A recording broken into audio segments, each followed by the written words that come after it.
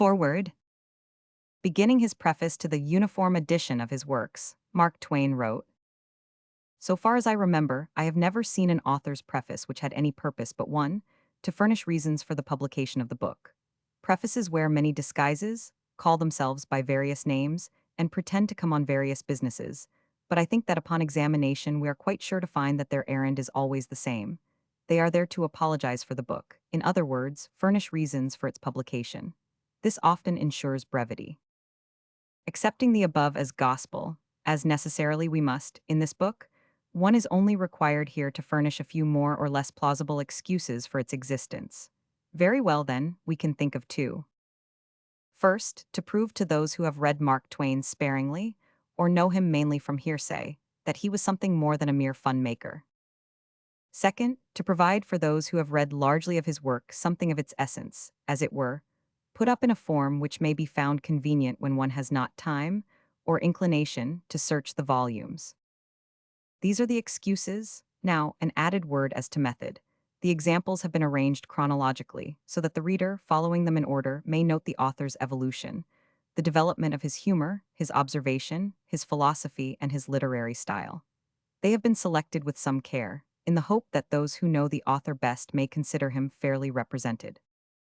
Feeling now that this little volume is sufficiently explained, the compiler begs to offer it, without further extenuation, to all who do honor to the memory of our foremost laughing philosopher. Moments with Mark Twain. From Sketches New and Old, 1865-67. Answers to Correspondence. Moral statistician. I don't want any of your statistics. I took your whole batch and lit my pipe with it. I hate your kind of people. You are always ciphering out how much a man's health is injured, and how much his intellect is impaired, and how many pitiful dollars and cents he wastes in the course of 92 years, indulgence in the fatal practice of smoking, and in the equally fatal practice of drinking coffee, and in playing billiards occasionally, and in taking a glass of wine at dinner, etc., etc., etc. And you are always figuring out how many women have been burned to death because of the dangerous fashion of wearing expansive hoops, etc., etc., etc. You never see more than one side of the question. You are blind to the fact that most old men in America smoke and drink too coffee, although, according to your theory, they ought to have died young, and that hardy old Englishmen drink wine and survive it, and portly old Dutchmen both drink and smoke freely, and yet grow older and fatter all the time. And you never try to find out how much solid comfort, relaxation, and enjoyment a man derives from smoking in the course of a lifetime, which is worth 10 times the money he would save by letting it alone, nor the appalling aggregate of happiness lost in a lifetime by your kind of people from not smoking. Of course, you can save money by denying yourself all those little vicious enjoyments for 50 years. But then what can you do with it? What use can you put it to? Money can't save your infinitesimal soul. All the use that money can be put to is to purchase comfort and enjoyment in this life. Therefore, as you are an enemy to comfort and enjoyment, where is the use of accumulating cash? It won't do for you to say that you can use it to better purpose in furnishing a good table, and in charities, and in supporting tract societies, because you know yourself that you people who have no petty vices are never known to give away a cent, and that you stint yourselves so in the matter of food that you are always feeble and hungry, and you never dare to laugh in the daytime for fear some poor wretch, seeing you in a good humor, will try to borrow $1 of you. And in church you are always down on your knees, with your eyes buried in the cushion, when the contribution box comes around, and you never give the revenue officers a full statement of your income. Now you know all these things yourself, don't you? Very well then, what is the use of your stringing out your miserable lives to a lean and withered old age? What is the use of your saving money that is so utterly worthless to you? In a word, why don't you go off somewhere and die, and not be always trying to seduce people into becoming as ornery and unlovable as you are yourselves, by your villainous moral statistics? Now I don't approve of dissipation, and I don't indulge in it either. But I haven't a particle of confidence in a man who has no redeeming petty vices, and so I don't want to hear from you any more. I think you are the very same man who read me a long lecture last week about the degrading vice of smoking cigars, and then came back in my absence, with your reprehensible fireproof gloves on, and carried off my beautiful parlor stove. Young author? Yes, Agassiz does recommend authors to eat fish, because the phosphorus in it makes brain. So far you are correct. but I cannot help you to a decision about the amount you need to eat, at least, not with certainty. If the specimen composition you send is about your fair usual average, I should judge that perhaps a couple of whales would be all you would want for the present. Not the largest kind, but simply good, middling-sized whales. How I edited an agricultural paper. In about half an hour, an old gentleman, with a flowing beard and a fine, but rather austere face, entered and sat down at my invitation. He seemed to have something on his mind. He took off his hat and set it on the floor, and got out of it a red silk handkerchief and a copy of our paper. He put the paper on his lap, and while he polished his spectacles with his handkerchief, he said, "Are you the new editor?" I said I was. Have you ever edited an agricultural paper before? No, I said, this is my first attempt. Very likely. Have you had any experience in agriculture practically? 5. No, I believe I have not. Some instinct told me, said the old gentleman, putting on his spectacles and looking over them at me with asperity, while he folded his paper into a convenient shape. I wish to read you what must have made me have that instinct. It was this editorial. Listen and see if it was you that wrote it. Turnips should never be pulled, it injures them. It is much better to send a boy up and let him shake the tree. Now, what do you think of that? For I really suppose you wrote it. Think of it? Why, I think it is good. I think it is sense. I have no doubt that every year millions and millions of bushels of turnips are spoiled in this township alone by being pulled in a half-ripe condition, when, if they had sent a boy up to shake the tree. Shake your grandmother, turnips don't grow on trees. Oh, they don't they? Well, who said they did? The language was intended to be figurative, wholly figurative. Anybody that knows anything will know that I meant that the boy should shake the vine. Then this old person got up and tore his paper all into small shreds, and stamped on 6 them, and broke several things with his cane, and said I did not know as much as a cow, and then went out and banged the door after him, and, in short, acted in such a way that I fancied he was displeased about something. But not knowing what the trouble was, I could not be any help to H. From The Innocents Abroad, 1867-68. On keeping a journal. At certain periods, it becomes the dearest ambition of a man to keep a faithful record of his performances, in a book. And he dashes at his work with an enthusiasm that imposes on him the notion that keeping a journal is the veriest pastime in the world, and the pleasantest. But if he only lives 21 days, he will find out that only those rare natures that are made up of pluck, endurance, devotion to duty for duty's sake, and invincible determination, may hope to venture upon so tremendous an enterprise as the keeping of a journal and not sustain a shameful defeat. If you wish to inflict a heartless and malignant punishment upon a young person, pledge him to keep a journal a year. The Quaker City in a storm. And the last night of the 7 was the stormiest of all. There was no thunder, no 8 noise, but the pounding bows of the ship, the keen whistling of the gale through the cordage, and the rush of the seething waters. But the vessel climbed aloft as if she would climb to heaven, then paused an instant that seemed a century, and plunged headlong down again, as from a precipice. The sheeted sprays drenched the decks like rain. The blackness of darkness was everywhere. At long intervals, a flash of lightning clove it with a quivering line of fire that revealed a heaving world of water where was nothing before, kindled the dusky cordage to glittering silver, and lit up the faces of the men with a ghastly luster. Fear drove many on deck that were used to avoiding the night winds and the spray.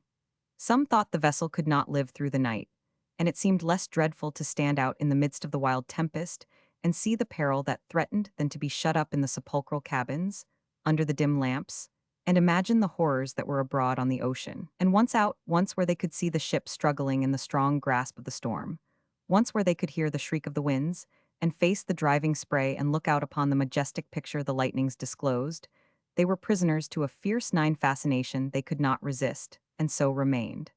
It was a wild night, and a very, very long one. The beautiful stranger. While we stood admiring the cloud-capped peaks and the lowlands robed in misty gloom, a finer picture burst upon us and chained every eye like a magnet. A stately ship, with canvas piled on canvas till she was one towering mass of bellying sail. She came speeding over the sea like a great bird. Africa and Spain were forgotten. All homage was for the beautiful stranger. While everybody gazed, she swept superbly by and flung the stars and stripes to the breeze. Quicker than thought hats and handkerchiefs flashed in the air, and a cheer went up, She was beautiful before, she was radiant now. Many a one on her decks knew then for the first time how tame a sight his country's flag is at home, compared with what it is in a foreign land. To see it is to see a vision of home itself and all its idols, and feel a thrill that would stir a very river of sluggish blood. Tangier. What a funny old town it is. It seems like 10 profanation to laugh and jest, and bandy the frivolous chat of our day amid its hoary relics. Only the stately phraseology and the measured speech of the sons of the prophet are suited to a venerable antiquity like this. Here is a crumbling wall that was old when Columbus discovered America, was old when Peter the Hermit roused the knightly men of the Middle Ages to arm for the First Crusade, was old when Charlemagne and his paladins beleaguered enchanted castles, and battled with giants and genii in the fabled days of the olden time, was old when Christ and his disciples walked the earth, stood where it stands today when the lips of Memnon were vocal, and men bought and sold in the streets of ancient Thebes. American beauties. I will conclude this chapter with a remark that I am sincerely proud to be able to make, and glad, as well, that my comrades cordially endorse it, to wit, by far the handsomest women we have seen in France were born and reared in America. I feel now like a man who has redeemed a failing reputation and shed luster upon a demiscutcheon, by a single just deed done at the 11th hour. Let the curtain fall to slow music. An early memory. It is hard to forget repulsive things. I remember yet how I ran off from school once when I was a boy, and then, pretty late at night, concluded to climb into the window of my father's office and sleep on a lounge, because I had a delicacy about going home and getting thrashed. As I lay on the lounge and my eyes grew accustomed to the darkness, I fancied I could see a long, dusky, shapeless thing stretched upon the floor. A cold shiver went through me. I turned my face to the wall. That did not answer. I was afraid that the thing would creep over and seize me in the dark. I turned back and stared at it for minutes and minutes. They seemed hours. It appeared to me that the lagging moonlight never would get to it. I turned to the wall and counted 20 to pass the feverish time away. I looked. The pale square was nearer. I turned again and counted 50. It was almost touching it. With desperate will I turned again and counted 100 and faced about, all in a tremble. A 12 white human hand lay in the moonlight. Such an awful sinking at the heart, such a sudden gasp for breath. I cannot tell what I felt. When I recovered strength enough, I faced the wall again. But no boy could have remained so, with that mysterious hand behind him. I counted again and looked. The most of a naked arm was exposed. I put my hands over my eyes and counted until I could stand it no longer, and then, the pallid face of a man was there, with the corners of the mouth drawn down and the eyes fixed and glassy in death. I raised to a sitting posture and glowered on the corpse till the light crept down the bare breast, line by line, inch by inch past the nipple, and then it disclosed a ghastly stab. I went away from there. I do not say that I went away in any sort of a hurry, but I simply went. That is sufficient. I went out at the window, and I carried the sash along with me. I did not need the sash, but it was handier to take it than it was to leave it, and so I took it. I was not scared, but I was considerably agitated. When I reached home, they whipped me, but I enjoyed it. It seemed perfectly delightful. That man had been stabbed near the office that afternoon, and they carried him in there to Dr. 13 him, but he only lived an hour. I have slept in the same room with him often, since then, in my dreams. At the Ambrosian Library, we saw a manuscript of Virgil, with annotations in the handwriting of Petrarch, the gentleman who loved another man's Laura, and lavished upon her all through life a love which was a clear waste of the raw material. It was sound sentiment, but bad judgment. It brought both parties fame, and created a fountain of commiseration for them in sentimental breasts that is running yet. But who says a word in behalf of poor Mr. Laura? I do not know his other name. Who glorifies him? Who bedews him with tears? Who writes poetry about him? Nobody. How do you suppose he liked the state of things that has given the world so much pleasure? Let the world go on fretting about Laura and Petrarch if it will. But as for me, my tears and my lamentations shall be lavished upon the unsung defendant. We saw also an autograph letter of Lucrezia Borgia, a lady for whom I have always entertained the highest respect, on account of her rare histrionic capabilities, her opulence in soggled goblets made of gilded wood, her high distinction as an operatic screamer, and the facility with which she could order a sextuple funeral and get the corpses ready for it. We saw one single coarse yellow hair from Lucrezia's head, likewise. It awoke emotions, but we still live. In this same library we saw some drawings by Michelangelo. These Italians call him Michelangelo and Leonardo da Vinci. They spell it Vinci and pronounce it Vinci. Foreigners always spell better than they pronounce. We reserve our opinion of these sketches. Our need of repose. Just in this one matter lies the main charm of life in Europe, comfort. In America, we hurry, which is well. But when the day's work is done, we go on thinking of losses and gains, we plan for the morrow, we even carry our business cares to bed with us, and toss and worry over them when we ought to be restoring our racked bodies and brains with sleep. We burn up our energies with these excitements, and either die early or drop into a lean and mean old age at a time of life which they call a man's prime in Europe. When an acre of ground has produced long and well, we let it lie fallow and rest for a season. We take no man clear across the continent in the same coach he started in. The coach is stabled somewhere on the plains, and its heated machinery allowed to cool for a few days. When a razor has seen long service and refuses to hold an edge, the barber lays it away for a few weeks, and the edge comes back of its own accord. We bestow thoughtful care upon inanimate objects, but none upon ourselves. What a robust people, what a nation of thinkers we might be, if we would only lay ourselves on the shelf occasionally and renew our edges. I do envy these Europeans the comfort they take. When the work of the day is done, they forget it. Venice. It was a long, long ride. But toward evening, as we sat silent and hardly conscious of where we were, subdued into that meditative calm that comes so surely after a conversational storm, someone shouted, Venice. And sure enough, afloat on the placid sea a league away, lay a great city with its towers and domes and steeples drowsing in a golden midst of sunset. 16, the venerable mother of the republics, is scarce a fit subject for flippant speech or the idle gossiping of tourists. It seems a sort of sacrilege to disturb the glamour of old romance that pictures her to us softly from afar off as through a tinted mist, and curtains her ruin and her desolation from our view. One ought, indeed, to turn away from her rags, her poverty, and her humiliation, and think of her only as she was when she sunk the fleets of Charlemagne, when she humbled Frederick Barbarossa, or waved her victorious banners above the battlements of Constantinople. There was music everywhere, choruses, string bands, brass bands, flutes, everything. I was so surrounded, walled in with music, magnificence, and loveliness, that I became inspired with the spirit of the scene and sang one tune myself. However, when I observed that the other gondolas had sailed away and my gondolier was preparing to go overboard, I stopped. In the glare of the day, there is little poetry about Venice. But under the charitable moon, her stained palaces are white again, their battered sculptures are hidden in shadows, and the old city seems crowned once more with the grandeur that was hers 500 years ago. It is easy, then, in fancy, to people these silent canals, 17 with plumed gallants and fair ladies, with Shylocks in gabardine and sandals, venturing loans upon the rich argosies of Venetian commerce, with Othellos and Desdemonas, with Agos and Rodrigos, with noble fleets and victorious legions returning from the wars. In the treacherous sunlight we see Venice decayed, forlorn, poverty-stricken, and commerceless, forgotten and utterly insignificant. But in the moonlight, her 14 centuries of greatness fling their glories about her, and once more is she the princeliest among the nations of the earth. Yes, I think we have seen all Venice. We have seen in these old churches a profusion of costly and elaborate sepulchre ornamentation, such as we never dreamt of before. We have stood in the dim religious light of these hoary sanctuaries, in the midst of long ranks of dusty monuments and effigies of the great dead of Venice, until we seemed drifting back, back into the solemn past, and looking upon the scenes and mingling with the people of a remote antiquity. We have been in a half-waking sort of a dream all the time. I do not know how else to describe the feeling. A part of our being has remained still in the 19th century, while another part of it, 18, has seemed in some unaccountable way walking among the phantoms of the 10th. We have seen famous pictures until our eyes are weary with looking at them and refuse to find interest in them any longer.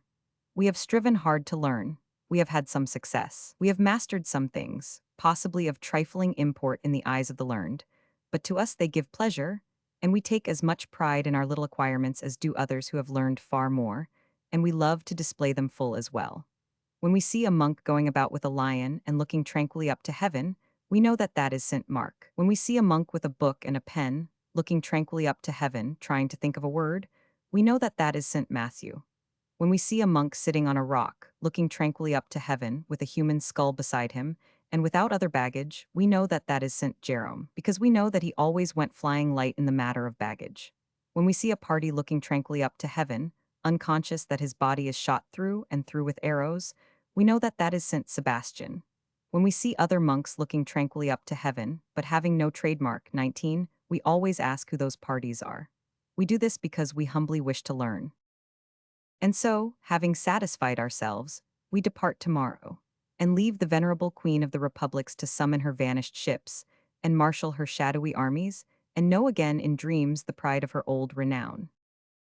At Pisa, the baptistry, which is a few years older than the Leaning Tower, is a stately rotunda of huge dimensions, and was a costly structure. In it hangs the lamp whose measured swing suggested to Galileo the pendulum. It looked an insignificant thing to have conferred upon the world of science and mechanics such a mighty extension of their dominions as it has. Pondering in its suggestive presence, I seemed to see a crazy universe of swinging discs, the toiling children of this sedate parent. He appeared to have an intelligent expression about him of knowing that he was not a lamp at all, that he was a pendulum disguised for prodigious and inscrutable purposes of his own deep devising, and not a common pendulum either, but the old original patriarcha pendulum, the Abraham pendulum of the world. Christian persuasion. How times have changed between the older ages and the new. Some 17 or 18 centuries ago, the ignorant men of Rome were wont to put Christians in the arena of the Colosseum yonder, and turn the wild beasts in upon them for show. It was for a lesson as well. It was to teach the people to abhor and fear the new doctrine the followers of Christ were teaching. The beasts tore the victims limb from limb, and made poor mangled corpses of them in the twinkling of an eye. But when the Christians came into power, when the Holy Mother Church became mistress of the barbarians, she taught them the error of their ways by no such means. No, she put them in this pleasant inquisition and pointed to the blessed Redeemer, who was so gentle and so merciful toward all men, and they urged the barbarians to love him. And they did all they could to persuade them to love and honor him. First by twisting their thumbs out of joint with a screw, then by nipping their flesh with pincers, red-hot ones because they are the most comfortable in cold weather.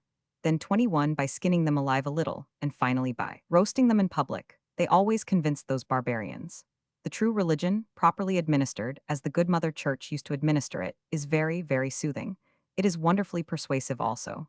There is a great difference between feeding parties to wild beasts and stirring up their finer feelings in an inquisition. One is the system of degraded barbarians, the other of enlightened civilized people. It is a great pity the playful inquisition is no more. Taking it out of the guides, I never felt so fervently thankful, so soothed, so tranquil, so filled with a blessed peace, as I did yesterday when I learned that Michelangelo was dead. But we have taken it out of this guide. He has marched us through miles of pictures and sculpture in the vast corridors of the Vatican, and through miles of pictures and sculpture in 20 other palaces. He has shown us the great picture in the Sistine Chapel, and frescoes enough to fresco the heavens, pretty much all done by Michelangelo. So with him we have played that game which has vanquished so 22 many guides for us, imbecility and idiotic questions. These creatures never suspect, they have no idea of a sarcasm. He shows us a figure and says, Statu bronzo, bronze statue. We look at it indifferently and the doctor asks, by Michelangelo. No, it's not know who. Then he shows us the ancient Roman Forum. The doctor asks, Michelangelo. A stare from the guide. No, 1,000 years before he is born. Then an Egyptian obelisk. Again, Michelangelo. Oh, mon Dieu, gentlemen, this is 2,000 years before he is born.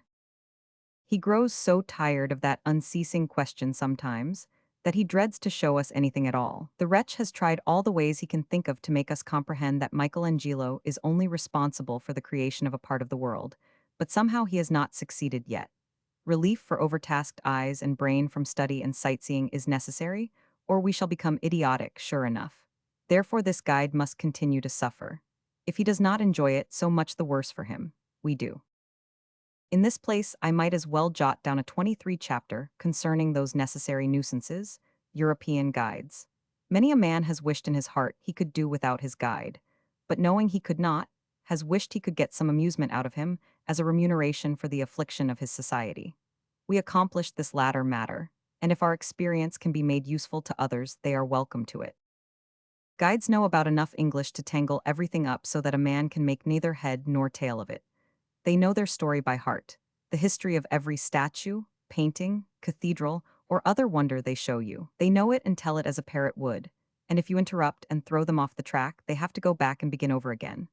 All their lives long, they are employed in showing strange things to foreigners and listening to their bursts of admiration. It is human nature to take delight in exciting admiration.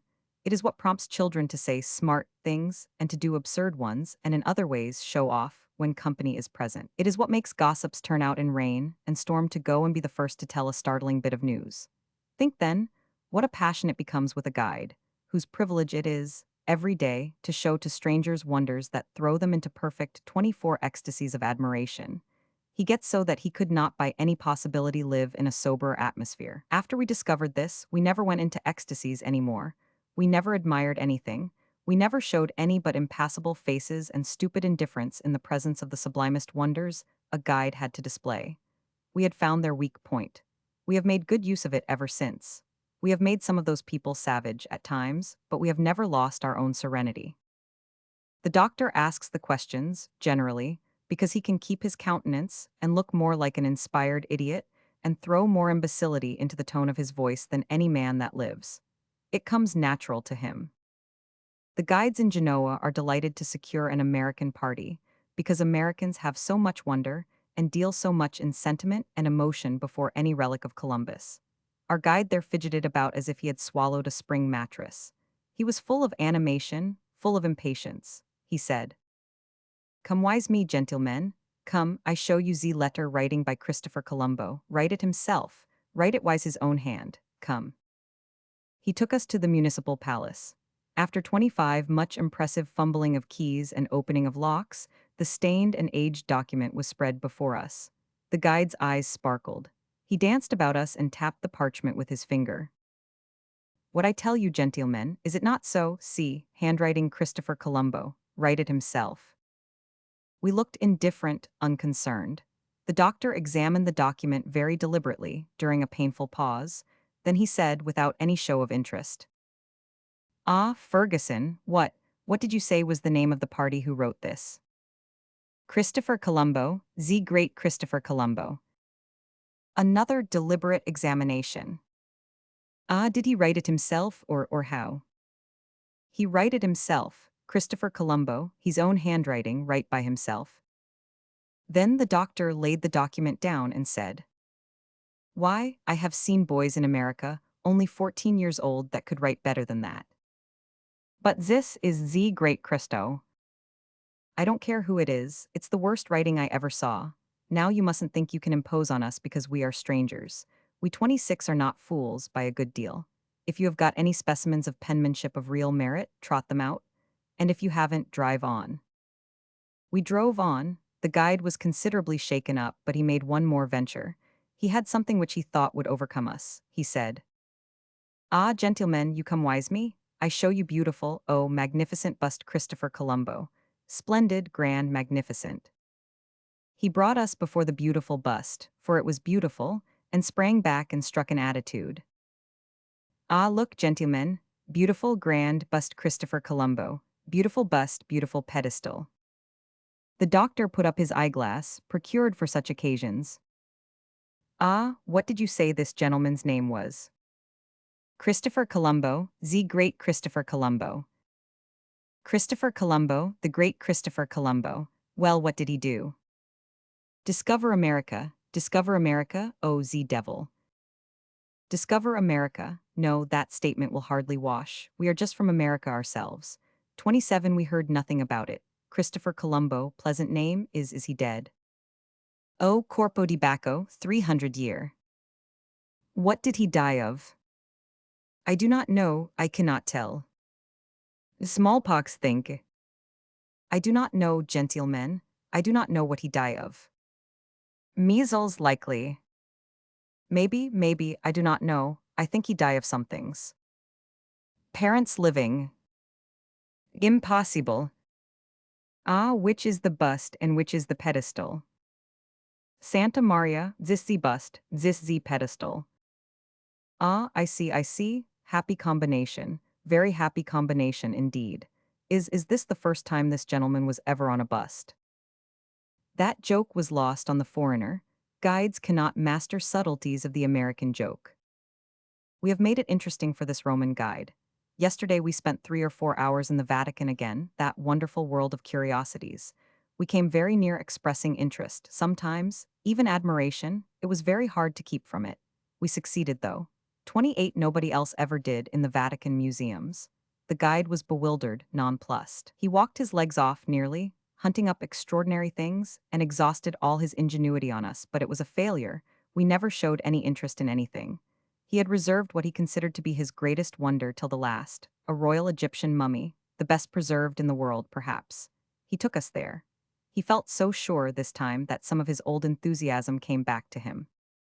See, gentlemen, mummy, mummy. The eyeglass came up as calmly, as deliberately as ever. Ah, Ferguson, what did I understand you to say the gentleman's name was? Names? He got no name, mummy, Egyptian mummy. Yes, yes, born here. No, Egyptian mummy. Ah, just so, Frenchman, I presume. No, not Frenchman, not Roman, born in Egypta. Born in Egypta? Never heard of Egypta before. Foreign locality, likely. Mummy, mummy, how calm he is, how self-possessed. Is he dead? 29, oh, sacker blue, been dead 3,000 year. The doctor turned on him savagely. Here now, what do you mean by such conduct as this? Playing us for Chinamen because we are strangers and trying to learn, trying to impose your vile second-hand carcasses on us. Thunder and lightning, I've a notion to, if you've got a nice fresh corpse, fetch him out, or by George will brain you. We make it exceedingly interesting for this Frenchman. However, he has paid us back, partly, without knowing it. He came to the hotel this morning to ask if we were up, and he endeavored as well as he could to describe us, so that the landlord would know which persons he meant. He finished with the casual remark that we were lunatics. The observation was so innocent and so honest that it amounted to a very good thing for a guide to say. There is one remark, already mentioned, which never yet has failed to disgust these guides. We use it always when we can think of nothing else to say. After they have exhausted their enthusiasm pointing out to us and praising the beauties of some ancient bronze image or broken-legged statue, we look at it stupidly and in silence for 5, 10, 15 minutes, as 30 long as we can hold out, in fact, and then ask, Is he dead? A surfeit of art. When I was a schoolboy and was to have a new knife, I could not make up my mind as to which was the prettiest in the showcase, and I did not think any of them were particularly pretty, and so I chose with a heavy heart. But when I looked at my purchase at home, where no glittering blades came into composition with it, I was astonished to see how handsome it was. To this day, my new hats look better out of the shop than they did in it with other new hats. It begins to dawn upon me now that, possibly, what I have been taking for uniform ugliness in the galleries may be uniform beauty, after all. I honestly hope it is to others, but certainly it is not to me. Perhaps the reason I used to enjoy going to the Academy of Fine Arts in New York was because there were but a few hundred paintings in it, and it did not surfeit me to go through the list. I suppose the Academy was bacon and beans in the 40-mile desert, and a European gallery is a state dinner of 13 courses. One leaves no sign 31 after him of the one dish, but the 13 frighten away his appetite and give him no satisfaction. There is one thing I am certain of, though. With all the Michelangelos, the Raphaels, the Guidos, and the other old masters, the sublime history of Rome remains unpainted. They painted virgins enough, and popes enough, and saintly scarecrows enough to people paradise almost, and these things are all they did paint. Nero fiddling o'er burning Rome, the assassination of Caesar, the stirring spectacle of 100,000 people bending forward with rapt interest, in the Colosseum, to see two skillful gladiators hacking away each other's lives, a tiger springing upon a kneeling martyr. These and 1,000 other matters which we read of with a living interest must be sought for only in books, not among the rubbish left by the old masters, who are no more, I have the satisfaction of informing the public. At Pompeii. Everywhere, you see things that make you wonder how old these old houses were before the night of destruction came. Things, too, which bring back those long-dead inhabitants and place 32 of them living before your eyes. For instance, the steps 2 feet thick lava blocks that lead up out of the school, and the same kind of steps that lead up into the dress circle of the principal theater, are almost worn through. For ages the boys hurried out of that school, and for ages their parents hurried into that theater, and the nervous feet that have been dust and ashes for 18 centuries have left their record for us to read today. I imagined I could see crowds of gentlemen and ladies thronging into the theater, with tickets for secured seats in their hands, and on the wall I read the imaginary placard, in infamous grammar, positively no free list, except members of the press.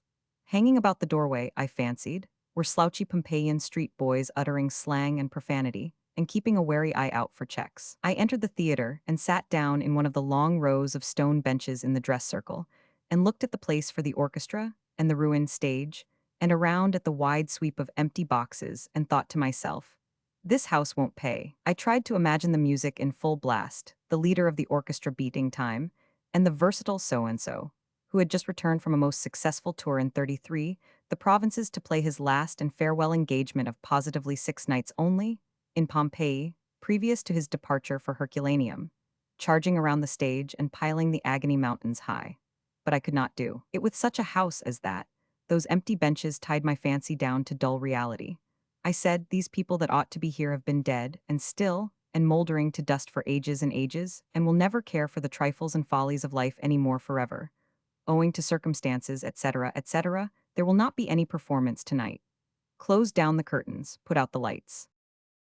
Fame. After browsing among the stately ruins of Rome, of Baiae, of Pompeii, and after glancing down the long marble ranks of battered and nameless imperial heads that stretch down the corridors of the Vatican, one thing strikes me with a force it never had before: the unsubstantial, unlasting character of fame. Men lived long lives in the olden time and struggled feverishly through them, toiling like slaves in oratory, in generalship, or in literature, and then laid them down and died, happy in the 34 possession of an enduring history and a deathless name. Well, 20 little centuries flutter away, and what is left of these things? A crazy inscription on a block of stone, which snuffy antiquaries bother over and tangle up and make nothing out of but a bare name, which they spell wrong. No history, no tradition, no poetry, nothing that can give it even a passing interest. What may be left of General Grant's great name 40 centuries hence? This, in the Encyclopedia for A, possibly.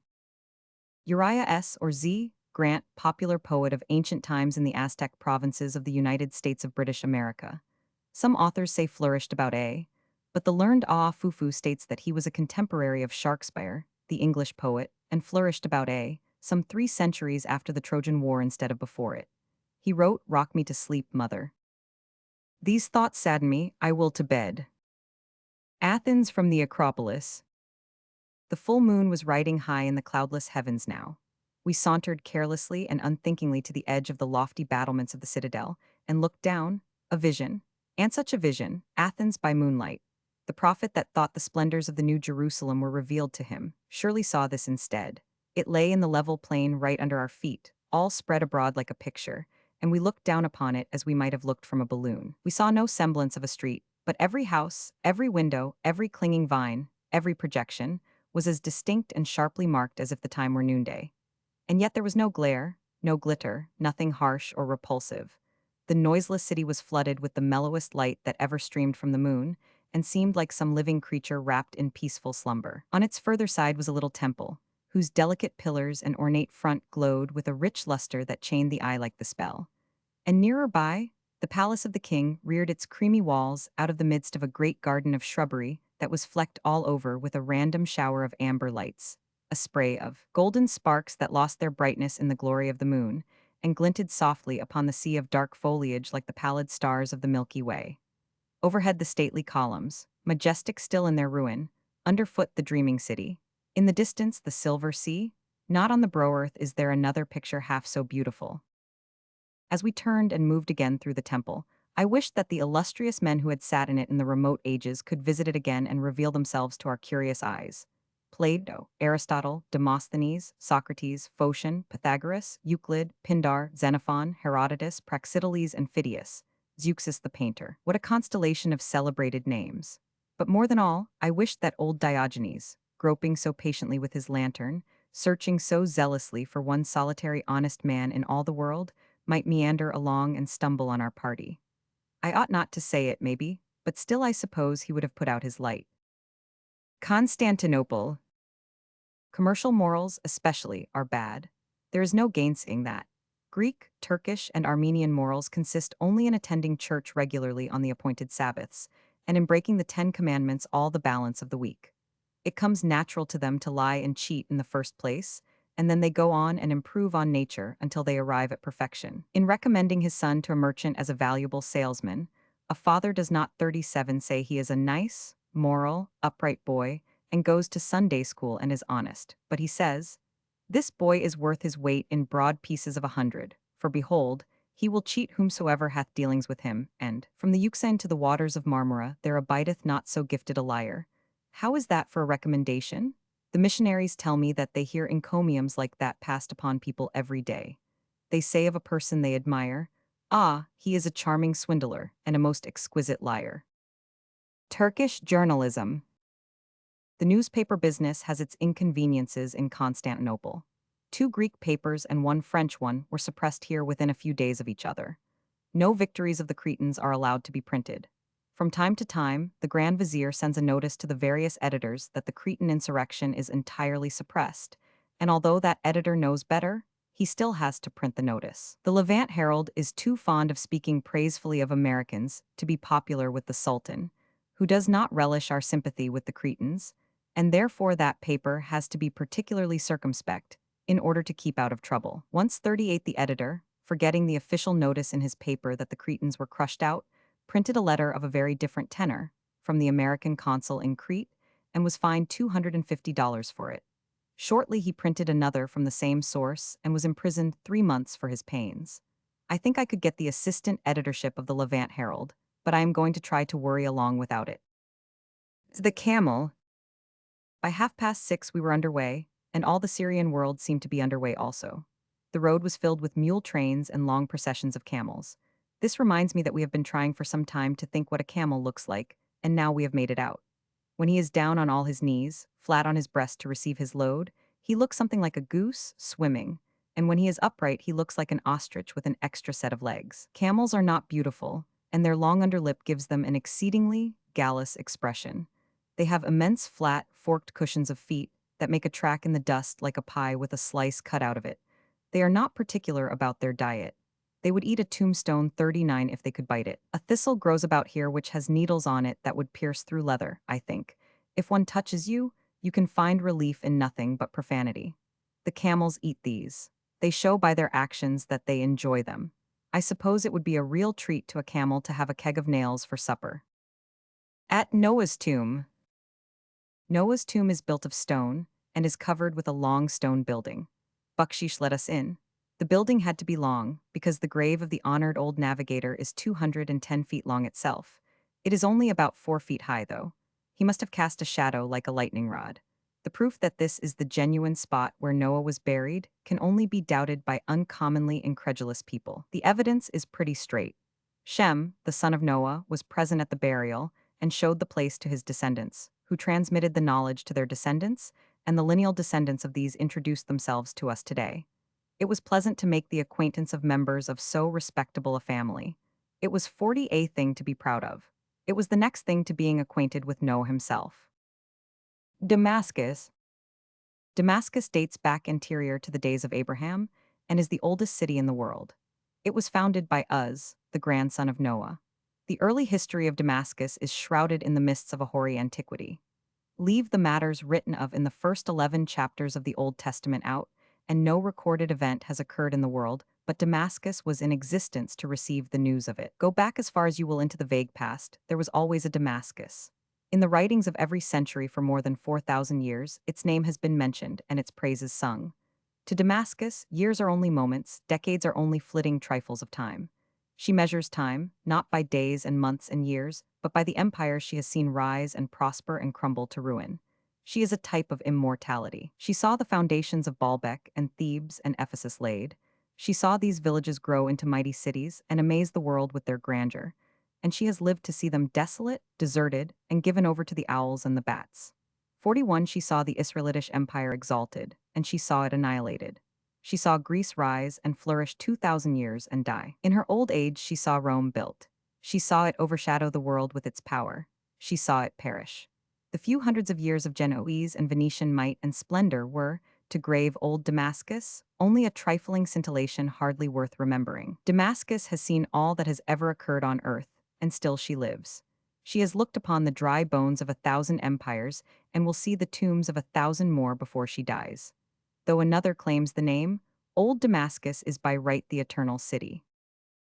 At Banias, it seems curious enough to us to be standing on ground that was once actually pressed by the feet of the Savior.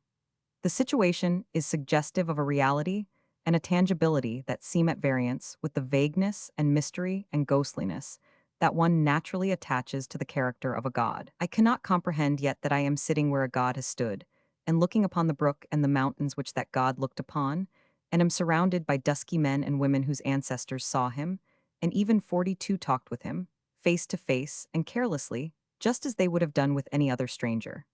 I cannot comprehend this. The gods of my understanding have been always hidden in clouds and very far away. A healer in Palestine. As soon as the tribe found out that we had a doctor in our party, they began to flock in from all quarters. Dr. B, in the charity of his nature, had taken a child from a wagon who sat nearby and put some sort of a wash upon its diseased eyes. That woman went off and started the whole nation, and it was a sight to see them swarm. The lame, the halt, the blind, the leprous, all the distempers that are bred of indolence, dirt, and iniquity, were represented in the Congress in 10 minutes, and still they came. Every woman that had a sick baby brought it along, and every woman that hadn't borrowed one. What reverent and what worshipping looks they bent upon that dread, mysterious power, the doctor. They watched him take his phials out. They watched him measure the particles of white powder. They watched him add drops of one precious liquid and drops of another. They lost not the slightest movement. Their eyes were 43 riveted upon him with a fascination that nothing could distract. I believe they thought he was gifted like a god. When each individual got his portion of medicine, his eyes were radiant with joy. Notwithstanding by nature they are a thankless and impassive race. And upon his face was written the unquestioning faith that nothing on earth could prevent the patient from getting well now. Christ knew how to preach to these simple, superstitious, disease-tortured creatures. He healed the sick. They flocked to our poor human doctor this morning, when the fame of what he had done to the sick child went abroad in the land, and they worshipped him with their eyes, while they did not know as yet whether there was virtue in his simples or not. The ancestors of these, people precisely like them in color, dress, manners, costumes, simplicity, flocked in vast multitudes after Christ, and when they saw him make the afflicted whole with a word, it is no wonder they worshipped him. No wonder his deeds were the talk of the nation. No wonder the multitude that followed him was so great that at one time, 30 miles from here, they had to let a sick man down through the roof, because no approach could be made to the door. No wonder his audiences were so great at Galilee that he hotto preached from a ship removed a little distance from the shore. No wonder that even in the desert places about Bethsaida, 5,000 invaded his solitude, and he had to feed them by a miracle or else see them suffer for their confiding faith and devotion. No wonder when there was a great commotion in a city in those days, one neighbor explained it to another in words to this effect. They say that Jesus of Nazareth is come. So the Bible, it is hard to make a choice of the most beautiful passage in a book which is so gemmed with beautiful passages as the Bible, but it is certain that not many things within its lids may take rank above the exquisite story of Joseph, who taught those ancient writers their simplicity of language, their felicity of expression, their pathos, and above all, their faculty of sinking themselves entirely out of sight of the reader and making the narrative stand out alone and seem to tell itself. Shakespeare is always present when one reads his book. Macaulay is present when we follow the march of his stately sentences, but the Old Testament writers are hidden from view. Galilee at night. In the starlight, Galilee has no boundaries but 45 the broad compass of the heavens, and is a theater meet for great events, meet for the birth of a religion able to save a world, and meet for the stately figure appointed to stand upon its stage and proclaim its high decrees. But in the sunlight, one says, is it for the deeds which were done, and the words which were spoken in this little acre of rocks and sand 18 centuries gone, that the bells are ringing today in the remote islands of the sea and far and wide over continents that clasp the circumference of the huge globe? Distance in the East. In Constantinople you ask, how far is it to the consulate? And they answer, about 10 minutes. How far is it to the Lloyd's agency? Quarter of an hour. How far is it to the lower bridge? 4 minutes. I cannot be positive about it, but I think that there, when a man orders a pair of pantaloons, he says he wants them a quarter of a minute in the legs and 9 seconds around the waist. A pleasant incident. I cannot think of anything now more certain to make one shudder than to have a soft-footed camel sneak up behind him and touch him on the ear with its cold, flabby underlip. A camel did this for one of the boys, who was drooping over his saddle in a brown study. He glanced up and saw the majestic apparition hovering above him and made frantic efforts to get out of the way, but the camel reached out and bit him on the shoulder before he accomplished it. This was the only pleasant incident of the journey. Sacred marvels. Imagination labors best in distant fields. I doubt if any man can stand in the grotto of the Annunciation, and people with the phantom images of his mind, its two tangible walls of stone. They showed us a broken granite pillar, depending from the roof, which they said was hacked in two by the Moslem conquerors of Nazareth, in the vain hope of pulling down the sanctuary. But the pillar remained miraculously suspended in the air, and, unsupported itself, supported then and still supports the roof. By dividing this statement up among 8, it was found not difficult to believe it. These gifted Latin monks never do anything by halves. If they were to show you the brazen serpent that was elevated in the wilderness, you 47 could depend upon it that they had on hand the pole it was elevated on also, and even the hole it stood in. They have got the grotto of the Annunciation here, and just as convenient to it as one's throat is to his mouth, they have also the Virgin's kitchen and even her sitting room, where she and Joseph watched the infant Savior play with Hebrew toys 1800 years ago. All under one roof and all clean, spacious, comfortable grottos. It seems curious that personages intimately connected with the Holy Family always lived in grottos, in Nazareth, in Bethlehem, in imperial Ephesus. And yet nobody else in their day and generation thought of doing anything of the kind. If they ever did, their grottos are all gone, and I suppose we ought to wonder at the peculiar marvel of the preservation of these I speak of. When the Virgin fled from Herod's wrath, she hid in a grotto in Bethlehem, and the same is there to this day. The slaughter of the innocents in Bethlehem was done in a grotto. The Savior was born in a grotto. Both are shown to pilgrims yet. It is exceedingly strange that these tremendous events all happened in grottos, and exceedingly fortunate likewise, because the strongest houses 48 must crumble to ruin in time, but a grotto in the living rock will last forever. At Adam's grave. The tomb of Adam, how touching it was, here in a land of strangers, far away from home and friends and all who cared for me, thus to discover the grave of a blood relation. True, a distant one but still a relation. The unerring instinct of nature thrilled its recognition. The fountain of my filial affection was stirred to its profoundest depths, and I gave way to tumultuous emotion. I leaned upon a pillar and burst into tears. I deem it no shame to have wept over the grave of my poor dead relative. Let him who would sneer at my emotion close this volume here, for he will find little to his taste in my journeyings through the Holy Land. Noble old man, he did not live to see me, he did not live to see his child. And alas, I did not live to see him. Weighed down by sorrow and disappointment, he died before I was born, 6,000 brief summers before I was born. But let us try to bear it with fortitude. Let us trust that he is better off where he is. Let us take comfort in the thought that his loss is our eternal gain. The Wandering Jew. And so we came at last to another wonder, of deep and abiding interest. The veritable house where the unhappy wretch once lived, who has been celebrated in song and story for more than 1800 years as the Wandering Jew. On the memorable day of the crucifixion, he stood in this old doorway with his arms akimbo, looking out upon the struggling mob that was approaching, and when the weary Savior would have sat down and rested him a moment, pushed him rudely away and said, "Move on."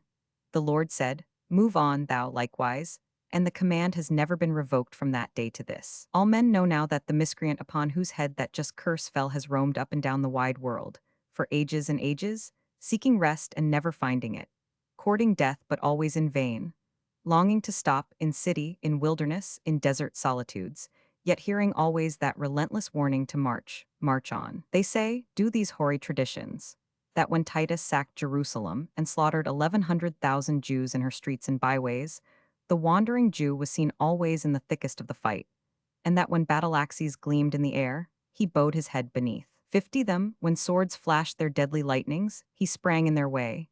He bared his breast to whizzing javelins, to hissing arrows, to any and to every weapon that promised death and forgetfulness and rest. But it was useless.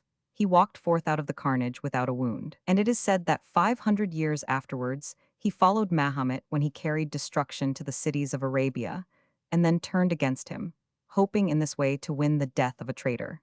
His calculations were wrong again. No quarter was given to any living creature but one, and that was the only one of all the host that did not want it. He sought death 500 years later, in the Wars of the Crusades, and offered himself to famine and pestilence at Ascalon. He escaped again. He could not die. These repeated annoyances could have at last but one effect: they shook his confidence. Since then, the wandering Jew has carried on a kind of desultory toying with the most promising of the aids and implements of destruction, but with small hope as a general thing. He has speculated some in cholera and railroads, and has taken almost a lively interest in infernal machines and patent medicines. He is old, now, and grave, as becomes an age like his. He indulges 51 in no light amusement save that he goes sometimes to executions, and is fond of funerals. Bedouins. We had had a glimpse from a mountain top of the Dead Sea, lying like a blue shield in the plain of the Jordan, and now we were marching down a close, flaming, rugged, desolate defile, where no living creature could enjoy life, except perhaps a salamander. It was such a dreary, repulsive, horrible solitude. It was the wilderness where John preached, with camel's hair about his loins, raiment enough, but he never could have got his locusts and wild honey here. We were moping along down through this dreadful place, every man in the rear.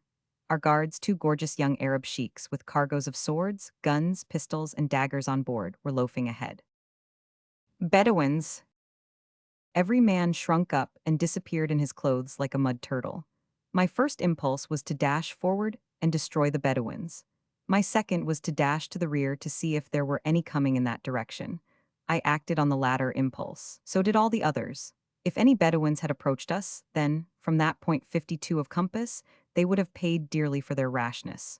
We all remarked that, afterwards, there would have been scenes of riot and bloodshed there that no pen could describe. I know that because each man told what he would have done, individually. And such a medley of strange and unheard of inventions of cruelty you could not conceive of. One man said he had calmly made up his mind to perish where he stood, if need be, but never yield an inch. He was going to wait with deadly patience till he could count the stripes on the first Bedouin's jacket, and then count them and let him have it. Another was going to sit still till the first lance reached within an inch of his breast, and then dodge it and seize it. I forbear to tell what he was going to do to that Bedouin that owned it. It makes my blood run cold to think of it. A smitten land. Palestine sits in sackcloth and ashes. Over it broods the spell of a curse that has withered its fields and fettered its energies. Where Sodom and Gomorrah reared their domes and towers, that solemn sea now floods the plain, in whose bitter waters no living thing exists, over whose waveless surface the blistering air hangs motionless 53 and dead, about whose borders nothing grows but weeds and scattering tufts of cane, and that treacherous fruit that promises refreshment to parching lips, but turns to ashes at the touch. Nazareth is forlorn. About that ford of Jordan, where the hosts of Israel entered the promised land with songs of rejoicing, one finds only a squalid camp of fantastic Bedouins of the desert. Jericho the accursed lies a moldering ruin today, even as Joshua's miracle left it more than 3,000 years ago. Bethlehem and Bethany, in their poverty and their humiliation, have nothing about them now to remind one that they once knew the high honor of the Savior's presence. The hallowed spot where the shepherds watched their flocks by night, and where the angels sang, "Peace on earth, goodwill to men," is untenanted by any living creature, and unblessed by any feature that is pleasant to the eye. Renowned Jerusalem itself, the stateliest name in history, has lost all its ancient grandeur, and has become a pauper village. The riches of Solomon are no longer there to compel the admiration of visiting Oriental queens. The wonderful temple, which was the pride and glory of Israel, is gone, and the Ottoman crescent is lifted above the spot where, on that most memorable day in the annals of the world, they reared the Holy 54 Cross. The noted Sea of Galilee, where Roman fleets once rode at anchor, and the disciples of the Savior sailed in their ships, was long ago deserted by the devotees of war and commerce, and its borders are a silent wilderness. Capernaum is a shapeless ruin. Magdala is the home of beggared Arabs. Bethsaida and Chorazin have vanished from the earth, and the desert places, round about them, where thousands of men once listened to the Savior's voice and ate the miraculous bread, sleep in the hush of a solitude that is inhabited only by birds of prey and skulking foxes. Palestine is desolate and unlovely, and why should it be otherwise? Can the curse of the deity beautify a land? The Sphinx. After years of waiting, it was before me at last. The great face was so sad, so earnest, so longing, so patient. There was a dignity not of earth in its mien, and in its countenance a benignity such as never anything human wore. It was stone, but seemed sentient. If ever image of stone thought it was thinking, it was looking toward the verge of the landscape, yet looking at nothing, nothing but distance and vacancy. 55, it was looking over and beyond everything of the present and far into the past. It was gazing out over the ocean of time, over lines of century waves which, further and further receding, closed nearer and nearer together, and blended at last into one unbroken tide, away toward the horizon of remote antiquity. It was thinking of the wars of departed ages, of the empires it had seen created and destroyed, of the nations whose birth it had witnessed, whose progress it had watched, whose annihilation it had noted, of the joy and sorrow, the life and death, the grandeur and decay of 5,000 slow revolving years. It was the type of an attribute of man, of a faculty of his heart and brain.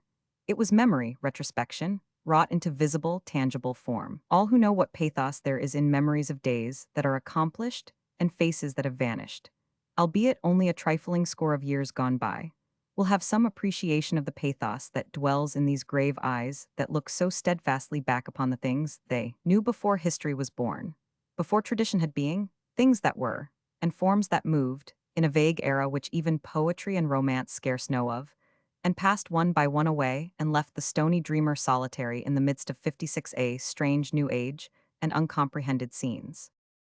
The Sphinx is grand in its loneliness. It is imposing in its magnitude. It is impressive in the mystery that hangs over its story. And there is that in the overshadowing majesty of this eternal figure of stone, with its accusing memory of the deeds of all ages, which reveals to one something of what he shall feel when he shall stand at last in the awful presence of God. Memories of the pilgrimage. We shall remember something of pleasant France, and something also of Paris, though it flashed upon us a splendid meteor, and was gone again, we hardly knew how or where. We shall remember, always, how we saw majestic Gibraltar glorified with the rich coloring of a Spanish sunset and swimming in a sea of rainbows. In fancy we shall see Milan again, and her stately cathedral with its marble wilderness of graceful spires.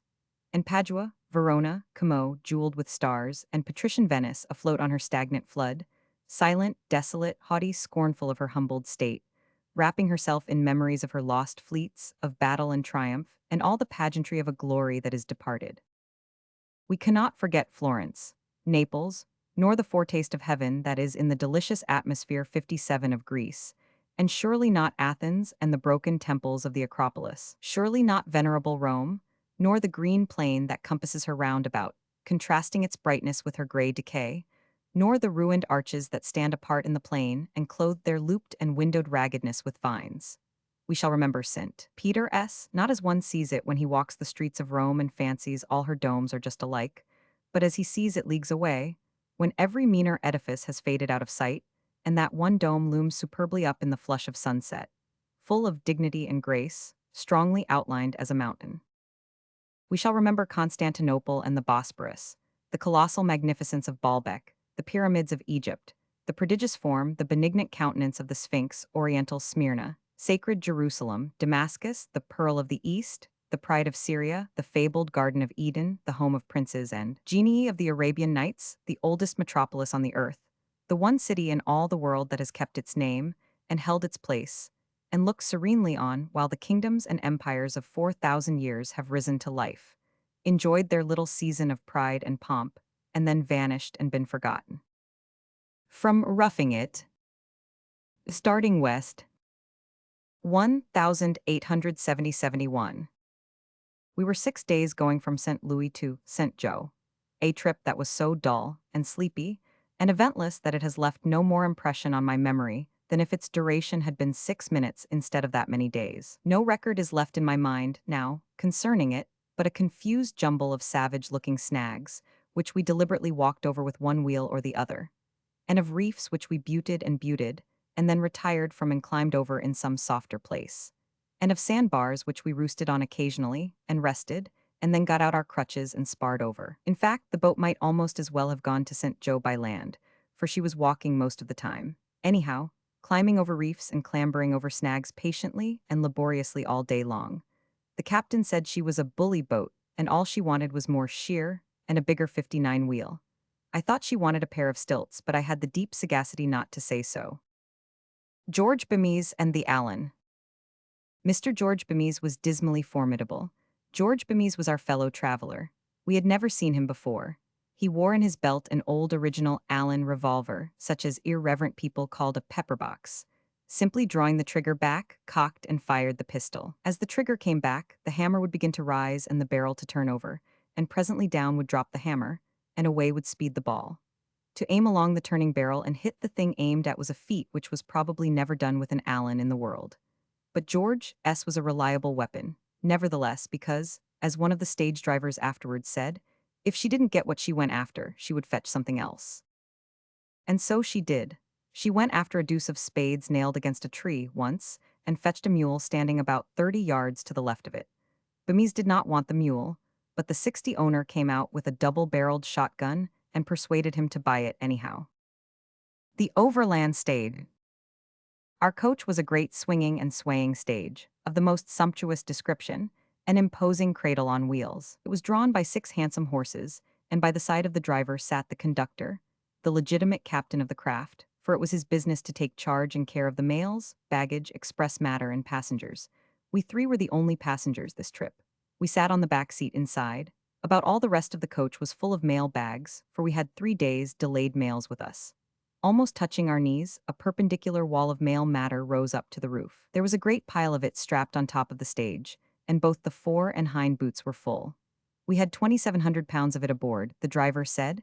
A little for Brigham and Carson and Frisco, but the heft of it for the Injuns, which is powerful troublesome, thout they get plenty of truck to read. But as he just then got up a fearful convulsion of his countenance, which was suggestive of a wink being swallowed by an earthquake, we guessed that 61 his remark was intended to be facetious, and to mean that we would unload the most of our mail matter somewhere on the plains and leave it to the Indians, or whosoever wanted it. We changed horses every 10 miles, all day long, and fairly flew over the hard level road. We jumped out and stretched our legs every time the coach stopped, and so the night found us still vivacious and unfatigued. Morning on the plains. Another night of alternate tranquility and turmoil. But morning came, by and by.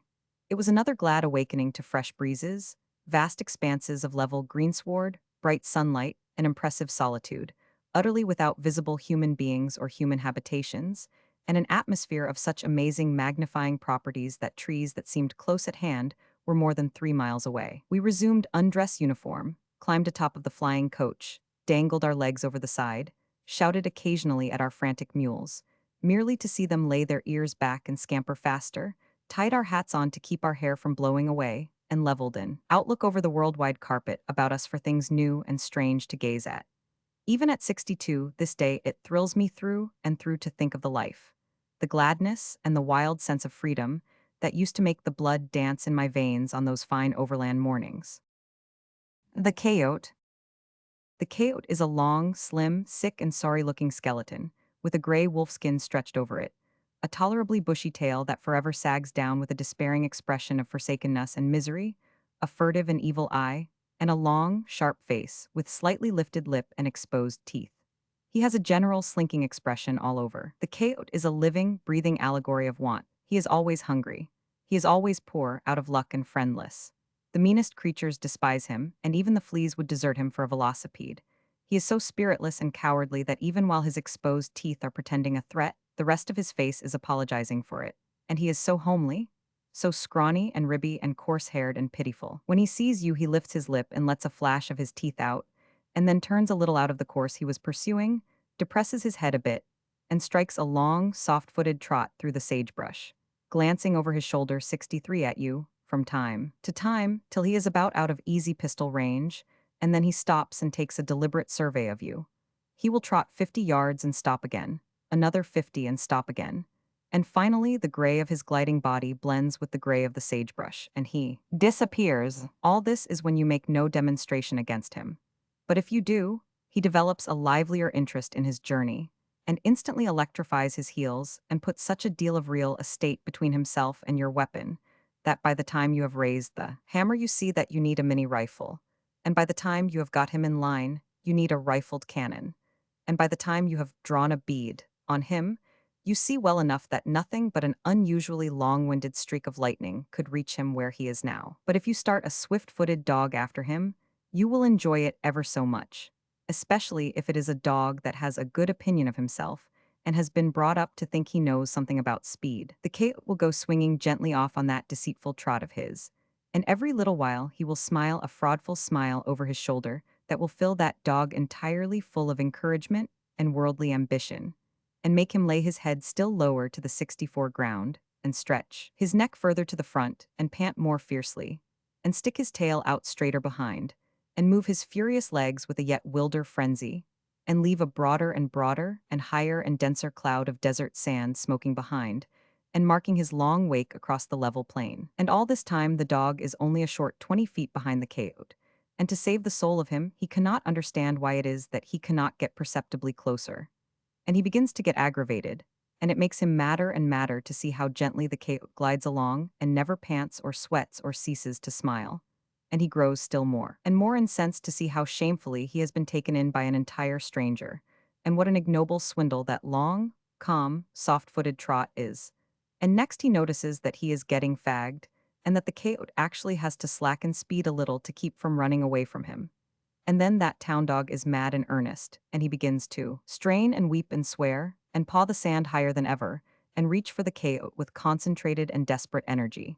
This spurt finds him 6 feet behind the gliding enemy, and 2 miles from his friends. And then, in the instant that a wild new hope is lighting up his face, the coyote turns and smiles blandly upon him once more, and with a something about it which seems to say, "Well, I shall have to tear myself away from you, bud, business is business, and it will not do for me to be fooling along this way all day." And forthwith there is a rushing sound, and the sudden splitting of a long crack through the atmosphere, and behold that dog is solitary and alone in the midst of a vast solitude. The Pony Rider. In a little while all interest was taken up in stretching our necks and watching for the Pony Rider, the fleet messenger who sped across the continent from St. Joe to Sacramento, carrying letters 1900 miles in 8 days. Think of that for perishable horse and human flesh and blood to do. The Pony Rider was usually a little bit of a man, brimful of spirit and endurance, no matter what time of the day or night his watch came on, and no matter whether it was winter or summer, raining, snowing, hailing, or sleeting, or whether his beat was a level straight road or a crazy trail over mountain crags and precipices, or whether it led through peaceful regions that swarmed with hostile Indians. He must be always ready to leap into the saddle and be off like the wind. There was no idling time for a pony rider on duty. He rode 50 miles without stopping by daylight, moonlight, starlight, or through the blackness of darkness, just as it happened. He rode a splendid horse that was born for a racer, and fed and lodged like a gentleman, kept him at his utmost speed for 10 miles. And then, as he came crashing up to the station where stood 2 men holding fast a fresh, impatient steed, the transfer of rider and mailbag was made in the twinkling of an eye, and away flew the eager pair, and were out of sight before the spectator could get hardly the ghost of a look. Both rider and horse went flying light. The rider's dress was thin and fitted close. He wore a roundabout and a skull cap, and tucked his pantaloons into his boot tops like a race rider. He carried no arms. He carried nothing that was not absolutely necessary, for even the postage on his literary freight was worth $5 a letter. He got but little frivolous correspondence to carry. His bag had business letters in it mostly.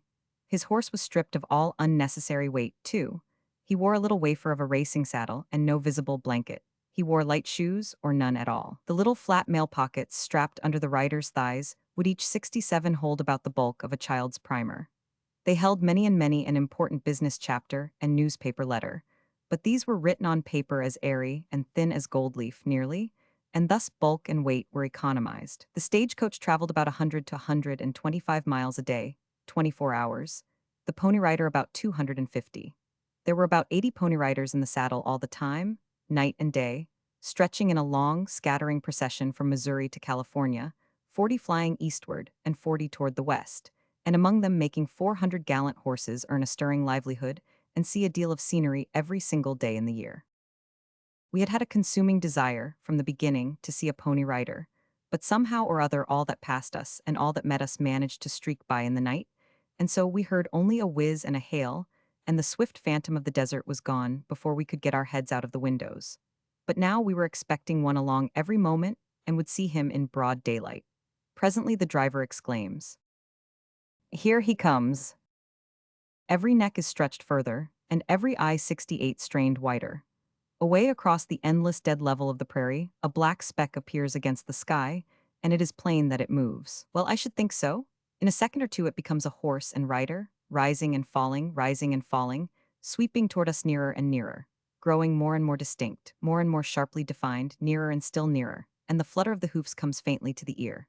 Another instant a whoop and a hurrah from our upper deck, a wave of the rider's hand, but no reply, and a man and horse burst past our excited faces and go winging away like a belated fragment of a storm. So sudden is it all, and so like a flash of unreal fancy, that but for the flake of white foam left quivering and perishing on a mailsack after the vision had flashed by and disappeared, we might have doubted whether we had seen any actual horse and man at all, maybe. Indian country. We had now reached a hostile Indian country, and during the afternoon we passed Laparelle Station and enjoyed great discomfort all the time we were in the neighborhood, being aware that many of the trees we dashed by at arms 69 length concealed a lurking Indian or two.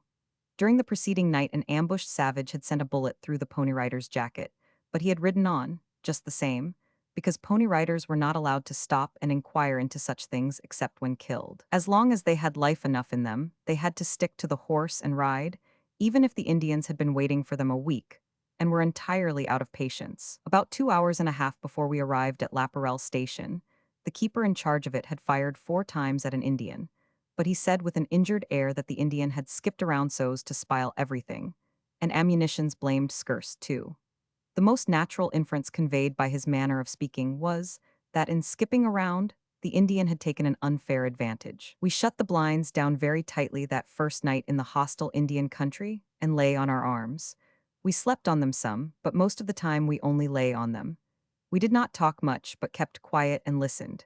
It was an inky black night and occasionally rainy. We were among woods and rocks, hills and gorges, so shut in fact, that when we peeped through a chink in a curtain, we could discern nothing.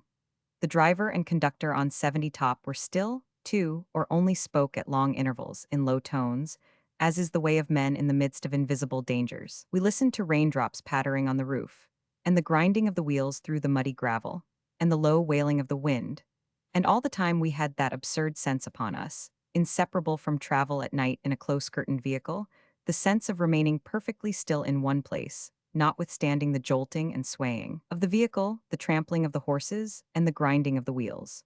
We listened a long time, with intent faculties and bated breath. Every time one of us would relax and draw a long sigh of relief and start to say something, a comrade would be sure to utter a sudden hark, and instantly the experimenter was rigid and listening again. At the summit of the Rockies, and now at last we were fairly in the renowned South Pass, and whirling gaily along, high above the common world. We were perched upon the extreme summit of the great range of the Rocky Mountains, toward which we had been climbing, patiently climbing, ceaselessly climbing, for days and nights together. And about us was gathered a convention of nature's kings that stood 10, 12, and even 13,000 feet high, grand old fellows who would have to stoop to see Mount Washington in the twilight. We were in such an airy elevation above the creeping populations of the earth that now and then, when the obstructing crags stood out of the way, it seemed that we could look around and abroad and contemplate the whole great globe, with its dissolving views of mountains, seas, and continents stretching away through the mystery of the summer haze. Incidents by the way. At the Green River Station we had breakfast, hot biscuits, fresh antelope steaks, and coffee, the only decent meal we tasted between the United States and Great Salt Lake City, and the only one we were ever really thankful for. Think of the monotonous execrableness of the 30 that went before it, to leave this one simple breakfast looming up in my memory like a shot tower after all these years have gone by. At 5 p.m. we reached Fort Bridger, 117 miles from the South Pass, and 1,025 miles 72 from St. Joseph.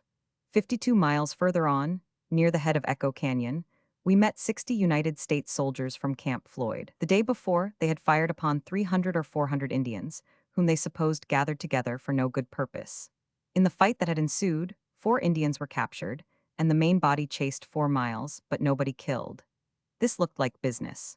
We had a notion to get out and join the 60 soldiers, but upon reflecting that there were 400 of the Indians, we concluded to go on and join the Indians. Mormon beauties. Our stay in Salt Lake City amounted to only 2 days, and therefore we had no time to make the customary inquisition into the workings of polygamy and get up the usual statistics and deductions preparatory to calling the attention of the nation at large once more to the matter. I had the will to do it. With the gushing self-sufficiency of youth, I was feverish to plunge in headlong and achieve a great reform here, until I saw the Mormon women. Then I was touched. My heart was wiser than my head. It warmed toward these poor, ungainly, and pathetically 73, homely creatures. And as I turned to hide the generous moisture in my eyes, I said, "No, the man that marries one of them has done an act of Christian charity which entitles him to the kindly applause of mankind, not harsh censure. And the man that marries 60 of them has done a deed of open-handed generosity, so sublime that the nations should stand uncovered in his presence and worship in silence." The Alkali Desert. The poetry was all in the anticipation. There is none in the reality. Imagine a vast, waveless ocean stricken dead and turned to ashes. Imagine this solemn waste tufted with ash-dusted sage bushes. Imagine the lifeless silence and solitude that belong to such a place. Imagine a coach creeping like a bug through the midst of this shoreless level and sending up tumbled volumes of dust as if it were a bug that went by steam. Imagine this aching monotony of toiling and plowing kept up hour after hour, and the shore still as far away as ever, apparently. Imagine team, driver, coach, and passengers so deeply coated with ashes that they are all one colorless color. Imagine ash drifts roosting above mustaches and eyebrows like snow accumulations, 74 on boughs and bushes. This is the reality of it. The sun beats down with dead, blistering, relentless malignity. The perspiration is welling from every pore in man and beast, but scarcely a sign of it finds its way to the surface. It is absorbed before it gets there. There is not the faintest breath of air stirring. There is not a merciful shred of cloud in all the brilliant firmament. There is not a living creature visible in any direction whither one searches the blank level that stretches its monotonous miles on every hand. There is not a sound, not a sigh, not a whisper, not a buzz, or a whir of wings, or distant pipe of bird, not even a sob from the lost souls that doubtless people that dead air. Arrival in Carson City. By and by Carson City was pointed out to us. It nestled in the edge of a great plain, and was a sufficient number of miles away to look like an assemblage of mere white spots in the shadow of a grim range of mountains overlooking it, whose summit seemed lifted clear out of companionship and consciousness of earthly things. We arrived, disembarked, and the stage went on. It was a wooden town, its population 75 2,000 souls. The main street consisted of 4 or 5 blocks of little frame stores which were too high to sit down on, but not too high for various other purposes, in fact hardly high enough. They were packed close together, side by side, as if room were scarce in that mighty plain. The sidewalk was of boards that were more or less loose, and inclined to rattle when walked upon. In the middle of the town, opposite the stores, was the plaza, which is native to all towns beyond the Rocky Mountains. A large, unfenced, level vacancy, with a liberty pole in it, and very useful as a place for public auctions, horse trades, and mass meetings, and likewise for teamsters to camp in. 2 other sides of the plaza were faced by stores, offices, and stables. The rest of Carson City was pretty scattering. We were introduced to several citizens at the stage office and on the way up to the governor, from the hotel, among others to a Mr. Harris who was on horseback. He began to say something but interrupted himself with the remark, "I'll have to get you to excuse me a minute. Yonder is the witness that swore I helped to rob the California coach. A piece of impertinent intermeddling, sir, for I am not even acquainted with the man." 76 Then he rode over and began to rebuke the stranger with a 6-shooter, and the stranger began to explain with another. When the pistols were emptied, the stranger resumed his work, mending a whiplash, and Mr. Harris rode by with a polite nod, homeward bound, with a bullet through one of his lungs and several through his hips, and from them issued little rivulets of blood that coursed down the horse's sides and made the animal look quite picturesque. I never saw Harris shoot a man after that, but it recalled to mind that first day in Carson. Lake Tahoe. 3 months of camp life on Lake Tahoe would restore an Egyptian mummy to his pristine vigor and give him an appetite like an alligator. I do not mean the oldest and driest mummies, of course, but the fresher ones. The air up there in the clouds is very pure and fine, bracing and delicious. And why shouldn't it be? It is the same the angels breathe. I think that hardly any amount of fatigue can be gathered together that a man cannot sleep off in one night on the sand by its side. Not under a roof, but under the sky. It seldom or never rains there in the summer time. I know a man who 77 went there to die, but he made a failure of it. He was a skeleton when he came and could barely stand. He had no appetite and did nothing but read tracts and reflect on the future. 3 months later, he was sleeping out of doors regularly, eating all he could hold, 3 times a day, and chasing game over mountains 3,000 feet high for recreation. And he was a skeleton no longer, but weighed part of a ton. This is no fancy sketch, but the truth. His disease was consumption. I confidently commend his experience to other skeletons. As soon as we had eaten breakfast, we got in the boat and skirted along the lake shore about 3 miles and disembarked. We liked the appearance of the place, and so we claimed some 300 acres of it and stuck our notice on a tree. It was yellow pine timber land, a dense forest of trees 100 feet high and from 1 to 5 feet through at the butt. It was necessary to fence our property, or we could not hold it. That is to say, it was necessary to cut down trees here and there and make them fall in such a way as to form a sort of enclosure, with pretty wide gaps in it. We cut down 3 trees apiece and found it such heartbreaking work that we decided to rest our case on those. If they held the property, 78 well and good. If they didn't, let the property spill out through the gaps and go. It was no use to work ourselves to death merely to save a few acres of land. Next day we came back to build a house, for a house was also necessary in order to hold the property. We decided to build a substantial log house and excite the envy of the brigade boys, but by the time we had cut and trimmed the first log, it seemed unnecessary to be so elaborate, and so we concluded to build it of saplings. However, 2 saplings duly cut and trimmed compelled recognition of the fact that a still modester architecture would satisfy the law, and so we concluded to build a brush house. We devoted the next day to this work, but we did so much sitting around and discussing that by the middle of the afternoon, we had achieved only a halfway sort of affair, which one of us had to watch while the other cut brush, lest if both turned our backs we might not be able to find it again. It had such a strong family resemblance to the surrounding vegetation. But we were satisfied with it. We slept in the sand close to the water's edge, between 2 protecting boulders, which took care of the stormy night winds for us. We never took any paregoric to make us sleep. At the first break of dawn, we were always up and running foot races, 79 to tone down excess of physical vigor and exuberance of spirits.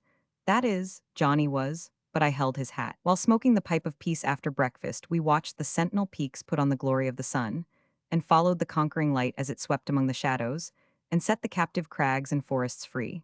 We watched the tinted pictures grow and bright upon the water till every little detail of forest, precipice, and pinnacle was wrought in and finished, and the miracle of the enchanter complete. Then to business. That is, drifting around in the boat. We were on the north shore. There, the rocks on the bottom are sometimes gray, sometimes white. This gives the marvelous transparency of the water a fuller advantage than it has elsewhere on the lake. We usually pushed out 100 yards or so from the shore, and then lay down on the thwarts in the sun, and let the boat drift by the hour whither it would. We seldom talked. It interrupted the Sabbath stillness and marred the dreams, the luxurious rest and indolence brought. So singularly clear was the water, that where it was only 20 or 30 feet deep, the bottom was so perfectly distinct that the boat seemed floating in air. Yes, where it was even 80 feet deep. Every little pebble 80 was distinct, every speckled trout, every hand's breadth of sand. Often, as we lay on our faces, a granite boulder, as large as a village church, would start out of the bottom apparently, and seem climbing up rapidly to the surface, till presently it threatened to touch our faces, and we could not resist the impulse to seize the oar and avert the danger. But the boat would float on, and the boulder descend again, and then we could see that, when we had been exactly above it, it must still have been 20 or 30 feet below the surface. Down through the transparency of these great depths, the water was not merely transparent, but dazzlingly, brilliantly so. All objects seen through it had a bright, strong vividness, not only of outline, but of every minute detail, which they would not have had when seen simply through the same depth of atmosphere. So empty and airy did all spaces seem below us, and so strong was the sense of floating high aloft in mid-nothingness, that we called these boat excursions balloon voyages. Sometimes, on lazy afternoons, we lolled on the sand in camp, and smoked pipes and read some old well-worn novels. At night, by the campfire, we played euchre and seven-up to strengthen the mind, and played them with cards so greasy and defaced that only a whole summer's acquaintance with them could enable the student to tell the ace of clubs from the jack of diamonds. We never slept in our house. It never occurred to us, for one thing, and besides, it was built to hold the ground, and that was enough. We did not wish to strain it. Selling out a mine. The Good and Curry claim comprised 1,200 feet, and it all belonged originally to the 2 men whose name it bears. Mr. Curry owned 2/3 of it, and he said that he sold it out for $2,500 in cash, and an old plug horse that ate up his market value in hay and barley in 17 days by the watch. And he said that goods sold out for a pair of second-hand government blankets and a bottle of whiskey that killed 9 men in 3 hours, and that an unoffending stranger that smelt the cork was disabled for life. 4 years afterward, the mine thus disposed of was worth in the San Francisco market $7,600,000 in gold coin. Buck Fanshaw's funeral. There was a grand time over Buck Fanshaw when he died. He was a representative citizen. 82, he had killed his man, not in his own quarrel, it is true, but in defense of a stranger unfairly beset by numbers. He had kept a sumptuous saloon. He had been the proprietor of a dashing helpmeet whom he could have discarded without the formality of a divorce. He had a high position in the fire department and had been a very Warwick in politics. When he died, there was great lamentation throughout the town, but especially in the vast bottom stratum of society. On the inquest, it was shown that Buck Fanshaw, in the delirium of a wasting typhoid fever, had taken arsenic, shot himself through the body, cut his throat, and jumped out of a 4-story window and broken his neck. And after due deliberation, the jury, sad and tearful, but with intelligence unblinded by its sorrow, brought in a verdict of death by the visitation of God. What could the world do without juries? Prodigious preparations were made for the funeral.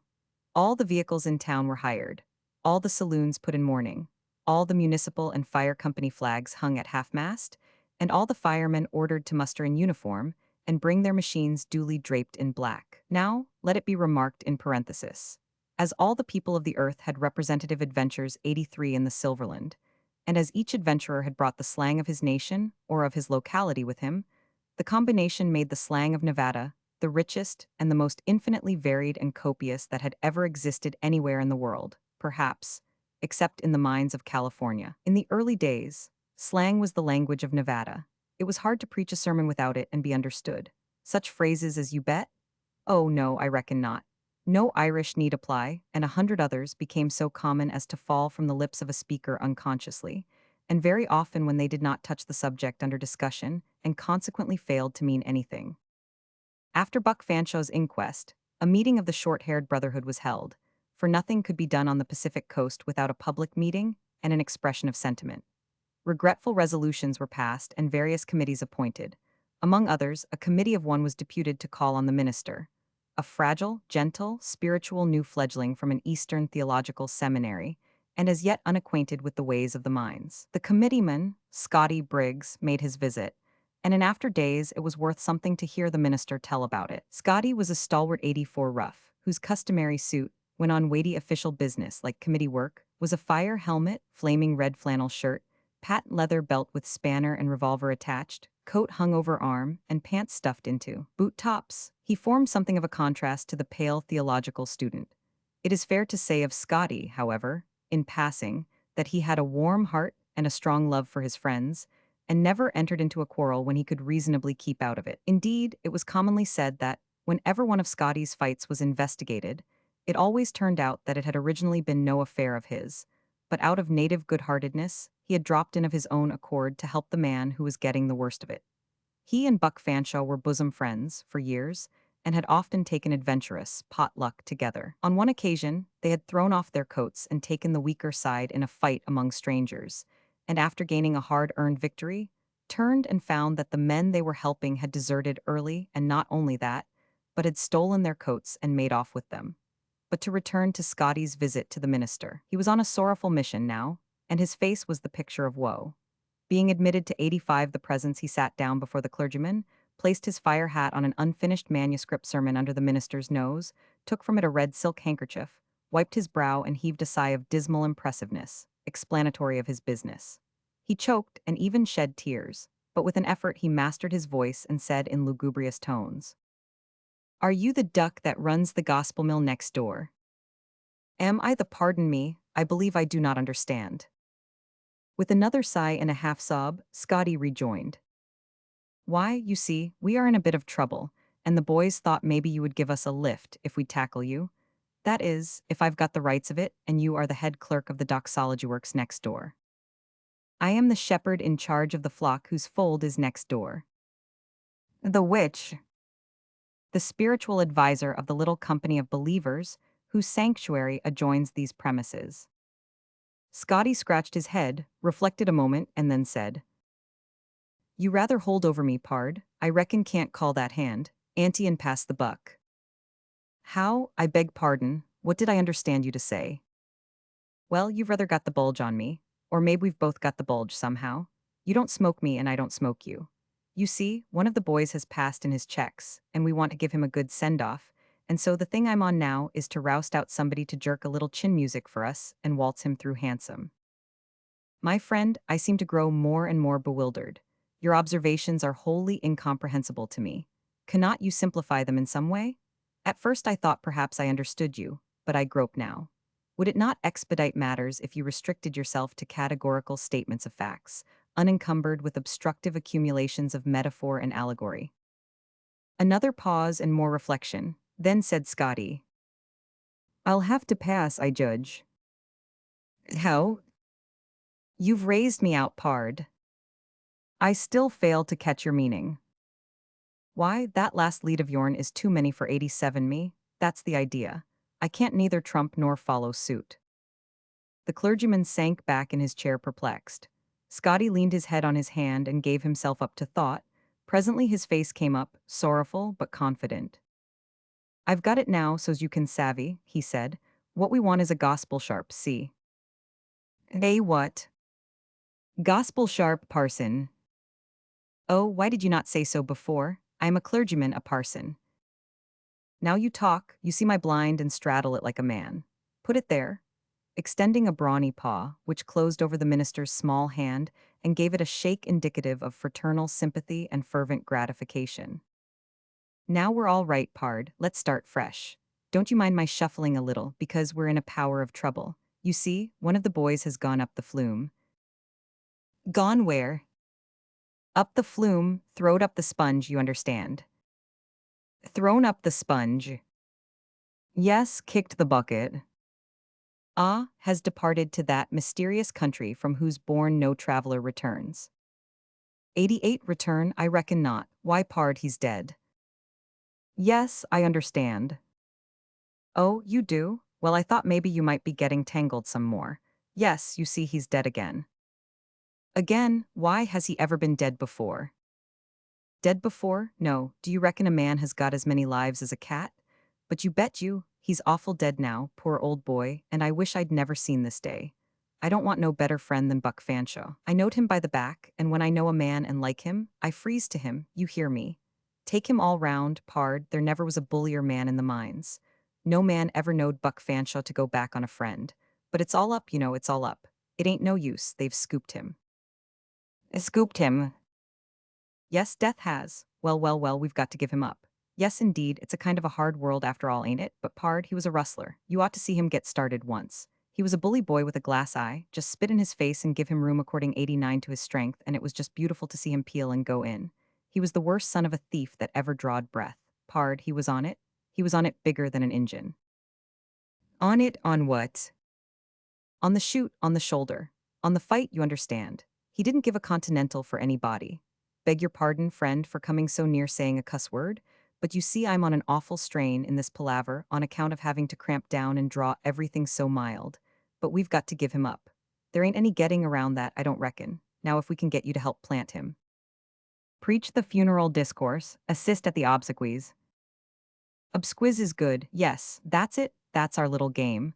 We are going to get the thing up regardless, you know. He was always nifty himself. And so you bet you his funeral ain't going to be no slouch.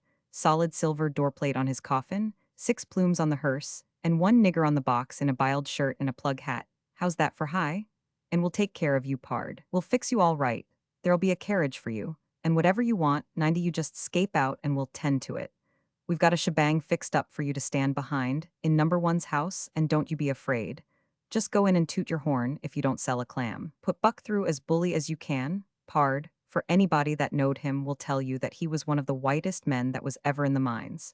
You can't draw it too strong. He never could stand it to see things going wrong. He's done more to make this town quiet and peaceable than any man in it.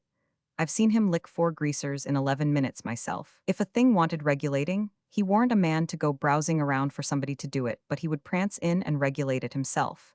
He warn't a Catholic, scasely. He was down on 'em. His word was no Irish need apply. But it didn't make no difference about that when it came down to what a man's rights was. And so, when some roughs jumped the Catholic boneyard and started in to stake out town lots in it, he went for 'em. And he cleaned 'em too. I was there, pard, and I seen it myself. That was very well indeed, at least the impulse was, whether the act was strictly defensible or not. Had deceased any religious convictions? That is to say, did he feel a dependence 91 upon, or acknowledge allegiance to a higher power? More reflection. I reckon you've stumped me again, pard. Could you say it over once more and say it slow? Well, to simplify it somewhat, was he, or rather had he ever been connected with any organization sequestered for secular concerns, and devoted to self-sacrifice in the interests of morality? All down but 9, set him up on the other alley, pard. What did I understand you to say? Why, you're most too many for me, you know? When you get in with your left, I hunt grass every time. Every time you draw, you fill, but I don't seem to have any luck. Let's have a new deal. How? Begin again. That's it. Very well, was he a good man and… There, I see that, don't put up another chip till I look at my hand.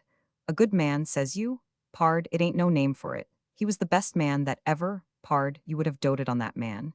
He could lamb any galoot of his inches in America. It was him that put down 92 the riot last election before it got a start. And everybody said he was the only man that could have done it. He waltzed in with a spanner in one hand and a trumpet in the other, and sent 14 men home on a shutter in less than 3 minutes. He had that riot all broke up and prevented nice before anybody ever got a chance to strike a blow. He was always for peace, and he would have peace. He could not stand disturbances. Pard, he was a great loss to this town. It would please the boys if you would chip in something like that and do him justice. Here once when the mix got to throwing stones through the Methodies, Sunday school windows, Buck Fanshawe, all of his own notion, shut up his saloon and took a couple of six-shooters and mounted guard over the Sunday school. Says he, no Irish need apply. And they didn't. He was the bulliest man in the mountains, pard. He could run faster, jump higher, hit harder, and hold more Tanglefoot whiskey without spilling than any man in 17 counties. Put that in, pard, it'll please the boys more than anything you could say. And you can say, pard, that he never shook his mother. Never shook his mother. That's it, any of the boys will tell you so. 93, well, but why should he shake her? That's what I say, but some people does. Not people of any repute. Well, some that averages pretty so-so. In my opinion, the man that would offer personal violence to his own mother ought to. Cheese it, pard, you've banked your ball clean outside the string. What I was driven at was that he never throwed off on his mother, don't you see? No, indeedy. He give her a house to live in, and town lots, and plenty of money, and he looked after her and took care of her all the time. And when she was down with the smallpox, I'm D if he didn't set up nights and nuss her himself.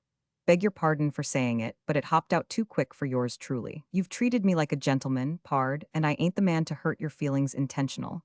I think you're white. I think you're a square man, pard. I like you, and I'll lick any man that don't.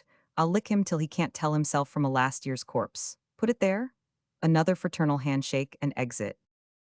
The obsequies were all that the boys could desire.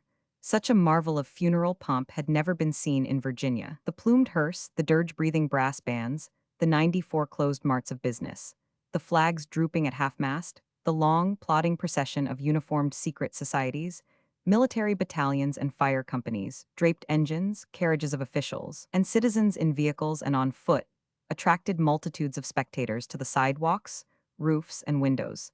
And for years afterward, the degree of grandeur attained by any civic display in Virginia was determined by comparison with Buck Fanshawe's funeral. Scotty Briggs, as a pallbearer and a mourner, occupied a prominent place at the funeral, and when the sermon was finished and the last sentence of the prayer for the dead man's soul ascended, he responded in a low voice but with feeling. Amen, no Irish need apply. An abandoned town. We lived in a small cabin on a verdant hillside, and there were not 5 other cabins in view over the wide expanse of hill and forest. Yet a flourishing city of 2 or 3,000 population had occupied this grassy dead solitude during the flush times of 12 or 15 years before, and where our cabin stood had once been the heart of the teeming hive, the center of the 95 city. When the mines gave out, the town fell into decay, and in a few years wholly disappeared, streets, dwellings, shops, everything, and left no sign. The grassy slopes were as green and smooth and desolate of life as if they had never been disturbed. The mere handful of miners still remaining had seen the town spring up, spread, grow, and flourish in its pride, and they had seen it sicken and die and pass away like a dream. With it, their hopes had died and their zest of life. They had long ago resigned themselves to their exile and ceased to correspond with their distant friends or turn longing eyes toward their distant homes. They had accepted banishment, forgotten the world, and been forgotten of the world. They were far from telegraphs and railroads, and they stood, as it were, in a living grave, dead to the events that stirred the globe's great populations, dead to the common interests of men, isolated and outcast from brotherhood with their kind. It was the most singular, and almost the most touching and melancholy exile that fancy can imagine. A Hawaiian temple. Nearby is an interesting ruin, the meager remains of an ancient temple, a place where human 96 sacrifices were offered up in those old bygone days when the simple child of nature, yielding momentarily to sin when sorely tempted, acknowledged his error when calm reflection had shown it to him, and came forward with noble frankness and offered up his grandmother as an atoning sacrifice. In those old days, when the luckless sinner could keep on cleansing his conscience and achieving periodical happiness as long as his relations held out. Long, long before the missionaries braved 1,000 privations to come and make them permanently miserable by telling them how beautiful and how blissful a place heaven is and how nearly impossible it is to get there, and showed the poor native how dreary a place perdition is and what unnecessarily liberal facilities there are for going to it. Showed him how, in his ignorance, he had gone and fooled away all his kinsfolk to no purpose. Showed him what rapture it is to work all day long for 50 cents to buy food for next day with, as compared with fishing for a pastime and lolling in the shade through eternal summer, and eating of the bounty that nobody labored to provide but nature. How sad it is to think of the multitudes who have 97 gone to their graves in this beautiful island and never knew there was a hell.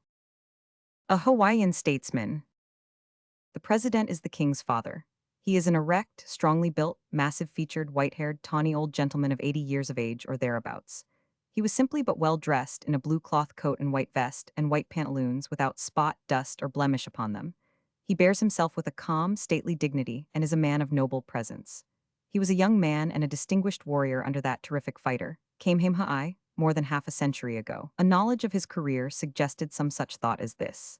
This man, naked as the day he was born, and war club and spear in hand, has charged at the head of a horde of savages against other hordes of savages more than a generation and a half ago, and reveled in slaughter and carnage, has worshipped wooden images on his devout knees, has seen hundreds of his race offered up in heathen temples as sacrifices to wooden idols, at a time when no missionary's foot had ever pressed this soil, and he had never heard of the white man's God, has believed his enemy cowsecretly pray him to death, has seen the day, in his childhood, when it was a crime punishable by death for a man to eat with his wife, or for a plebeian to let his shadow fall upon the king, and now look at him, an educated Christian, neatly and handsomely dressed, a high-minded, elegant gentleman, a traveler in some degree, and one who has been the honored guest of royalty in Europe, a man practiced in holding the reins of an enlightened government, and well versed in the politics of his country and in general, practical information. Look at him, sitting there presiding over the deliberations of a legislative body,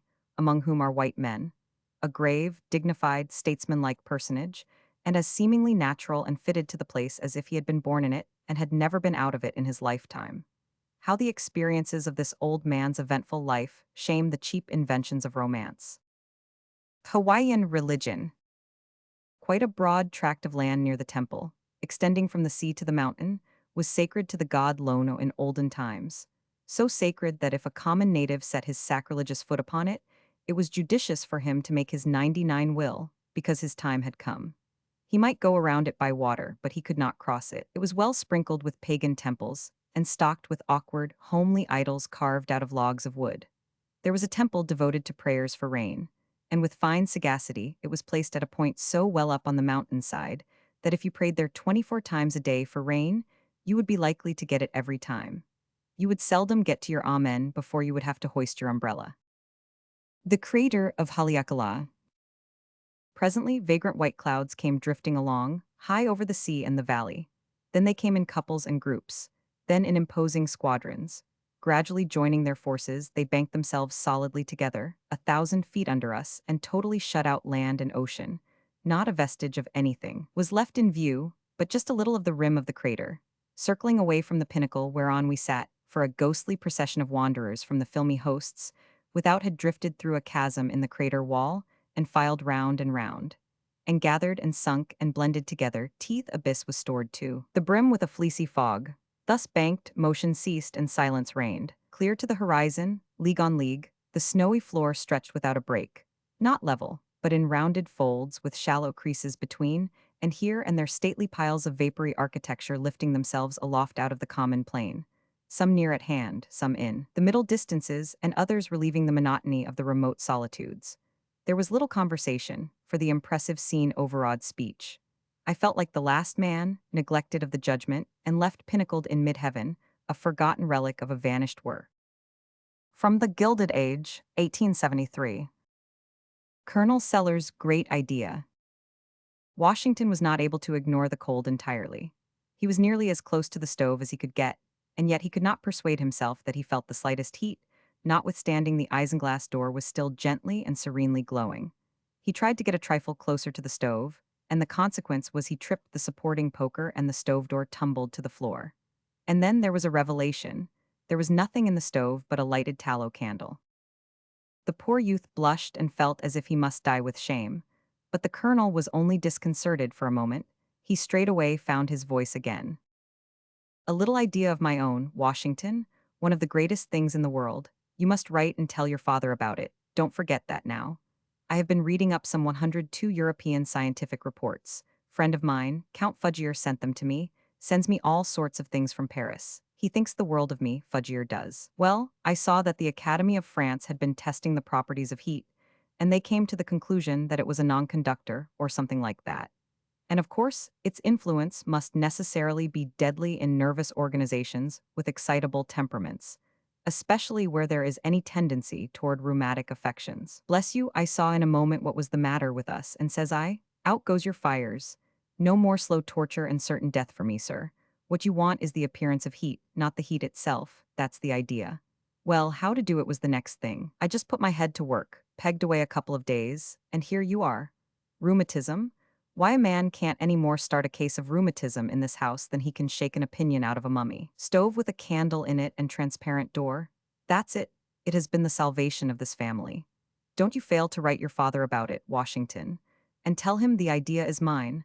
I'm no more conceited than most people, I reckon, but you know it is human nature for a man to want credit for a thing like that. Colonel Sellers lets himself out. The supper at Colonel Sellers's was not sumptuous, in the beginning, but it improved on acquaintance. That is to say, that what Washington regarded at first sight as mere lowly potatoes, presently became awe-inspiring agricultural productions that had been reared in some ducal garden beyond the sea, under the sacred eye of the Duke himself, who had sent them to Sellers. The bread was from corn which could be grown in only one favored locality in the earth, and only a favored few could get it. The Rio coffee, which at first seemed execrable to the taste, took to itself an improved flavor when Washington was told to drink it slowly, and not hurry what should be a lingering luxury, in order to be fully appreciated. It was from the private stores of a Brazilian nobleman with an unrememberable name. The colonel's tongue was a magician's wand that turned dried apples into figs and water into wine, as easily as it could change a hovel into a palace and present poverty into imminent future riches. Washington slept in a cold bed in a carpetless room and woke up in a palace in the morning. At least the palace lingered during the moment that he was rubbing his eyes and getting his 104 bearings. And then it disappeared, and he recognized that the colonel's inspiring talk had been influencing his dreams. Fatigue had made him sleep late. When he entered the sitting room, he noticed that the old haircloth sofa was absent. When he sat down to breakfast, the colonel tossed $6 or $7 in bills on the table, counted them over, said he was a little short and must call upon his banker, then returned the bills to his wallet with the indifferent air of a man who is used to money. The breakfast was not an improvement upon the supper, but the colonel talked it up and transformed it into an oriental feast. By and by, he said, I intend to look out for you, Washington, my boy. I hunted up a place for you yesterday, but I am not referring to that now. That is a mere livelihood, mere bread and butter. But when I say I mean to look out for you, I mean something very different. I mean to put things in your way that will make a mere livelihood a trifling thing. I'll put you in a way to make more money than you'll ever know what to do with. You'll be right here where I can put my hand on you when anything turns up. I've got some prodigious operations on foot, but I'm keeping quiet. Mum's the word. Your old hand don't go around powwowing and letting 105 everybody see his K-yards and find out his little game. But all in good time, Washington, all in good time, you'll see. Now there's an operation in corn that looks well. Some New York men are trying to get me to go into it, buy up all the growing crops and just boss the market when they mature. Ah, I tell you, it's a great thing.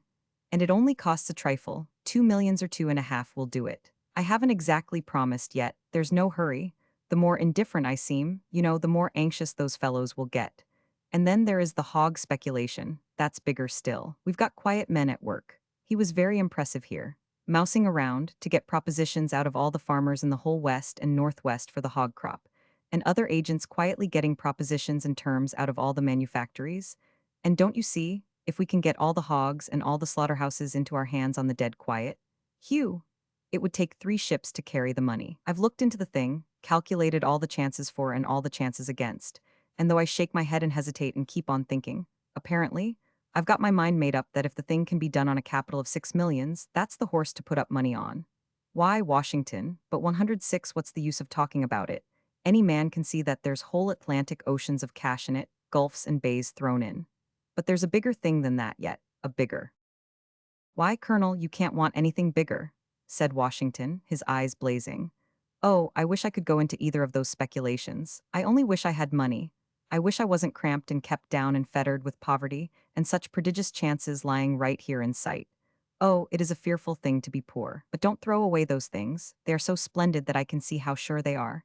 Don't throw them away for something still better and maybe fail in it. I wouldn't, Colonel. I would stick to these. I wish Father were here and were his old self again. Oh, he never in his life had such chances as these are. Colonel, you can't improve on these. No man can improve on them.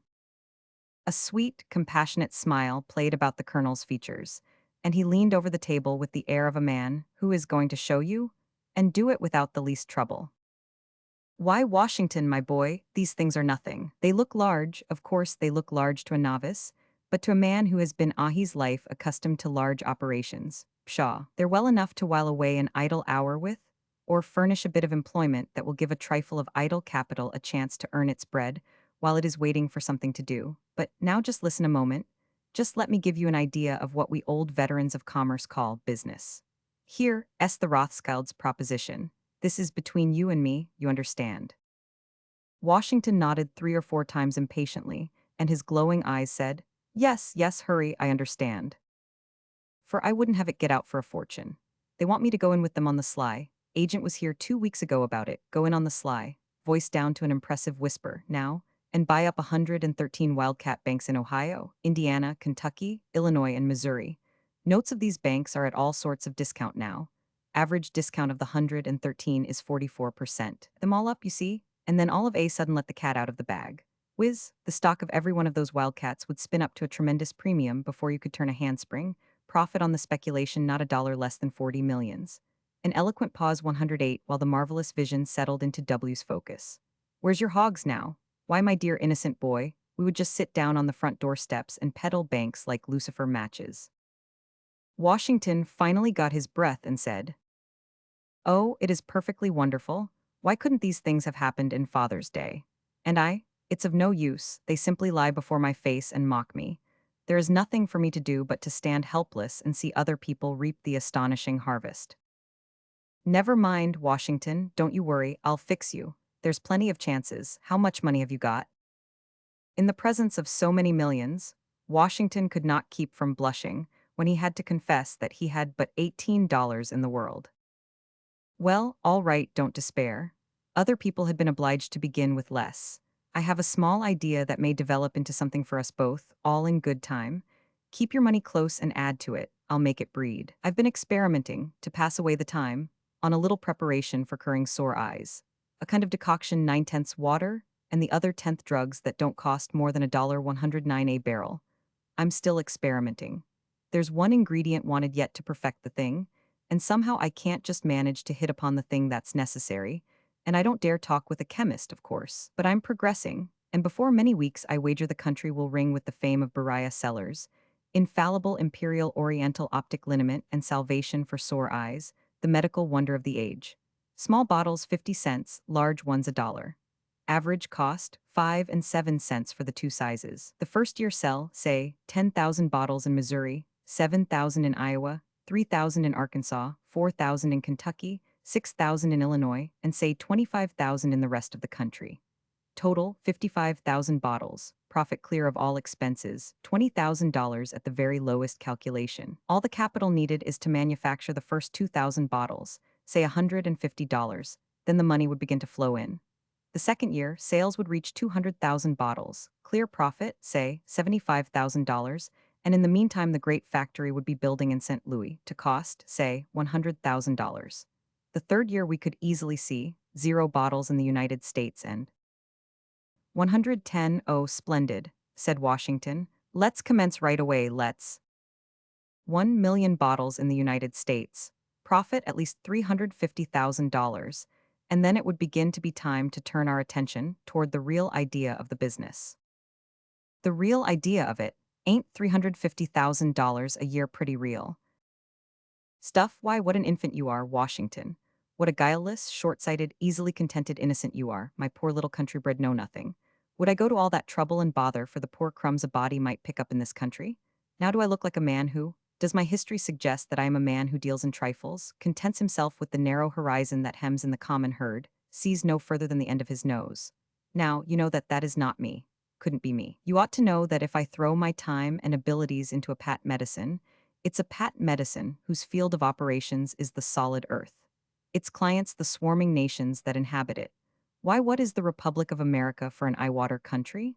Lord bless you. It is nothing but a barren highway that you've got to cross to get to the true eye-water market. Why, Washington, in the Oriental countries people, 111 swarm like the sands of the desert. Every square mile of land upholds its thousands upon thousands of struggling human creatures, and every separate and individual devil of them's got the ophthalmia. It's as natural to them as noses are, and sin. It's born with them, it stays with them. That's all that some of them have left when they die. 3 years of introductory trade in the Orient, and what will be the result? Why, our headquarters would be in Constantinople and our hindquarters in further India. Factories and warehouses in Cairo, Ispahan, Baghdad, Damascus, Jerusalem, Yedo, Peking, Bangkok, Delhi, Bombay, and Calcutta. Annual income, well, God only knows how many millions and millions apiece. Washington was so dazed, so bewildered.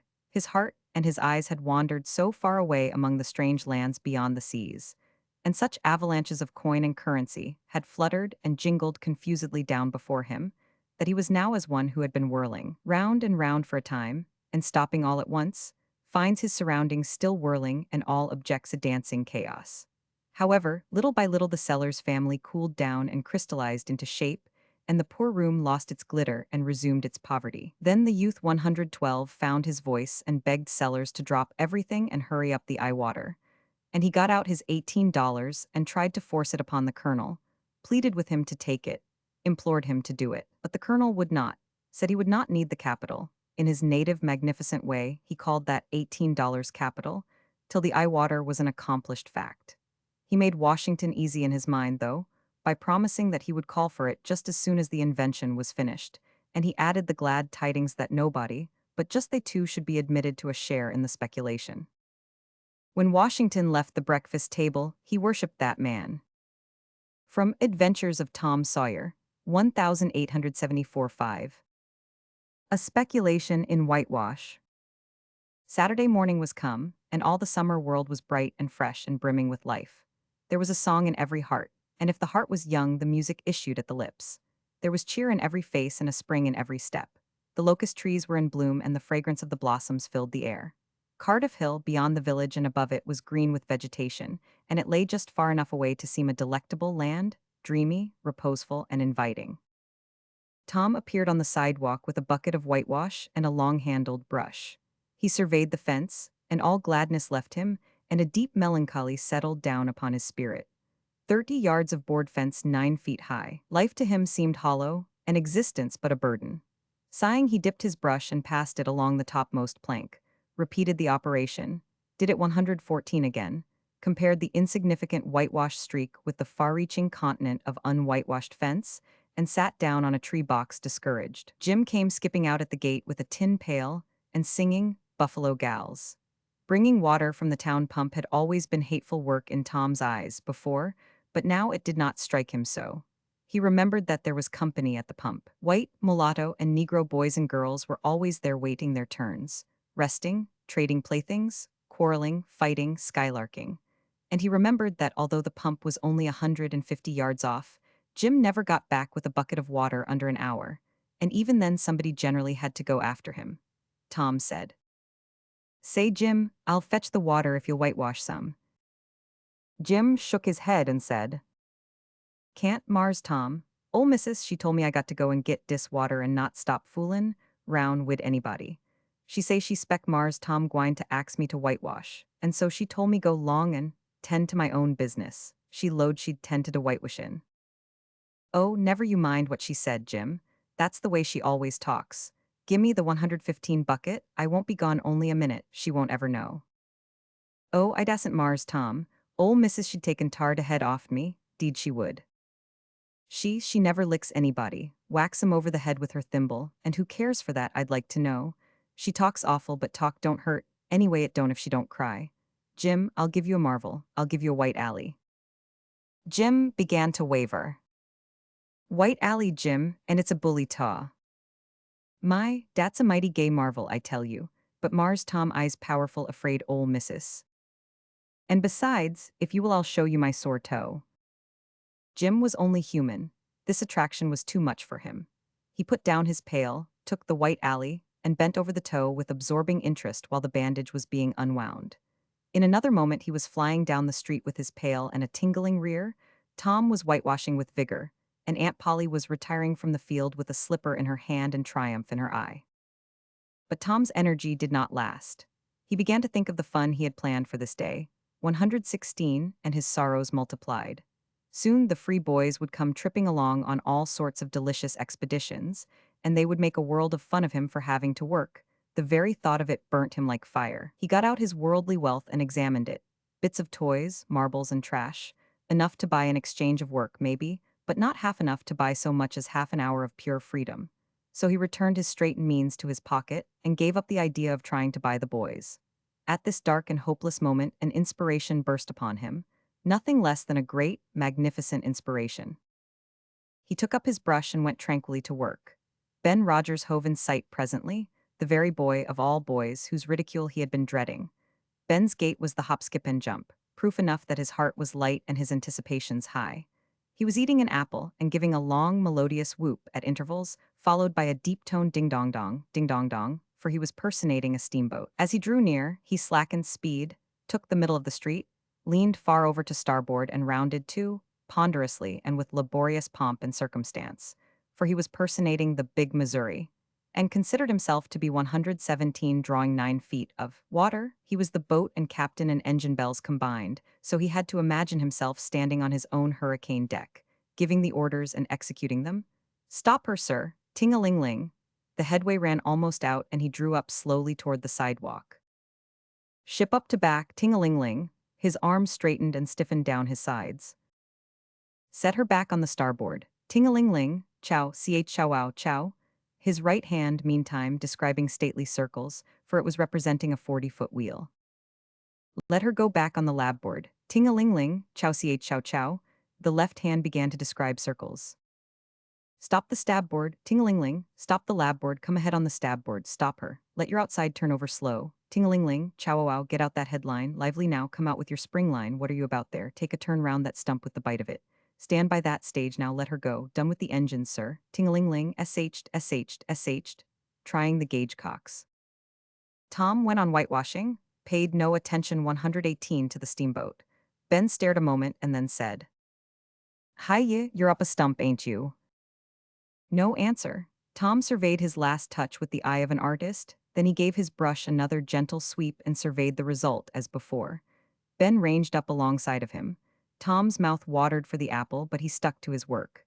Ben said, "Hello, old chap, you got to work, hey?"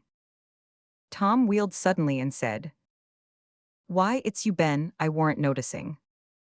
"Say, I'm going in a swimming, I am. Don't you wish you could, but of course you'd rather work, wouldn't you? Course you would." Tom contemplated the boy a bit and said, "What do you call work?" Why ain't that works? Tom resumed his whitewashing and answered carelessly. Well, maybe it is and maybe it ain't. All I know is it suits Tom Sawyer. Oh, come now, you don't mean to let on that you like it. The brush continued to move. Like it? Well, I don't see why I oughtn't 119 to like it. Does a boy get a chance to whitewash a fence every day? That put the thing in a new light. Ben stopped nibbling his apple. Tom swept his brush daintily, added a touch here and there, criticized the effect again, Ben watching every move and getting more and more interested, more and more absorbed. Presently he said, Say, Tom, let me whitewash a little. Tom considered, was about to consent, but he altered his mind. No, no, I reckon it wouldn't hardly do, Ben. You see, Aunt Polly's awful particular about this fence. Right here on the street, you know. But if it was the back fence, I wouldn't mind, and she wouldn't. Yes, she's awful particular about this fence. It's got to be done very careful. I reckon there ain't one boy in 1,000, maybe 2,000, that can do the way it's got to be done. No, is that so? Oh, come now, let me just try. Only just a little, I'd let you if you was me, Tom. Ben, I'd like to, honest Injun, but Aunt Polly? Well, Jim wanted to do it, but she wouldn't let him. Sid wanted to do it, and she wouldn't let Sid. Now don't you see how I fixed? If you was to tackle this fence and anything was to happen to it. Oh shucks, I'll be just as careful. Now lemme try. Say, I'll give you the core of my apple. Well here, no Ben, now don't, I'm afeard. I'll give you all of it. Tom gave up the brush with reluctance in his face, but alacrity in his heart.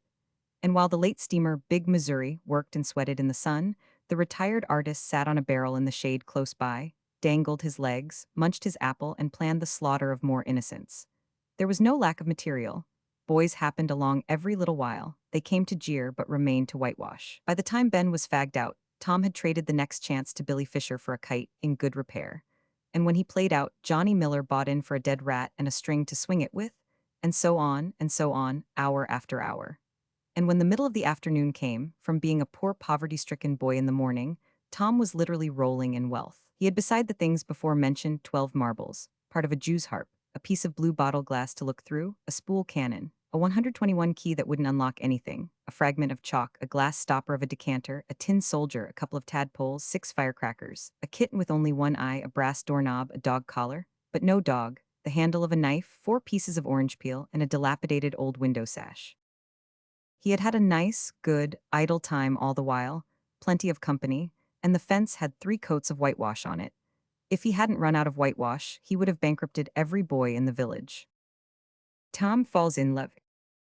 As he was passing by the house where Jeff Thatcher lived, he saw a new girl in the garden, a lovely little blue-eyed creature with yellow hair plaited into 2 long tails, white summer frock, and embroidered panelettes. The fresh-crowned hero fell without firing a shot. A certain Amy Lawrence vanished out of his heart and left not even a memory of herself behind. He had thought he loved her to distraction. He had regarded his passion as adoration, and behold, it was only a poor little evanescent partiality. He had been months winning her. She had confessed hardly a week ago. He had been the 122 happiest and the proudest boy in the world only 7 short days, and here in one instant of time, she had gone out of his heart like a casual stranger whose visit is done. He worshipped this new angel with furtive eye, till he saw that she had discovered him.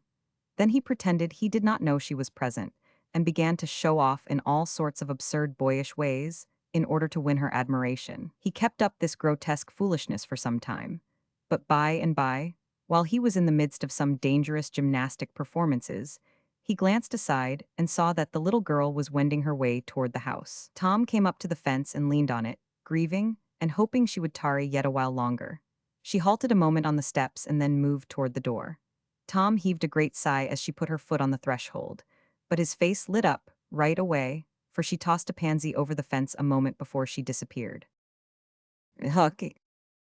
Huckleberry came and went, at his own free will. He slept on doorsteps in fine weather and in empty hogsheads in wet. He did not have to go to school or to church, or call any being Master 123 or obey anybody. He could go fishing or swimming when and where he chose, and stay as long as it suited him. Nobody forbade him to fight. He could sit up as late as he pleased. He was always the first that went barefoot in the spring and the last to resume leather in the fall. He never had to wash, nor put on clean clothes. He could swear wonderfully. In a word, everything that goes to make life precious, that boy had. So thought every harassed, hampered, respectable boy in St. Petersburg. The Pirates' Island. They built a fire against the side of a great log, 20 or 30 steps within the somber depths of the forest, and then cooked some bacon in the frying pan for supper, and used up half of the corn pone stock they had brought. It seemed glorious sport to be feasting in that wild free way, in the virgin forest of an unexplored and uninhabited island, far from the haunts of men, and they said they never would return to civilization. The climbing fire lit up their faces and threw its ruddy glare upon the pillared tree trunks of their forest temple and upon the varnished foliage and festooning vines. Gradually, their talk died out, and drowsiness 124 began to steal upon the eyelids of the little waifs. The pipe dropped from the fingers of the red-handed, and he slept the sleep of the conscience-free and the weary. The terror of the seas and the black avenger of the Spanish Main had more difficulty in getting to sleep. They said their prayers inwardly, and lying down, since there was nobody there with authority to make them kneel and recite aloud.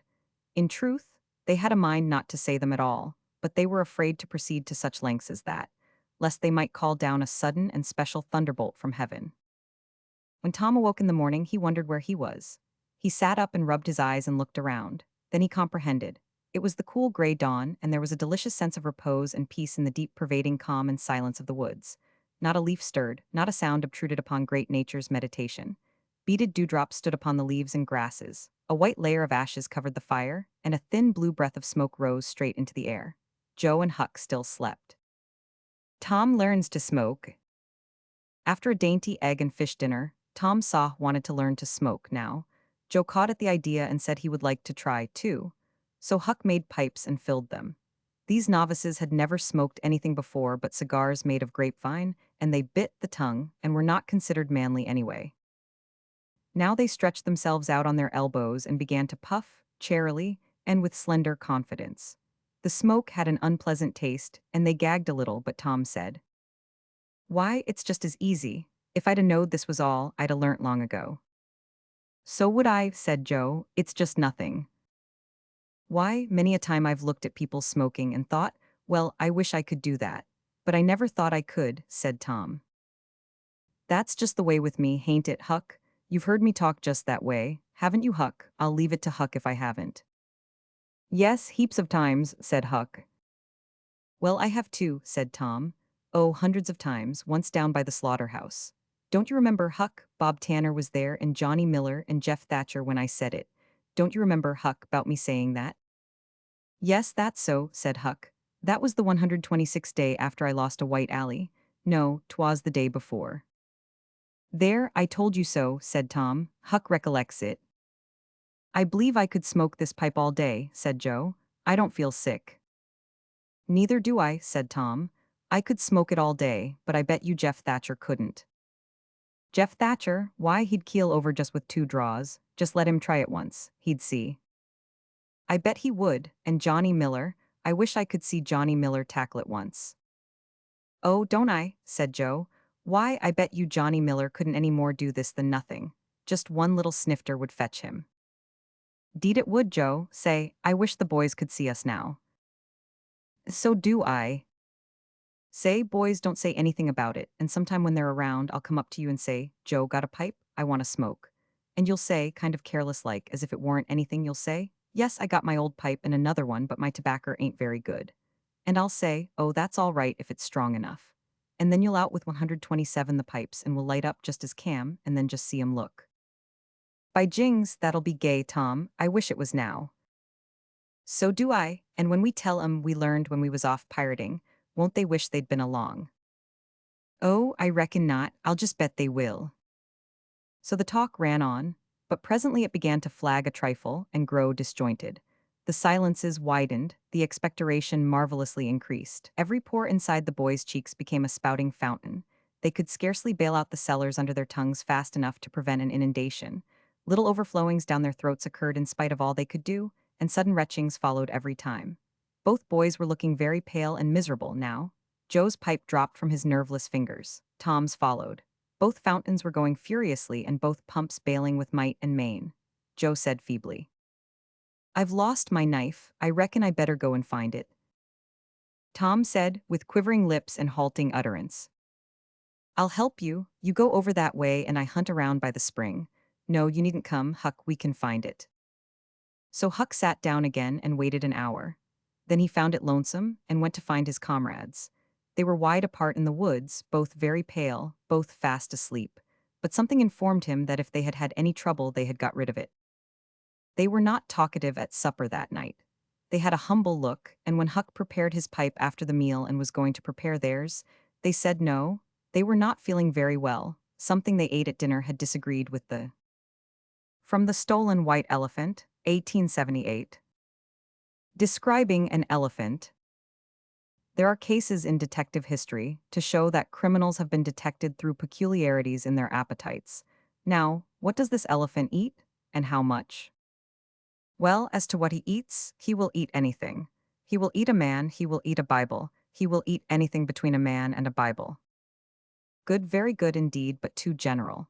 Details are necessary, details are the only valuable thing in our trade. Very well, as to men, at one meal, or if you prefer, during one day, how many men will he eat if fresh? He would not care whether they were fresh or not. At a single meal, he would eat 5 ordinary men. Very good, 5 men, we will put that down. What nationalities would he prefer? He is indifferent about nationalities. He prefers acquaintances, but is not prejudiced against strangers. Very good, now as to Bibles. How many Bibles would he eat at a meal? 130, he would eat an entire edition. Now that is more exact, I will put that down. Very well, he likes men and Bibles, so far so good. What else will he eat? I want particulars. He will leave Bibles to eat bricks, he will leave bricks to eat bottles, he will leave bottles to eat clothing, he will leave clothing to eat cats, he will leave cats to eat oysters, he will leave oysters to eat ham, he will leave ham to eat sugar, he will leave sugar to eat pie, he will leave pie to eat potatoes, he will leave potatoes to eat bran, he will leave bran to eat hay, he will leave hay to eat oats, he will leave oats to eat rice, for he was mainly raised on it. There is nothing whatever that he will not eat but European butter, and he would eat that if he could taste it. Very good, general quantity at a meal, say about. Well, anywhere from a quarter to a half a ton. And he drinks everything that is fluid. Milk, water, whiskey, molasses, castor oil, camphene, carbolic acid. It is no use to go into particulars. Whatever fluid occurs to you, set it down. He will drink anything that is fluid, except European coffee. From A Tramp Abroad, 1878-9. To Wagner. One day we took the train and went down to Mannheim to see King Lear played in German. It was a mistake. We sat in our seats 3 whole hours and never understood anything but the thunder and lightning, and even that was reversed to suit German ideas, for the thunder came first and the lightning followed after. Another time we went to Mannheim and attended a charivari, otherwise an opera, the one called Lohengrin. The banging and slamming and booming and crashing were something beyond belief. The racking and pitiless pain of it remains stored up in my memory, alongside the memory of the time that I had my teeth fixed. There were circumstances which made it necessary for me to stay through the 4 hours to the end, and I stayed. But the recollection of that 132 long, dragging, relentless season of suffering is indestructible. To have to endure it in silence, and sitting still, made it all the harder. I was in a railed compartment with 8 or 10 strangers, of the two sexes, and this compelled repression. Yet at times the pain was so exquisite that I could hardly keep the tears back. At those times, as the howlings and wailings and shriekings of the singers, and the ragings and roarings and explosions of the vast orchestra rose higher and higher, and wilder and fiercer, I could have cried if I had been alone. Those strangers would not have been surprised to see a man do such things who was being gradually skinned, but they would have marveled at it here, and made remarks about it, no doubt, whereas there was nothing in the present case which was an advantage over being skinned. There was a wait of half an hour at the end of the first act, and I could have gone out and rested during that time, but I could not trust myself to do it, for I felt that I should desert and stay out. There was another wait of half an hour toward 9 o'clock, but I had gone through so much by that time that I had no spirit left, and so had no desire but to be let alone. I do not wish to suggest that the rest of the 133 people there were like me, for, indeed, they were not. Whether it was that they naturally liked that noise, or whether it was that they had learned to like it by getting used to it, I did not at that time know. But they did like it, this was plain enough. While it was going on they sat and looked rapt and grateful as cats do when one strokes their backs, and whenever the curtain fell, they rose to their feet, in one solid mighty multitude, and the air was snowed thick with waving handkerchiefs, and hurricanes of applause swept the place. This was not comprehensible to me. Of course, there were many people there who were not under compulsion to stay, yet the tears were as full at the close as they had been at the beginning. This showed that the people liked it. I suppose there are two kinds of music, one kind which one feels, just as an oyster might, and another sort which requires a higher faculty, a faculty which must be assisted and developed by teaching. Yet if bass music gives certain of us wings, why should we want any other? But we do. We want it because the higher and better like it. But we want it without giving it the necessary time and trouble, so we climb into that upper tier, that dress circle, by a lie. We pretend we like it. I know several of that 134 sort of people, and I propose to be one of them myself when I get home with my fine European education. Midnight entertainment. At last all sleepiness forsook me. I recognized the fact that I was hopelessly and permanently wide awake. Wide awake and feverish and thirsty. When I had lain tossing there as long as I could endure it, it occurred to me that it would be a good idea to dress and go out in the great square and take a refreshing wash in the fountain, and smoke and reflect there until the remnant of the night was gone. I believed I could dress in the dark without waking Harris. I had banished my shoes after the mouse, but my slippers would do for a summer night. So I rose softly and gradually got on everything, down to one sock. I couldn't seem to get on the track of that sock, any way I could fix it. But I had to have it, so I went down on my hands and knees, with one slipper on and the other in my hand, and began to paw gently around and rake the floor, but with no success. I enlarged my circle and went on pawing and raking. With every pressure of my knee, how the floor creaked, and every time chanced to rake against any article, it seemed to give out 35 or 36 times more noise than it would have in the daytime. In those cases, I always stopped and held my breath till I was sure Harris had not awakened. Then I crept along again. I moved on, but I could not find the sock.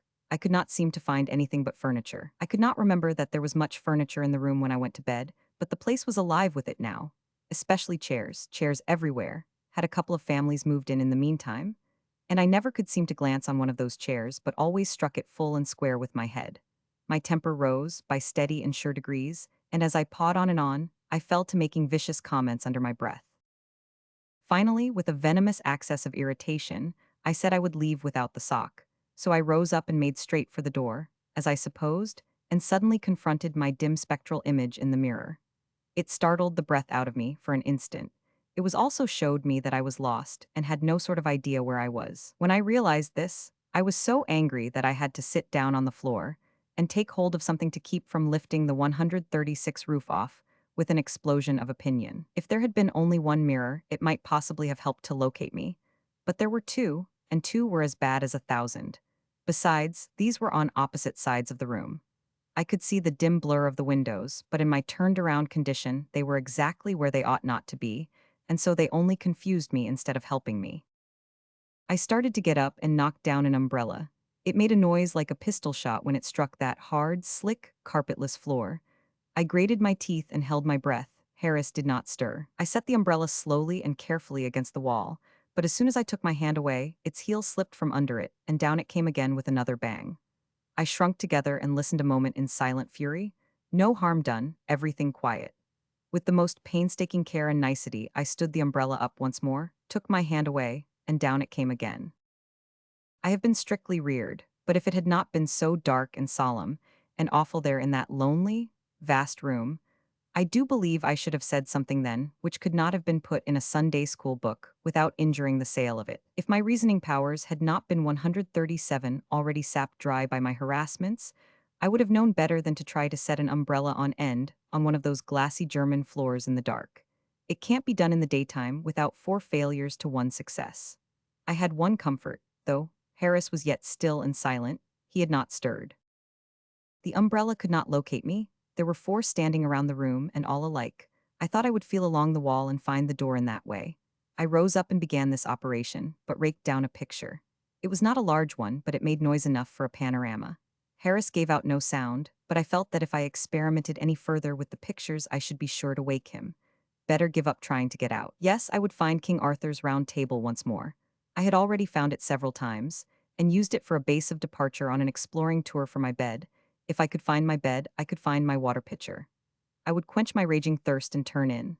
So I started on my hands and knees because I could go faster that way, and with more confidence, too, and not knock things down. By and by, I found the table with my head, rubbed the bruise a little, then rose up and started, with hands abroad and fingers 138 spread to balance myself. I found a chair, then the wall, then another chair, then a sofa, then an alpenstock, then another sofa. This confounded me, for I had thought there was only one sofa. I hunted up the table again and took a fresh start, found some more chairs. It occurred to me, now, as it ought to have done before, that as the table was round, it was therefore no value as a place to aim from. So I moved off once more and at random among the wilderness of chairs and sofas, wandered off into unfamiliar regions, and presently knocked a candlestick off a mantelpiece and knocked off a lamp, grabbed at the lamp and knocked off a water pitcher with a rattling crash, and thought to myself, I've found you at last, I judged I was close upon you. Harris shouted murder and thieves, and finished with I'm absolutely drowned. The crash had roused the house. Mr. X pranced in his long night garment, with a candle, young Z after him with another candle. A procession swept in at another door, with candles and lanterns, landlord and two German guests in their nightgowns, and a chambermaid in hers. I looked around, I was at Harris's bed, a Sabbath day's journey from my own. There was 139, only one sofa. It was against the wall. There was only one chair where a body could get at it. I had been revolving around it like a planet, and colliding with it like a comet half the night.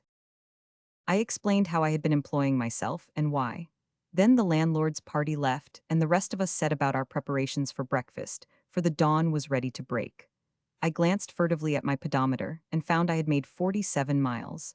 But I did not care, for I had come out for a pedestrian tour anyway. Foreign quotations. I have a prejudice against people who print things in a foreign language and add no translation. When I am the reader, and the author considers me able to do the translating myself, he pays me quite a nice compliment. But if he would do the translating for me, I would try to get along without the compliment. Reflections on the ant. Now and then, while we rested, we watched the laborious ant at his work. I found nothing new in him, certainly nothing to change my opinion of him. It seems to me that in the matter 140 of intellect the ant must be a strangely overrated bird. During many summers now, I have watched him, when I ought to have been in better business, and I have not yet come across a living ant that seemed to have any more sense than a dead one. I refer to the ordinary ant, of course.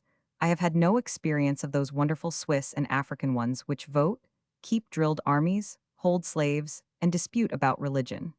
Those particular ants may be all that the naturalist paints them, but I am persuaded that the average ant is a sham. I admit his industry, of course. He is the hardest working creature in the world, when anybody is looking, but his leather-headedness is the point I make against him. He goes out foraging, he makes a capture, and then what does he do? Go home? No, he goes anywhere but home. He doesn't know where home is. His home may be only 3 feet away, no matter, he can't find it. He makes his capture, as I have said. It is generally something which can be of no sort of use to himself or anybody else. It is usually 7 times bigger than it ought to be. He lifts it bodily up in the air by main force and starts, not toward home, but in the opposite direction, not calmly and wisely, but with a frantic haste which is wasteful of his strength. He fetches up 141 against a pebble, and instead of going around it, he climbs over it backwards, dragging his booty after him, tumbles down on the other side, jumps up in a passion, kicks the dust off his clothes, moistens his hands, grabs his property viciously, yanks it this way, then that, shoves it ahead of him a moment, turns tail and lugs it after him another moment, gets madder and madder, then presently hoists it into the air and goes tearing away in an entirely new direction. Comes to a weed. It never occurs to him to go around it. No, he must climb it, and he does climb it, dragging his worthless property to the top, which is as bright a thing to do as it would be for me to carry a sack of flour from Heidelberg to Paris by way of Strasbourg steeple. When he gets up there, he finds that that is not the place, takes a cursory glance at the scenery, and either climbs down again or tumbles down, and starts off once more, as usual in a new direction. At the end of half an hour, he fetches up within 6 inches of the place he started from and lays his burden down. Meantime, he has been over all the ground for 2 yards around, and climbed all the weeds and pebbles he came across. Now he wipes the sweat from his brow, strokes his limbs, and then marches aimlessly off, in as violent a hurry as ever. He traverses a good deal of zigzag country, 142 and by stumbles on his same booty again. He does not remember ever having seen it before. He looks around to see which is not the way home, grabs his bundle and starts. He goes through the same adventures he had before, finally stops to rest, and a friend comes along. Evidently, the friend remarks that a last year's grasshopper leg is a very noble acquisition and inquires where he got it. Evidently, the proprietor does not remember exactly where he did get it, but thinks he got it around here somewhere. Evidently, the friend contracts to help him freight it home.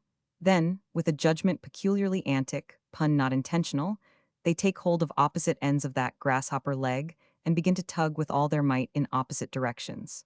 Presently, they take a rest and confer together. They decide that something is wrong, they can't make out what. Then they go at it again, just as before, same result. Mutual recriminations follow. Evidently, each accuses the other of being an obstructionist. They warm up, and the dispute ends in a fight. They lock themselves together and chew each other's jaws for a while. Then they roll and tumble on the ground till one loses a horn or a leg and has to haul off for repairs. They make up and go to work again in the same old insane way, but the 143 crippled ant is at a disadvantage. Tug as he may, the other one drags off the booty in him at the end of it. Instead of giving up, he hangs on and gets his shins bruised against every obstruction that comes in the way. By and by, when that grasshopper leg has been dragged all over the same old ground once more, it is finally dumped at about the spot where it originally lay. The two perspiring ants inspect it thoughtfully and decide that dried grasshopper legs are a poor sort of property after all. And then each starts off in a different direction to see if he can't find an old nail or something else that is heavy enough to afford entertainment, and at the same time valueless enough to make an ant want to own it. Foreign quotations again. When really learned men write books for other learned men to read, they are justified in using as many learned words as they please. Their audience will understand them. But a man that writes a book for the general public to read is not justified in disfiguring his pages with untranslated foreign expressions. It is an insolence toward the majority of the purchasers, for it is a very frank and impudent way of saying, get 144 the translations made yourself, if you want them. This book is not written for the ignorant classes. There are men who know a foreign language so well, and have used it so long in their daily life, that they seem to discharge whole volleys of it into their English writings unconsciously, and so they omit to translate as much as half the time. That is a great cruelty to 9 out of 10 of the man's readers. What is the excuse for this? The writer would say he only uses the foreign language where the delicacy of his point cannot be conveyed in English. Very well, then he writes his best things for the 10th man, and he ought to warn the other 9 not to buy his book. However, the excuse he offers is at least an excuse, but there is another set of men who know a word here and there, of a foreign language, or a few beggarly little 3-word phrases, filched from the back of the dictionary, and these they are continually peppering into their literature, with a pretense of knowing that language. What excuse can they offer? The foreign words and phrases which they use have their exact equivalents in a nobler language, English. Yet they think they adorn their page when they say Strass for street and Bahnhof for railway station, and so on, flaunting these fluttering rags of poverty in the reader's face, and imagining he 145 will be ass enough to take them for the sign of untold riches held in reserve. The Jungfrau. There was something subduing in the influence of that silent and solemn and awful presence. One seemed to meet the immutable, the indestructible, the eternal, face to face, and to feel the trivial and fleeting nature of his own existence the more sharply by the contrast. One had the sense of being under the brooding contemplation of a spirit, not an inert mass of rocks and ice. A spirit which had looked down, through the slow drift of the ages, upon a million vanished races of men and judged them, and would judge a million more, and still be there, watching, unchanged and unchangeable, after all life should be gone, and the earth have become a vacant desolation. While I was feeling these things, I was groping, without knowing it, toward an understanding of what the spell is which people find in the Alps, and in no other mountains. That strange, deep, nameless influence which once felt cannot be forgotten. Once felt leaves always behind it a restless longing to feel it again. Longing which is like homesickness. A grieving, haunting yearning which will plead, implore, 146 and persecute till it has its will. I met dozens of people, imaginative and unimaginative, cultivated and uncultivated, who had come from far countries and roamed through the Swiss Alps year after year. They could not explain why. They had come first, they said, out of idle curiosity because everybody talked about it. They had come since because they could not help it, and they should keep on coming while they lived for the same reason. They had tried to break their chains and stay away, but it was futile. Now they had no desire to break them. Others came nearer formulating what they felt. They said they could find perfect rest and peace nowhere else when they were troubled. All frets and worries and chafings sank to sleep in the presence of the benignant serenity of the Alps. The great spirit of the mountain breathed his own peace upon their hurt minds and sore hearts, and healed them. They could not think base thoughts or do mean and sordid things here, before the visible throne of God. Climbing the Gemmi Pass. When we began that ascent, we could see a microscopic chalet perched away up against heaven on what seemed to be the highest mountain 147 near us. It was on our right, across the narrow head of the valley. But when we got up abreast it on its own level, mountains were towering high above on every hand, and we saw that its altitude was just about that of the little Gesternthal which we had visited the evening before.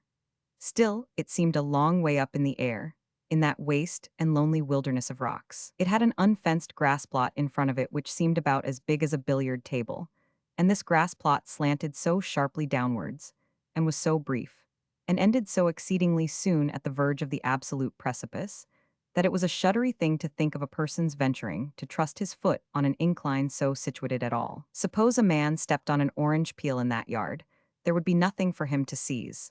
Nothing could keep him from rolling. 5 revolutions would bring him to the edge, and over he would go. What a frightful distance he would fall, for there are very few birds that fly as high as his starting point. He would strike and bounce 2 or 3 times on his way down, but this would be no advantage to him. I would as soon take an airing on the slant of a rainbow as in such a front yard. I would rather, in fact, for the distance 148 down would be about the same, and it is pleasanter to slide than to bounce. Descent of Gemmi Pass. We began our descent, now, by the most remarkable road I have ever seen. It wound in corkscrew curves down the face of the colossal precipice, a narrow way, with always the solid rock wall at one elbow and perpendicular nothingness at the other. We met an everlasting procession of guides, porters, mules, litters, and tourists climbing up the steep and muddy path, and there was no room to spare when you had to pass a tolerably fat mule. I always took the inside when I heard or saw the mule coming and flattened myself against the wall. I preferred the inside, of course, but I should have had to take it anyhow, because the mule prefers the outside. A mule's preference on a precipice is a thing to be respected. Well, his choice is always the outside. His life is mostly devoted to carrying bulky panniers and packages which rest against his body. Therefore, he is habituated to taking the outside edge of mountain paths, to keep his bundles from rubbing against rocks or banks on the other. When he goes into the passenger business, he absurdly clings to his ohabit, and keeps one leg of his passenger always dangling over the great deeps of the lower world, while that passenger's heart is in the highlands, so to speak.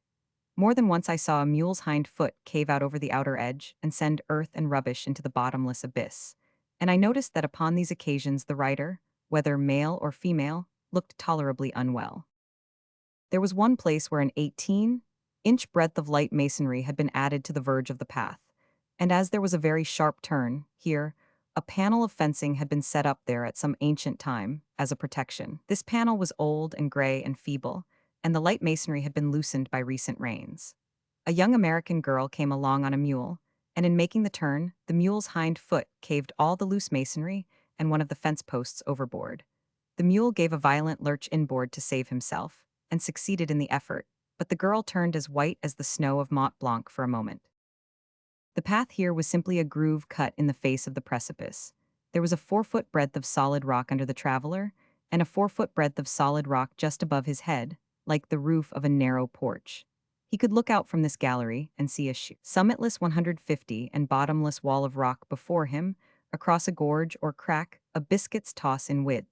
But he could not see the bottom of his own precipice unless he lay down and projected his nose over the edge. I did not do this because I did not wish to soil my clothes. Alp climbing. There is probably no pleasure equal to the pleasure of climbing a dangerous Alp, but it is a pleasure which is confined strictly to people who can find pleasure in it. I have not jumped to this conclusion. I have traveled to it per gravel train, so to speak. I have thought the whole thing out, and am quite sure I am right. A born climber's appetite for climbing is hard to satisfy. When it comes upon him, he is like a starving man with a feast before him. He may have other business on hand, but it must wait. Mr. Girdlestone had had his usual summer holiday in the Alps, and had spent it in the usual way, hunting for unique chances to break his neck. His vacation was over, and his luggage packed for England, but all of a sudden a hunger had come upon him to climb the tremendous Weisshorn once more, for he had heard of a new and utterly impossible route up it. His baggage 151 was unpacked at once, and now he and a friend, laden with knapsacks, ice axes, coils of rope, and canteens of milk, were just setting out. They would spend the night high up among the snows somewhere and get up at 2 in the morning and finish the enterprise.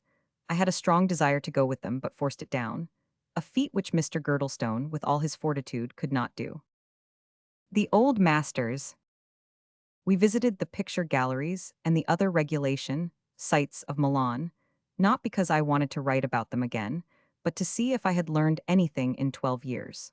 I afterwards visited the great galleries of Rome and Florence for the same purpose. I found I had learned one thing. When I wrote about the old masters before, I said the copies were better than the originals. That was a mistake of large dimensions. The old masters were still unpleasing to me, but they were truly divine contrasted with the copies. The copy is to the original as the pallid, smart, inane new waxwork group is to the vigorous, earnest, dignified group of living men and women whom it professes to duplicate. There is a mellow richness, a subdued color, in 152 the old pictures, which is to the eye what muffled and mellowed sound is to the ear. That is the merit which is most loudly praised in the old picture, and is the one which the copy most conspicuously lacks, and which the copyist must not hope to compass. It was generally conceded by the artists with whom I talked that that subdued splendor, that mellow richness, is imparted to the picture by age. Then why should we worship the old master for it, who didn't impart it, instead of worshipping old time, who did? Perhaps the picture was a clanging bell, until time muffled it and sweetened it. In conversation with an artist in Venice, I asked, "What is it that people see in old masters? I have been in the Doge's palace, and I saw several acres of very bad drawing, very bad perspective, and very incorrect proportions. Paul Veronese's dogs do not resemble dogs. All the horses look like bladders on legs. One man had a right leg on the left side of his body. In the large picture where the emperor, Barbarossa, is prostrate before the pope, there are 3 men in the foreground who are over 30 feet high, if one may judge by the size of a kneeling little boy in the center of the foreground. And according to the same scale, the pope is 7 feet high 153, and the doge is a shriveled dwarf of 4 feet. The artist said, yes, the old masters often drew badly. They did not care much for truth and exactness in minor details.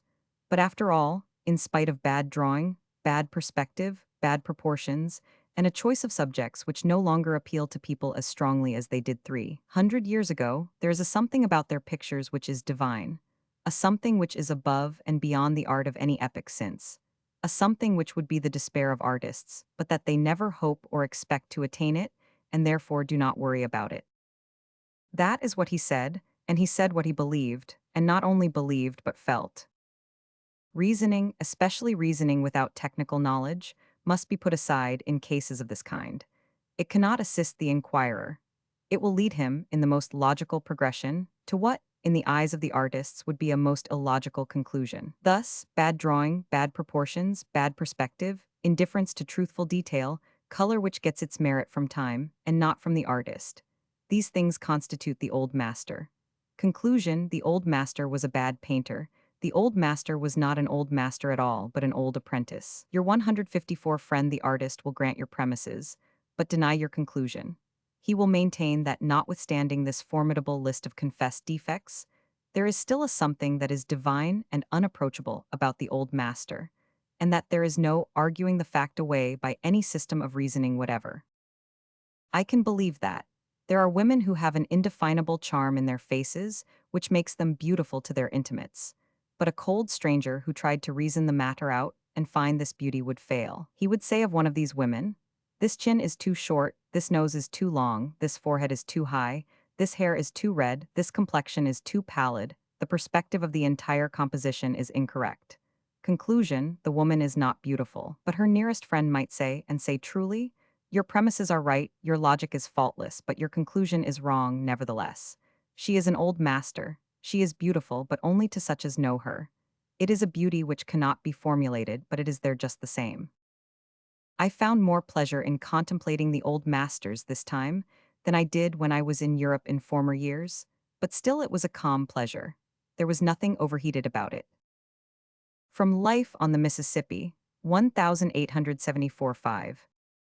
The Permanent Ambition. When I was a boy, there was but one permanent ambition among my comrades in our village on the west bank of the Mississippi River. That was to be a steamboatman. We had transient ambitions of other sorts, but they were only transient. When a circus came and went, it left us all burning to become clowns. The first Negro minstrel show that ever came to our section left us all suffering to try that kind of life. Now and then we had a hope that, if we lived and were good, God would permit us to be pirates. These ambitions faded out, each in its turn, but the ambition to be a steamboatman always remained. My father was a justice of the peace, and I supposed he possessed the power of life and death over all men, and could hang anybody that offended him. This was distinction enough for me as a general thing, but the desire to be a steamboatman, 156, kept intruding, nevertheless. I first wanted to be a cabin boy, so that I could come out with a white apron on and shake a tablecloth over the side, where all my old comrades could see me.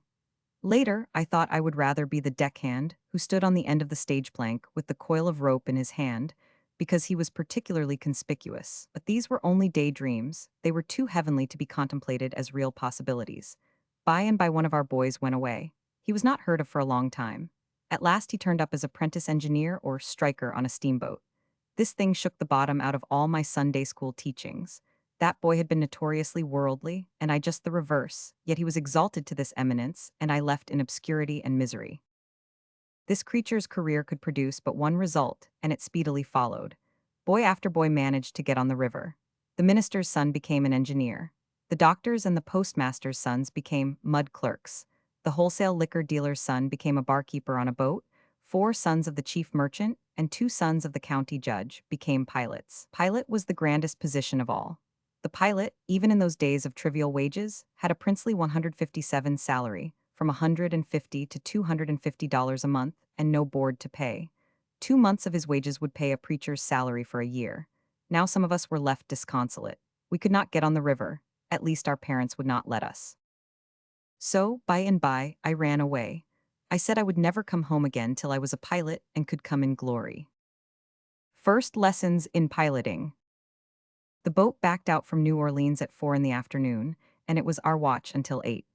Mr. Bixby, my chief, straightened her up, plowed her along past the sterns of the other boats that lay at the levee, and then said, "Here, take her. Shave those steamships as close as you'd peel an apple." I took the wheel, and my heartbeat fluttered up into the hundreds, for it seemed to me that we were about to scrape the side of every ship in the line. We were so close. I held my breath and began to claw the boat away from the danger, and I had my own opinion of the pilot who had known no better than to get us into such peril, but I was too wise to express it. In half a minute, I had a wide margin of safety intervening between 158 the Paul Jones and the ships, and within 10 seconds more I was set aside in disgrace, and Mr. Bixby was going into danger again and flaying me alive with abuse of my cowardice. I was stung, but I was obliged to admire the easy confidence with which my chief loafed from side to side of his wheel, and trimmed the ship so closely that disaster seemed ceaselessly imminent. When he had cooled a little, he told me that the easy water was close ashore and the current outside, and therefore we must hug the bank, upstream, to get the benefit of the former, and stay well out, downstream, to take advantage of the latter. In my own mind, I resolved to be a downstream pilot and leave the upstreaming to people dead to prudence. Now and then Mr. Bixby called my attention to certain things. Said he, "This is 6 Mile Point." I assented. It was pleasant enough information, but I could not see the bearing of it. I was not conscious that it was a matter of any interest to me.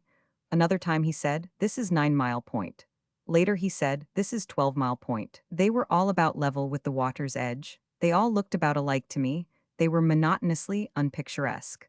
I hoped Mr. Bixby would change the subject. But no, he would crowd up 159 around a point, hugging the shore with affection, and then say, "The slack water ends here, abreast this bunch of china trees. Now we cross over."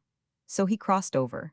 He gave me the wheel once or twice, but I had no luck. I either came near chipping off the edge of a sugar plantation, or I yawed too far from shore, and so dropped back into disgrace again and got abused. The watch was ended at last, and we took supper and went to bed. At midnight the glare of a lantern shone in my eyes, and the night watchman said, "Come turn out." And then he left. I could not understand this extraordinary procedure, so I presently gave up trying to and dozed off to sleep. Pretty soon the watchman was back again, and this time he was gruff. I was annoyed. I said, "What do you want to come bothering around here in the middle of the night for? Now, as like as not, I'll not get to sleep again tonight. The watchman said, well, if this ain't good, I'm blessed. The off watch was just turning in, and I heard some brutal laughter from them, and such remarks as, hello, watchman. Ain't the new cub turned out yet? He's delicate likely. Give 160 him some sugar in a rag and send for the chambermaid to sing Rockabye Baby to him. About this time, Mr. Bixby appeared on the scene. Something like a minute later, I was climbing the pilot house steps with some of my clothes on and the rest in my arms. Mr. Bixby was close behind, commenting. Here was something fresh, this thing of getting up in the middle of the night to go to work. It was a detail in piloting that had never occurred to me at all. I knew that boats ran all night, but somehow I had never happened to reflect that somebody had to get up out of a warm bed to run them. I began to fear that piloting was not quite so romantic as I had imagined it was. There was something very real and work-like about this new phase of it. It was rather a dingy night, although a fair number of stars were out. The big mate was at the wheel, and he had the old tub pointed at a star and was holding her straight up the middle of the river. The shores on either hand were not much more than half a mile apart, but they seemed wonderfully far away and ever so vague and indistinct. The mate said, we've got to land at Jones's plantation, sir. The vengeful spirit in me exulted. I said to myself, I wish you joy of your job, Mr. Bixby. 161, you'll have a good time finding Mr. Jones's plantation such a night as this, and I hope you never will find it as long as you live. Mr. Bixby said to the mate, upper end of the plantation or the lower? The upper. I can't do it. The stumps there are out of the water at this stage. It's no great distance to the lower, and you'll have to get along with that. All right, sir. If Jones don't like it, he'll have to lump it, I reckon. And then the mate left. My exultation began to cool, and my wonder to come up. Here was a man who not only proposed to find this plantation on such a night, but to find either end of it you preferred. I dreadfully wanted to ask a question, but I was carrying about as many short answers as my cargo room would admit of, so I held my peace. All I desired to ask Mr. Bixby was the simple question whether he was ass enough to really imagine he was going to find that plantation on a night when all plantations were exactly alike and all the same color. But I held in. I used to have fine inspirations of prudence in those days. Mr. Bixby made for the shore and soon was 162 scraping it, just the same as if it had been daylight. And not only that but singing. Father in heaven, the day is declining, etc. It seemed to me that I had put my life into the keeping of a peculiarly reckless outcast. Presently he turned on me and said, what's the name of the first point above New Orleans? I was gratified to be able to answer promptly, and I did. I said I didn't know. Don't know. This manner jolted me. I was down at the foot again in a moment, but I had to say just what I had said before. Well, you're a smart one, said Mr. Bixby. What's the name of the next point? Once more, I didn't know. Well, this beats anything. Tell me the name of any point or place I told you. I studied a while and decided that I couldn't. Look here, what do you start out from, above 12-Mile Point to cross over? I don't know. You don't know, mimicking my drawling manner of speech. What do you know? 163, I nothing for certain. By the great CSR's ghost, I believe you. You're the stupidest dunderhead I ever saw or ever heard of, so help me Moses. The idea of you being a pilot, why you don't know enough to pilot a cow down a lane. Oh, but his wrath was up. He was a nervous man, and he shuffled from one side of his wheel to the other as if the floor was hot. He would boil a while to himself, and then overflow and scald me again. Look here, what do you suppose I told you the names of those points for? I tremblingly considered a moment, and the devil of temptation provoked me to say. Well, to be entertaining, I thought. This was a red flag to the bull. He raged and stormed so, he was crossing the river at the time, that I judge it made him blind, because he ran over the steering gear of a trading scow. Of course the traders sent up a volley of red-hot profanity. Never was a man so grateful as Mr. Bixby was, because he was brimful, and here were subjects who could talk back. He threw open a window, thrust his head out, and such an eruption followed as I never had heard before. The fainter and farther away the scowman's curses drifted, the higher Mr. Bixby lifted his voice, and the weightier his adjectives grew. When he closed the window, he was empty. You could have drawn a send through his system and not caught curses enough to disturb your mother with. Presently he said to me in the gentlest way, "My boy, you must get a little memorandum book, and every time I tell you a thing, put it down right away. There's only one way to be a pilot, and that is to get this entire river by heart. You have to know it just like a BC." That was a dismal revelation to me, for my memory was never loaded with anything but blank cartridges. However, I did not feel discouraged long. I judged that it was best to make allowances, for doubtless Mr. Bixby was stretching. Presently he pulled a rope and struck a few strokes on the big bell. The stars were all gone now, and the night was as black as ink. I could hear the wheels churn along the bank, but I was not entirely certain that I could see the shore. The voice of the invisible watchman called up from the hurricane deck. "What's this, sir?" "Jones's plantation." I said to myself, I wish that I might venture to offer a small bet that it isn't, but I did not chirp. I only waited to see. Mr. Bixby 165 handled the engine bells, and in due time the boat's nose came to the land. A torch glowed from the forecastle. A man skipped ashore. A darkey's voice on the bank said, "Gimme de carpet bag, Mass Jones," and the next moment we were standing up the river again, all serene. I reflected deeply a while and then said, but not aloud, "Well, the finding of that plantation was the luckiest accident that ever happened, but it couldn't happen again in 100 years." Perplexing lessons. At the end of what seemed a tedious while, I had managed to pack my head full of islands, towns, bars, points, and bends, and a curiously inanimate mass of lumber it was, too. However, inasmuch as I could shut my eyes and reel off a good long string of these names, without leaving out more than 10 miles of river in every 50, I began to feel that I could take a boat down to New Orleans if I could make her skip those little gaps. But of course my complacency could hardly get start enough to lift my nose a trifle into the air before Mr. Bixby would think of something to fetch it down again. One day he turned on me suddenly with this settler. "What is the shape of Walnut Bend?" 166, he might as well have asked me my grandmother's opinion of protoplasm. I reflected respectfully, and then said I didn't know it had any particular shape. My gunpowdery chief went off with a bang, of course, and then went on loading and firing until he was out of adjectives. I had learned long ago that he only carried just so many rounds of ammunition, and was sure to subside into a very placable and even remorseful old smoothbore as soon as they were all gone. That word old is merely affectionate. He was not more than 34. I waited. By and by he said, "My boy, you've got to know the shape of the river perfectly. It is all there is left to steer by on a very dark night. Everything else is blotted out and gone. But mind you, it hasn't the same shape in the night that it has in the daytime." "How on earth am I ever going to learn it then?" "How do you follow a hall at home in the dark? Because you know the shape of it, you can't see it." "Do you mean to say that I've got to know all the million trifling variations of shape in the banks of this interminable river, as well as know the shape of the front hall at home?" "On my honor, you've got to know them better than any man ever did know the shapes of the halls in his own house." "I wish I was dead. Now, I don't want to discourage you, but, well, pile it on me. I might as well have it now as another time. You see, this has got to be learned. There isn't any getting around it. A clear starlight night throws such heavy shadows that, if you didn't know the shape of a shore perfectly, you would claw away from every bunch of timber, because you would take the black shadow of it for a solid cape. And you see you would be getting scared to death, every 15 minutes by the watch. You would be 50 yards from shore all the time when you ought to be within 50 feet of it.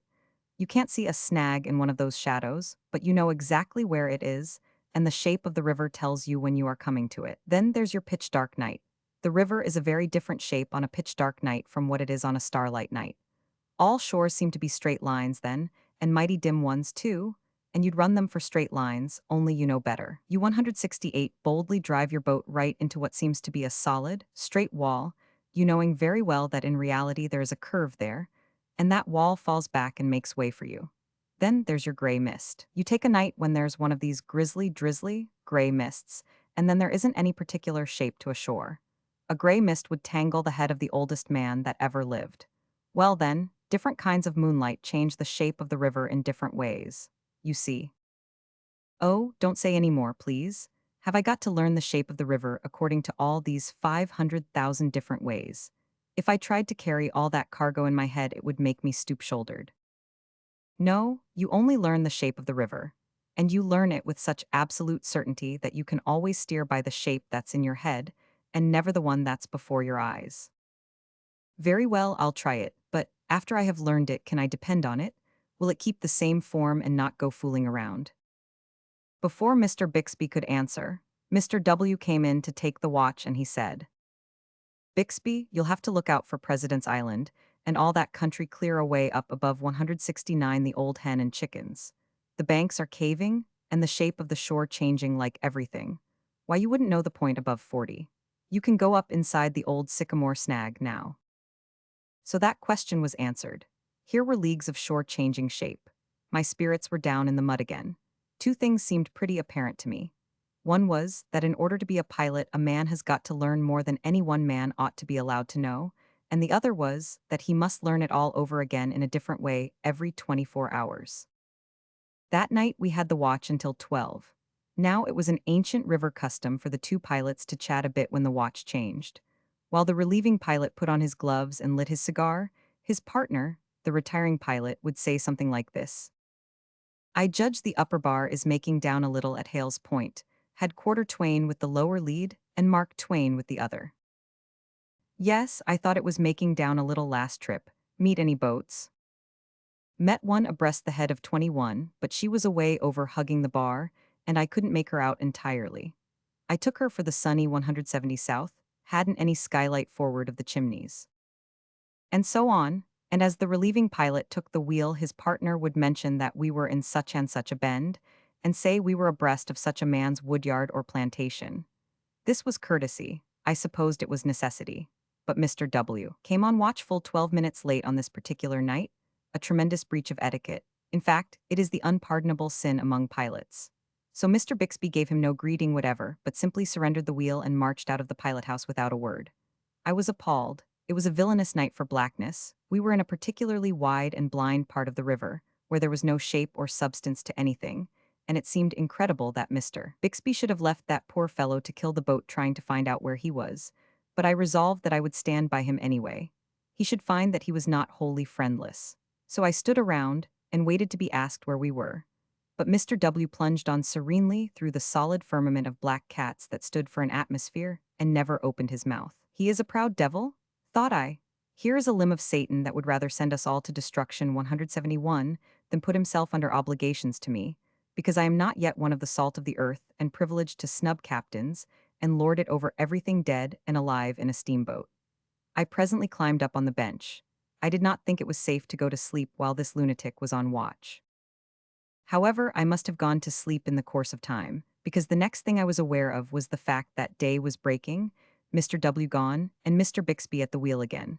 So it was 4 o'clock and all well, but me, I felt like a skinful of dry bones and all of them trying to ache at once. Mr. Bixby asked me what I had stayed up there for. I confessed that it was to do Mr. W a benevolence, tell him where he was. It took 5 minutes for the entire preposterousness of the thing to filter into Mr. Bixby's system, and then I judged it filled him nearly up to the chin, because he paid me a compliment, and not much of a one either. He said, well, taking you by and large, you seem to be more different kinds of an ass than any creature I ever saw before. What did you suppose he wanted to know for? I said I thought it might be a convenience to convenience. 500, nation. Didn't I tell you that a man's got to know the river in the night the same as he'd know his front hall? Well, I can follow the front hall in the dark if I know it is the front hall. But suppose you set me down in the middle of it in the dark and did not tell me which hall it is. How am I to know? Well, you've got to on the river. All right, then I'm glad I never said anything to Mr. W. I should say so. Why, he'd have slammed you through the window and utterly ruined $100 worth of window sash and stuff. I was glad this damage had been saved, for it would have made me unpopular with the owners. They always hated anybody who had the name of being careless and injuring things. I went to work now to learn the shape of the river, and of all the eluding and ungraspable objects that ever I tried to get mind or hands on, that was the chief. I would fasten my eyes upon a sharp, wooded point that projected far into the river some miles ahead of me, and go laboriously photographing its shape into my brain. And just as I was beginning to succeed to my satisfaction, we would draw up toward it, and the exasperating thing would begin to 173 melt away and fold back into the bank. If there had been a conspicuous dead tree standing up in the very point of the cape, I would find that tree inconspicuously merged into the general forest and occupying the middle of a straight shore when I got abreast of it. No prominent hill would stick to its shape long enough for me to make up my mind what its form really was, but it was as dissolving and changeful as if it had been a mountain of butter in the hottest corner of the tropics. Nothing ever had the same shape when I was coming downstream that it had borne when I went up. I mentioned these little difficulties to Mr. Bixby. He said, "That's the very main virtue of the thing. If the shapes didn't change every 3 seconds, they wouldn't be of any use. Take this place where we are now, for instance. As long as that hill over yonder is only one hill, I can boom right along the way I'm going. But the moment it splits at the top and forms a five, I know I've got to scratch to starboard in a hurry, or I'll bang this boat's brains out against a rock. And then the moment one of the prongs of the five swings behind the other, I've got to waltz to larboard again, or I'll have a misunderstanding with a snag that would snatch the kelson out 174 of this steamboat as neatly as if it were a sliver in your hand. If that hill didn't change its shape on bad nights, there would be an awful steamboat graveyard around here inside of a year." It was plain that I had got to learn the shape of the river in all the different ways that could be thought of. Upside down, wrong end first, inside out, fore and aft, and thwartships, and then know what to do on gray nights when it hadn't any shape at all. So I set about it. In the course of time, I began to get the best of this naughty lesson, and my self-complacency moved to the front once more. Mr. Bixby was all fixed and ready to start it to the rear again. He opened on me in this fashion. "How much water did we have in the middle crossing at Hole in the Wall, trip before last?" I considered this an outrage, I said. "Every trip down and up, the leadsmen are singing through that tangled place for 3/4 of an hour on a stretch. How do you reckon I can remember such a mess as that?" "My boy, you've got to remember it. You've got to remember the exact spot and the exact marks the boat lay in when we had the shoalest water, in every one of the 500 shoal places between St. Louis and New Orleans. And you mustn't get the shoal soundings and marks of one trip mixed up with the shoal soundings and marks of another, either, for they're not often twice alike. You must keep them separate." When I came to myself again, I said, "When I get so that I can do that, I'll be able to raise the dead, and then I won't have to pilot a steamboat to make a living. I want to retire from this business. I want a slush bucket and a brush. I'm only fit for a roustabout. I haven't got brains enough to be a pilot, and if I had, I wouldn't have strength enough to carry them around unless I went on crutches. Now drop that. When I say I'll learn a man the river, I mean it, and you can depend on it, I'll learn him or kill him." A test of courage. The growth of courage in the pilot house is steady all the time, but it does not reach a high and satisfactory condition until sometime after the young pilot has been standing his own watch, alone, and under the staggering weight of all the responsibilities connected with the position. When an apprentice has become pretty thoroughly acquainted with the river, he goes 176 clattering along so fearlessly with his steamboat, night or day, that he presently begins to imagine that it is his courage that animates him. But the first time the pilot steps out and leaves him to his own devices, he finds out it was the other man's. He discovers that the article has been left out of his own cargo altogether. The whole river is bristling with exigencies in a moment. He is not prepared for them. He does not know how to meet them. All his knowledge forsakes him, and within 15 minutes he is as white as a sheet and scared almost to death. Therefore, pilots wisely train these cubs by various strategic tricks to look danger in the face a little more calmly. A favorite way of theirs is to play a friendly swindle upon the candidate. Mr. Bixby served me in this fashion once, and for years afterward I used to blush, even in my sleep when I thought of it. I had become a good steersman, so good indeed that I had all the work to do on our watch night and day. Mr. Bixby seldom made a suggestion to me. All he ever did was to take the wheel on particularly bad nights or in particularly bad crossings, land the boat when she needed to be landed, play gentleman of leisure 9/10 of the watch, and collect the wages. The lower river was about bankful, and if anybody had questioned my ability to run any crossing between Cairo and New Orleans without help or instruction, I should have felt irreparably hurt. The idea of being afraid of any crossing in the lot in the daytime was a thing too preposterous for contemplation. Well, one matchless summer's day I was bowling down the bend above Islin, brimful of self-conceit and carrying my nose as high as a giraffe's, when Mr. Bixby said, "I am going below a while. I suppose you know the next crossing." This was almost an affront. It was about the plainest and simplest crossing in the whole river. One couldn't come to any harm, whether he ran it right or not, and as for depth, there never had been any bottom there. I knew all this perfectly well. Know how to run it? Why, I can run it with my eyes shut. How much water is there in it? Well, that is an odd question. I couldn't get bottom there with a church steeple. You think so, do you? The very tone of the question shook my confidence.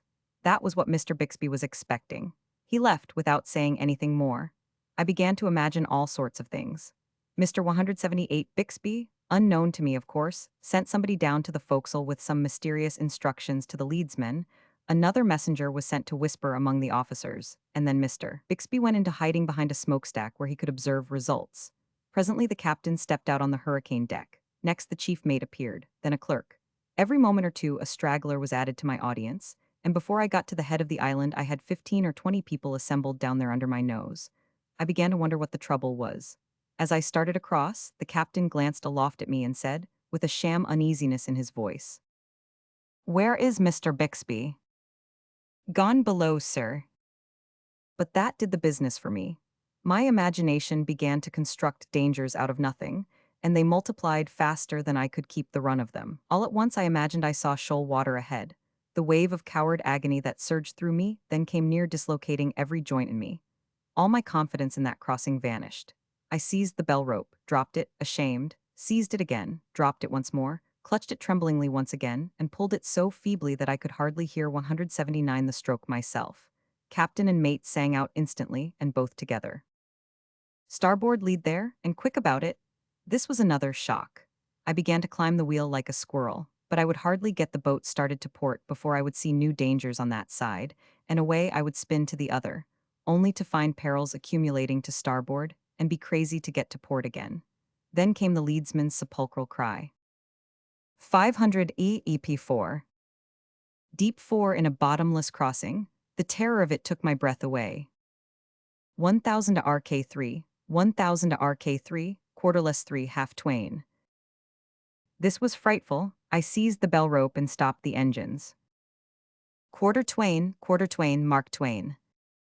I was helpless. I did not know what in the world to do. I was quaking from head to foot, and I could have hung my hat on my eyes, they stuck out so far. Quarter less Twain, 9.5.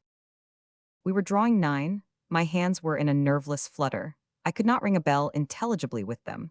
I flew to the speaking tube and shouted to the engineer. 180, oh Ben, if you love me, back her. Quick Ben, oh back the immortal soul out of her. I heard the door close gently. I looked around and there stood Mr. Bixby, smiling, a bland, sweet smile. Then the audience on the hurricane deck sent up a thundergust of humiliating laughter. I saw it all now, and I felt meaner than the meanest man in human history. I laid in the lead, set the boat in her marks, came ahead on the engines, and said, "It was a fine trick to play on an orphan, wasn't it? I suppose I'll never hear the last of how I was ass enough to heave the lead at the head of 66. Well, no, you won't, maybe. In fact, I hope you won't, for I want you to learn something by that experience. Didn't you know there was no bottom in that crossing?" "Yes, sir, I did." "Very well, then. You shouldn't have allowed me or anybody else to shake your confidence in that knowledge. Try to remember that. And another thing, when you get into a dangerous place, don't turn coward. That isn't going to help matters any." It was a good enough lesson, but pretty hardly learned. Yet about the hardest part of it was 181 that for months I so often had to hear a phrase which I had conceived a particular distaste for. It was, "Oh, Ben, if you love me, back her." From The Prince and the Pauper, 1877-80. Births of high and low degree. In the ancient city of London, on a certain autumn day, in the second quarter of the 16th century, a boy was born to a poor family of the name of Canty, who did not want him. On the same day, another English child was born to a rich family of the name of Tudor, who did want him. All England wanted him too. England had so longed for him, and hoped for him, and prayed God for him that, now that he was really come, the people went nearly mad for joy. Mere acquaintances hugged and kissed each other and cried.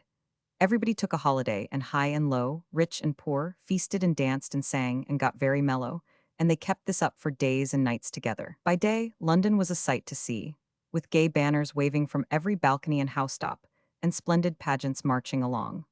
By night it was again a sight to see, with its great 183 bonfires at every corner, and its troops of revelers making merry around them. There was no talk in all England but of the new baby, Edward Tudor, Prince of Wales, who lay lapped in silks and satins, unconscious of all this fuss, and not knowing that great lords and ladies were tending him and watching over him, and not caring either. But there was no talk about the other baby, Tom Canty, lapped in his poor rags, except among the family of paupers whom he had just come to trouble with his presence. The Canty home. The house which Tom's father lived in was up a foul little pocket called Awful Court, out of Pudding Lane. It was small, decayed, and rickety, but it was packed full of wretchedly poor families. Canty's tribe occupied a room on the third floor. The mother and father had a sort of bedstead in the corner. But Tom, his grandmother, and his two sisters, Bet and Nan, were not restricted. They had all the floor to themselves and might sleep where they chose. There were the remains of a blanket or two, and some bundles of ancient and dirty straw, but these could not rightly be called beds, for they were not organized. They were kicked into 184A general pile mornings, and selections made from the mass at night for service. London Bridge. This structure, which had stood for 600 years, and had been a noisy and populous thoroughfare all that time, was a curious affair, for a closely packed rank of stores and shops, with family quarters overhead, stretched along both sides of it, from one bank of the river to the other. The bridge was a sort of a town to itself. It had its inn, its beer houses, its bakeries, its haberdasheries, its food markets, its manufacturing industries, and even its church. It looked upon the two neighbors which it linked together, London and Southwark, as being well enough as suburbs but not otherwise particularly important. It was a close corporation, so to speak. It was a narrow town, of a single street a fifth of a mile long.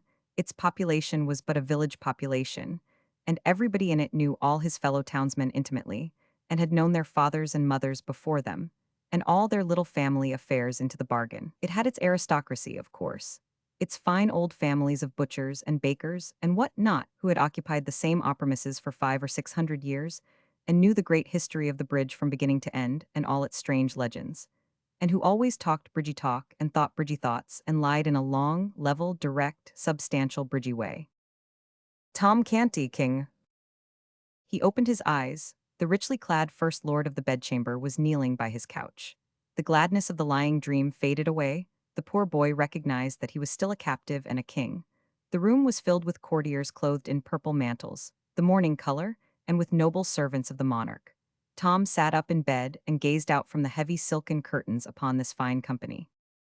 The weighty business of dressing began, and one courtier after another knelt and paid his court and offered to the little king his condolences upon his heavy loss, while the dressing proceeded. In the beginning, a shirt was taken up by the chief equerry in waiting, who passed it to the First Lord of the Buckhounds, 186 who passed it to the second gentleman of the bedchamber, who passed it to the head ranger of Windsor Forest, who passed it to the third groom of the stole, who passed it to the Chancellor Royal of the Duchy of Lancaster, who passed it to the Master of the Wardrobe, who passed it to Nor, King-at-Arms, who passed it to the Constable of the Tower, who passed it to the Chief Steward of the Household, who passed it to the Hereditary Grand Diaperer, who passed it to the Lord High Admiral of England, who passed it to the Archbishop of Canterbury, who passed it to the First Lord of the Bedchamber, who took what was left of it and put it on Tom.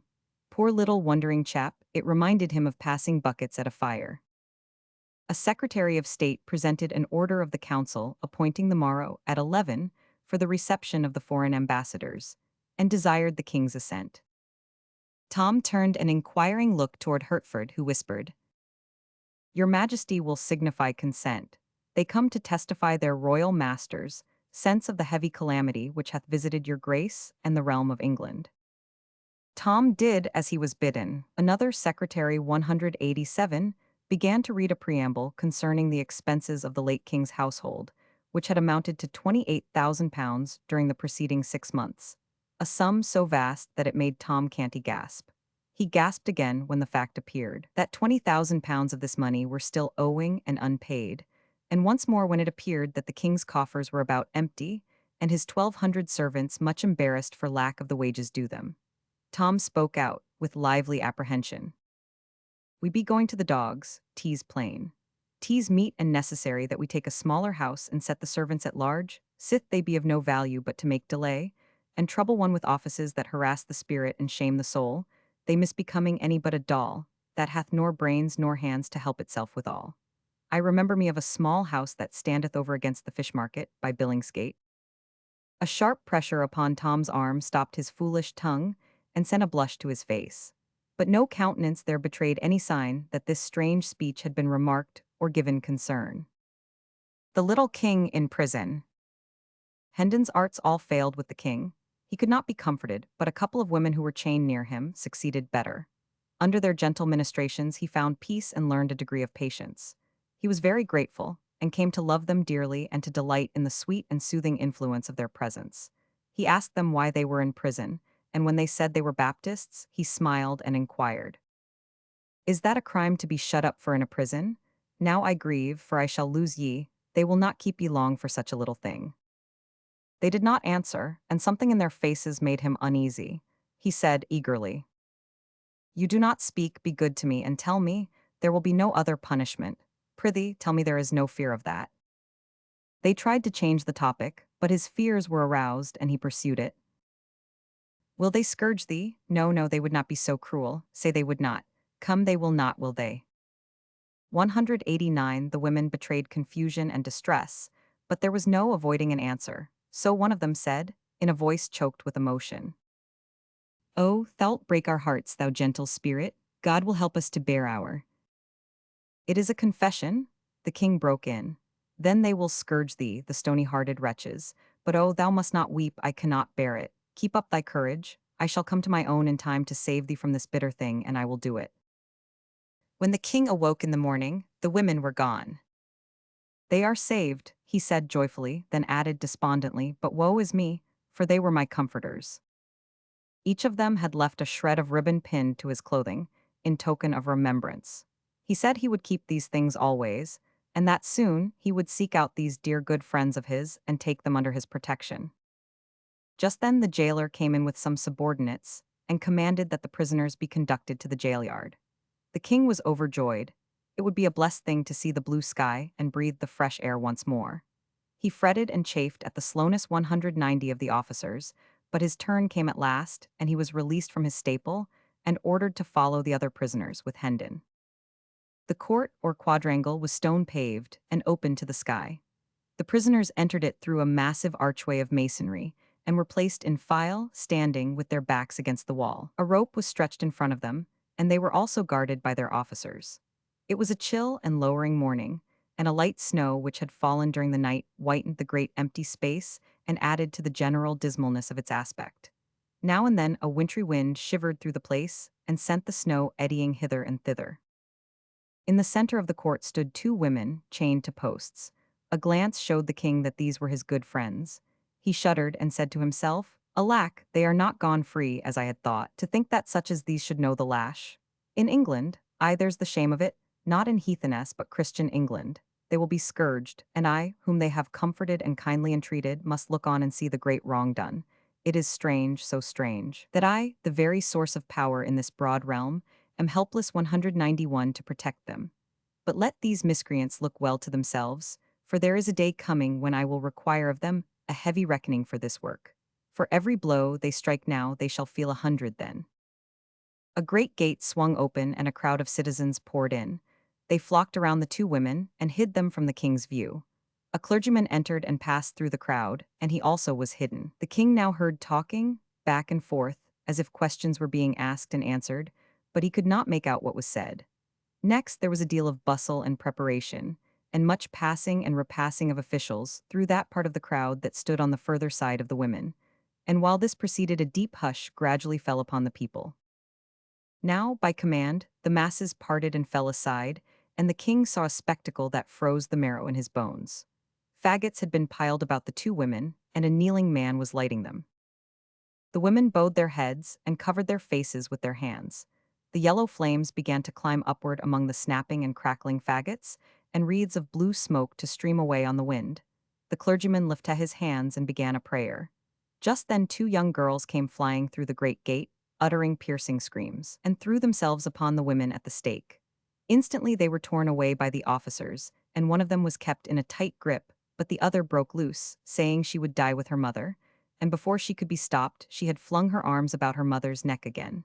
She was torn away once more, and with her gown on fire. 2 or 3 men held her, and the burning portion of her gown was snatched off and thrown flaming aside, she struggling all the while to free herself, and saying she would be alone in the world now, and begging to be allowed to die with her mother. Both the girls screamed continually and fought for freedom. But suddenly, this tumult was drowned under a volley of heart-piercing shrieks of mortal agony. The king glanced from the frantic girls to the stake, then turned away and leaned his ashen face against the wall and looked no more. He said, "That which I have seen, in that one little moment, will never go out from my memory, but will abide there.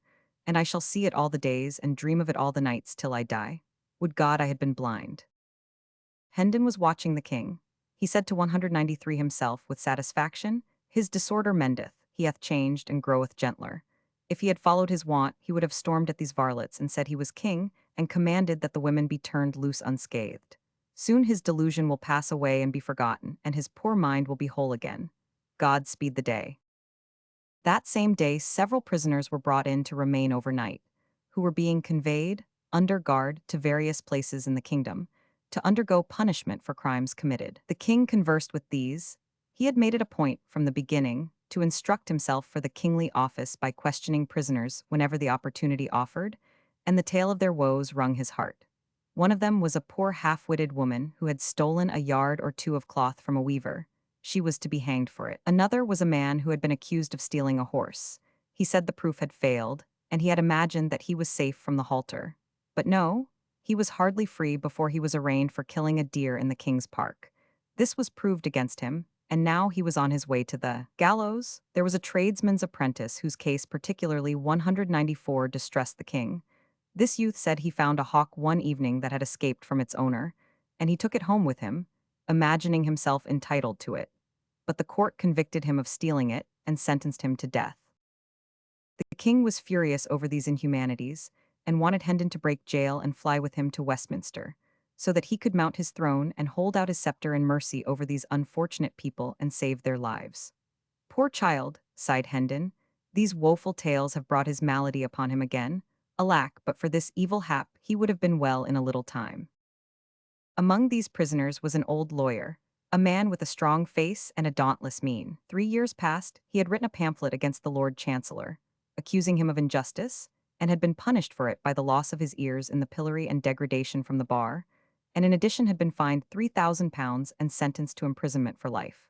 Lately he had repeated his offense, and in consequence was now under sentence to lose what remained of his ears, pay a fine of £5,000, be branded on both cheeks, and remain in prison for life. "These be honorable scars," he said, and turned back his grey hair and showed the mutilated stubs of what had once been his ears. The king's eyes burned with passion. He said, "None believe in me, neither wilt thou. But no matter, within the compass of a month thou shalt be free, and more, the laws that have dishonored thee and shamed the English name shall be swept from the statute books.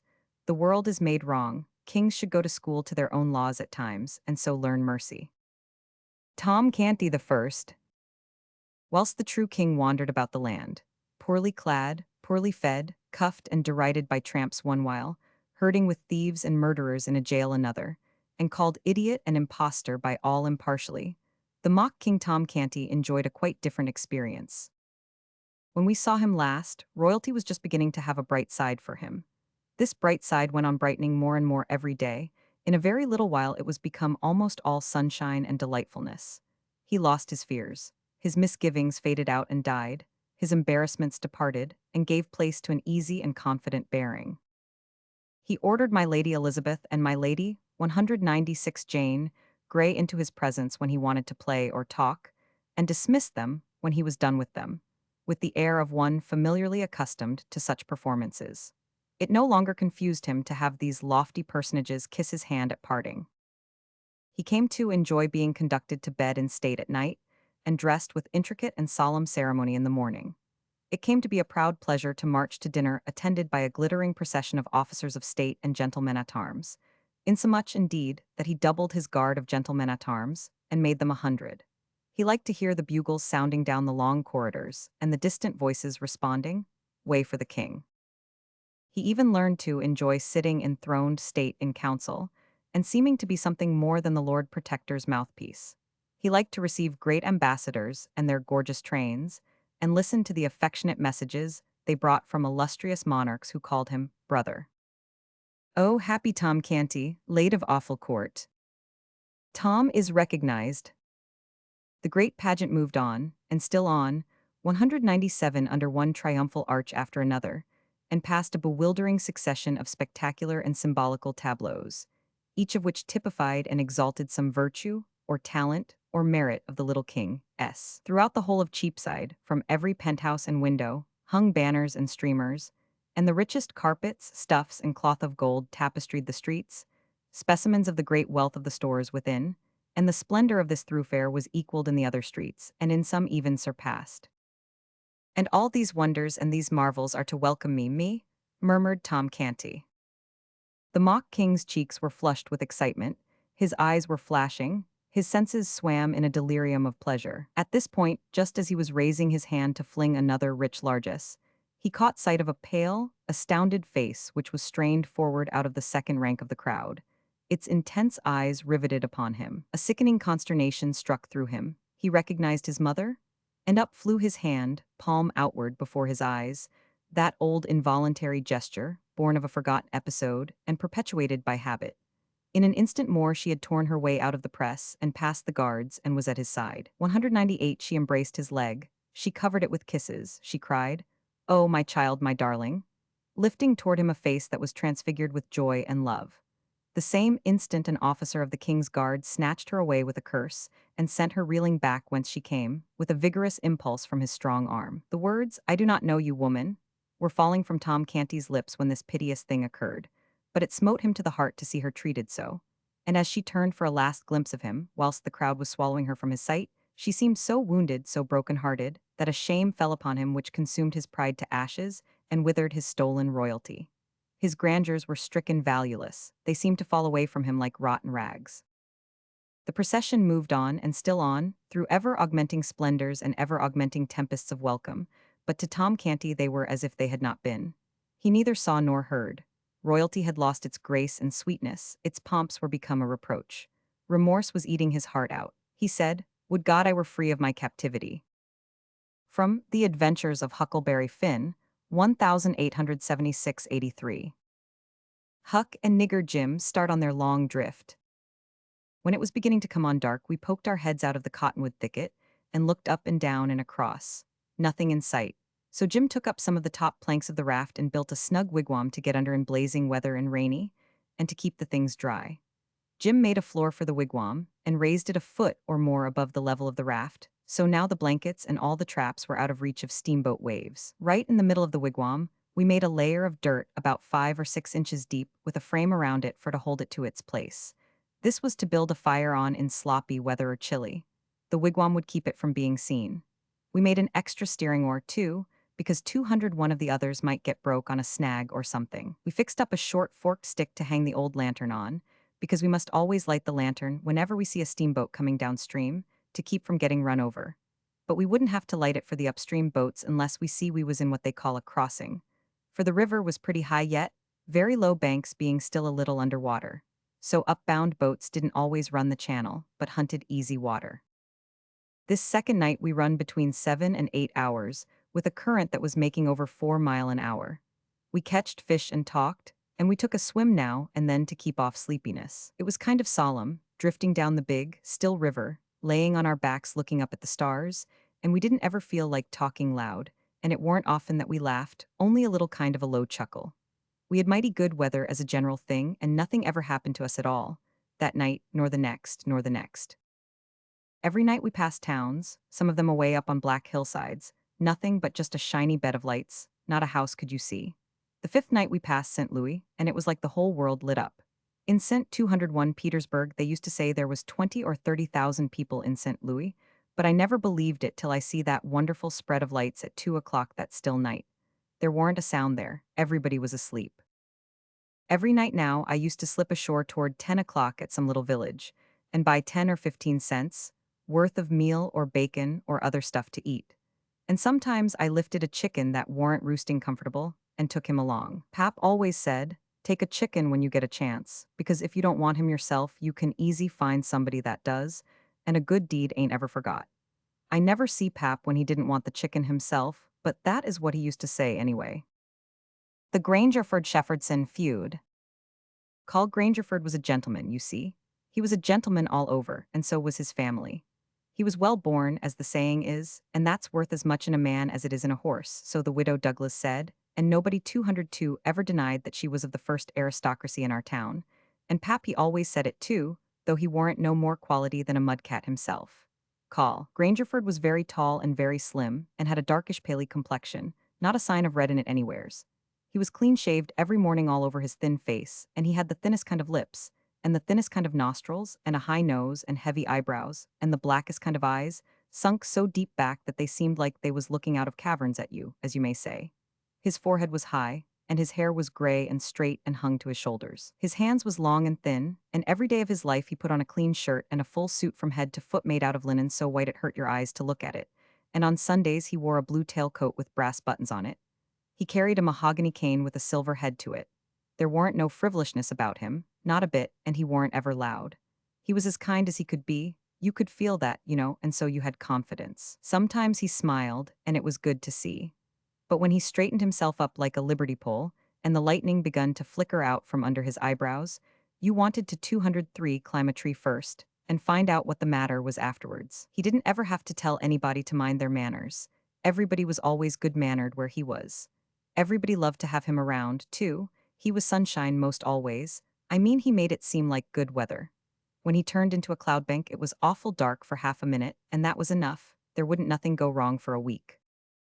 When him and the old lady came down in the morning, all the family got up out of their chairs and give them good day, and didn't set down again till they had set down. Then Tom and Bob went to the sideboard where the decanter was, and mixed a glass of bitters and handed it to him, and he held it in his hand and waited till Tom's and Bob's was mixed. And then they bowed and said, "Our duty to you, sir and madam." And they bowed the least bit in the world and said thank you.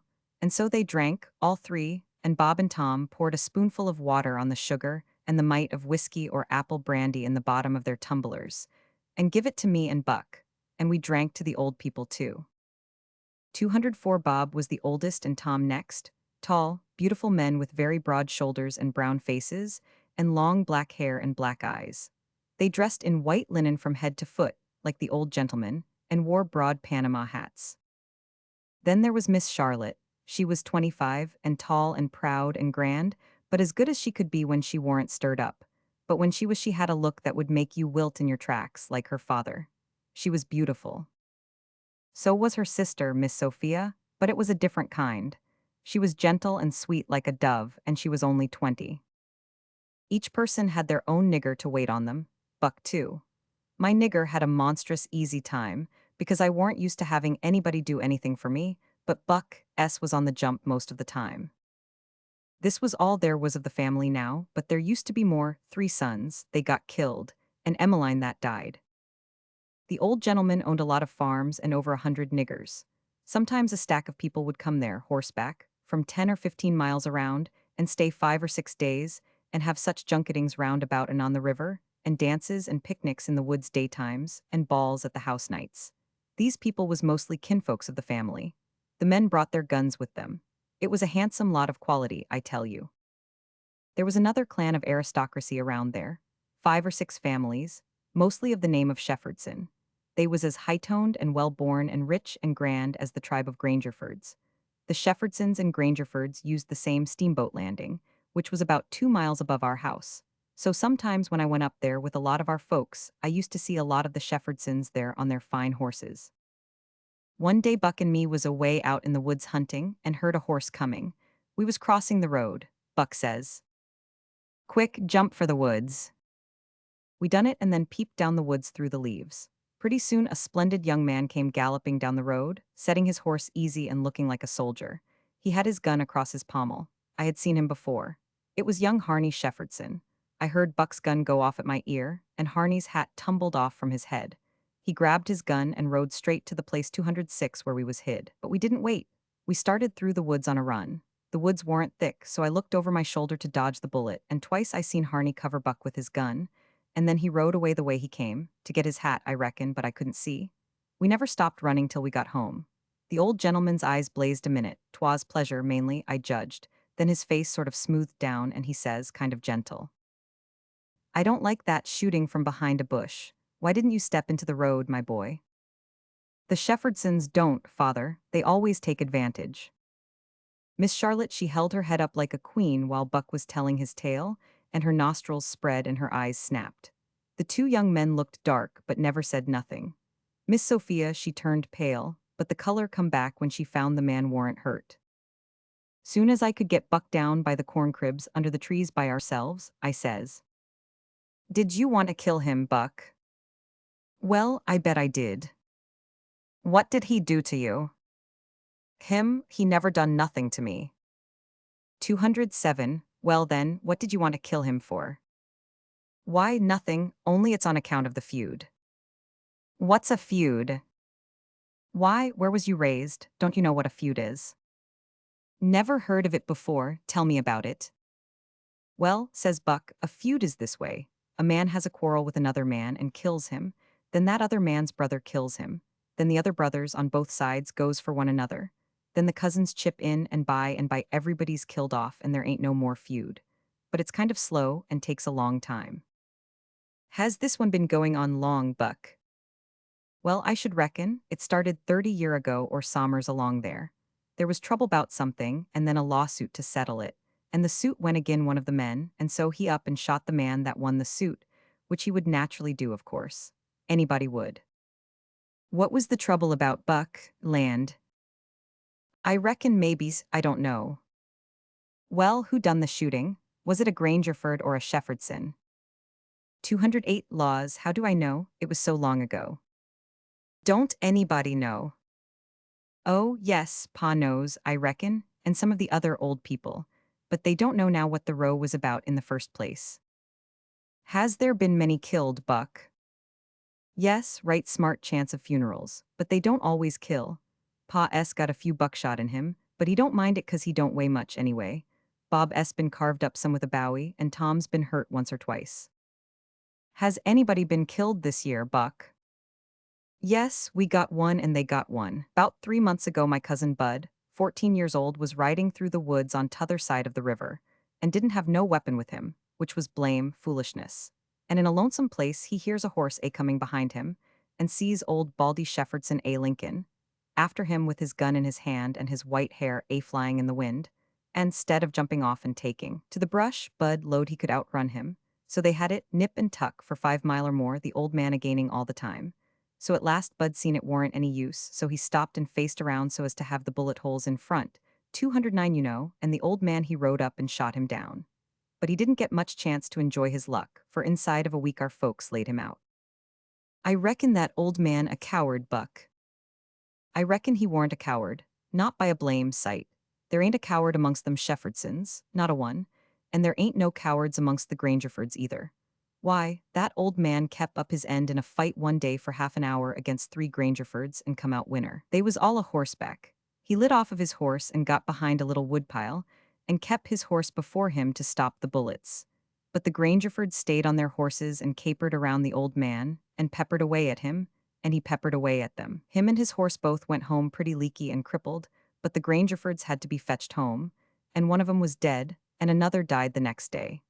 No, sir, if a body's out hunting for cowards, he don't want to fool away any time amongst them Shepherdsons because they don't breed any of that kind. Next Sunday we all went to church, about 3 mile, everybody a horseback. The men took their guns along, so did Buck, and kept 210 them between their knees or stood them handy against the wall. The Shepherdsons done the same. It was pretty ornery preaching, all about brotherly love and such like tiresomeness. But everybody said it was a good sermon, and they all talked it over going home, and had such a powerful lot to say about faith and good works and free grace and predestination, and I don't know what all, that it did seem to me to be one of the roughest Sundays I had run across yet. About an hour after dinner everybody was dozing around, some in their chairs and some in their rooms, and it got to be pretty dull. Buck and a dog was stretched out on the grass in the sun sound asleep. I went up to our room and judged I would take a nap myself. I found that sweet Miss Sophia standing in her door, which was next to ours, and she took me in her room and shut the door very soft, and asked me if I liked her. And I said I did. And she asked me if I would do something for her and not tell anybody, and I said I would. Then she said she'd forgot her testament, and left it in the seat at church between two other books, and would I slip out quiet and go there and fetch it to her, and not say nothing to nobody? I said I would. So I slid out and slipped off 211 up the road. And there weren't anybody at the church, except maybe a hog or two, for there weren't any lock on the door, and hogs likes a punchin' floor in summertime because it's cool. If you notice, most folks don't go to church only when they've got to, but a hog is different. Says I to myself, something's up. It ain't natural for a girl to be in such a sweat about a testament. So I give it a shake, and out drops a little piece of paper with 2:30 wrote on it with a pencil. I ransacked it but couldn't find anything else. I couldn't make anything out of that, so I put the paper in the book again, and when I got home and upstairs, there was Miss Sophia in her door waiting for me. She pulled me in and shut the door. Then she looked in the testament till she found the paper, and as soon as she read it, she looked glad. And before a body could think, she grabbed me and gave me a squeeze, and said I was the best boy in the world, and not to tell anybody. She was mighty red in the face for a minute, and her eyes lighted up, and it made her powerful pretty. I was a good deal astonished, but when I got my breath I asked her what the paper was about, and she asked me if I had read it, and I said no, and she asked me if I could read writing, and I told her, no, only coarse hand, and then she said the paper warn't anything but a bookmark to keep her place, and I might go and play now. I went off down to the river, studying over this thing, and pretty soon I noticed that my nigger was following along behind. When we was out of sight of the house, he looked back and around a second, and then comes a-running and says, Mars Judge, if you'll come down into the swamp, I'll show you a whole stack o' water moccasins. Thinks I, that's mighty curious. He said that yesterday. He oughter to know a body don't love water moccasins enough to go around hunting for them. What is he up to anyway? So I says. All right, trot ahead. I followed a half a mile. Then he struck out over the swamp and waded ankle deep as much as another half mile. We come to a little flat piece of land which was dry and very thick with trees and bushes and vines, and he says, You shove right in da just a few steps, Mars Jodge, da's wa day is. I's seed em befo, I do ire to see em no mo. 213 Then he slopped right along and went away, and pretty soon the trees hid him. I poked into the place a ways and come to a little open patch as big as a bedroom, all hung around with vines, and found a man lying there asleep. And, by jings, it was my old Jim. I waked him up, and I reckoned it was going to be a grand surprise to him to see me again, but it warn't. He nearly cried he was so glad, but he warn't surprised. Said he swum along behind me that night, and heard me yell every time, but dasn't answer, because he didn't want nobody to pick him up and take him into slavery again. Says he. I got hurt a little, and couldn't swim faz, so I was a considerable ways behind you towards de laws. When you landed I reckoned I could catch up wid you on de land, doubt havin' to shout at you, but when I see dat house I begin to go slow. I us off too far to hear what dey say to you. I was 'fraid o' de dogs, but when it us all quiet agin I knowed you's in de house, so I struck out for de woods to wait for day. Early in de mornin', some de niggers come along, gwin to de fields, and dey tuck me and showed me dis place, why de dogs can't track me on accounts o' de water, and dey brings me truck 214 to eat every night, and tells me how you's a gittin' along. Why didn't you tell my Jack to fetch me here sooner, Jim? Well, 'twarn't no use to sturb you, Huck, till we could do somefin, but we's all right now. I been a buyin' pots and pans and vittles as I got a chanced, and a patchin' up de raft nights when. What raft, Jim? Our old raft. You mean to say our old raft warn't smashed all to flinders? No, she warn't. She was tore up a good deal, one end of her was, but dey warn't no great harm done. Ony our traps was mows all lows. Ef we hadn't dived so deep and swum so fur underwater, and de night hadn't been so dark, and we warn't so scared, and been sich punkin heads as de sayin' is we'd a seed de raff. But it's just as well we didn't. Case now she's all fixed up agin mows as good as new, and we's got a new lot o' stuff in the place o' what us lows. Why, how did you get hold of the raft again, Jim? Did you catch her? How I gwin to catch her en I out in de woods. No, some de niggers found her 215 catched on a snag along he and de ben, and dey hid her in a crick mongst de willows, and dey was so much jowin' bout which she belonged to de mows, dat I come to he bout it pooty soon, so I ups and settles de trouble by tellin'. She do belong to none uv but to you and me? And I asked if dey gwin to grab a young white gentleman's property, and get a hidden for it. Den I gin 10 cents apiece, and dey us mighty well satisfied, and wished some mo rafts ud come along and make rich agin. Dey's mighty good to me, de send niggers is, and whatever I wants to do fur me I don't have to ask twice, honey. Dat Jack's a good nigger and pooty smart. Yes, he is. He ain't ever told me you was here, told me to come, and he'd show me a lot of water moccasins. If anything happens he ain't mixed up in it, he can say he never seen us together and it'll be the truth. I don't want to talk much about the next day. I reckon I'll cut it pretty short. I waked up about dawn and was going to turn over and go to sleep again when I noticed how still it was. Didn't seem to be anybody stirring. That warn't usual. Next I noticed that Buck was up and gone. Well, I gets up a-wondering and goes downstairs. Nobody around. Everything 216 as still as a mouse. Just the same outside. Thinks I, what does it mean? Down by the woodpile I comes across my Jack and says, "What's it all about?" Says he. "Don't you know Mars Judge?" "No," says I don't. "Well den, Miss Sophia's run off? Deed she has. She run off into night sometime. Nobody don't know just when. Run off to get married to dat young Harney Sheffordson, leastways, so dey spec. De fambly found it out 'bout half an hour ago, maybe a little mo, and I tell you dey warrant no time lows. Sich another hurryin', up guns and hosses you never see. De women folks has gone for to stir up de relations, and ol' Mars Saul and de boys tuck dey guns and rode up de river road for to try to catch dat young man and kill him. Fo, he kin get across de river wid Miss Sophia. I reckon days gwin to be mighty rough times." Buck went off stout waking me up. Well, I reckon he did. Dey warn't gwin to mix you up in it.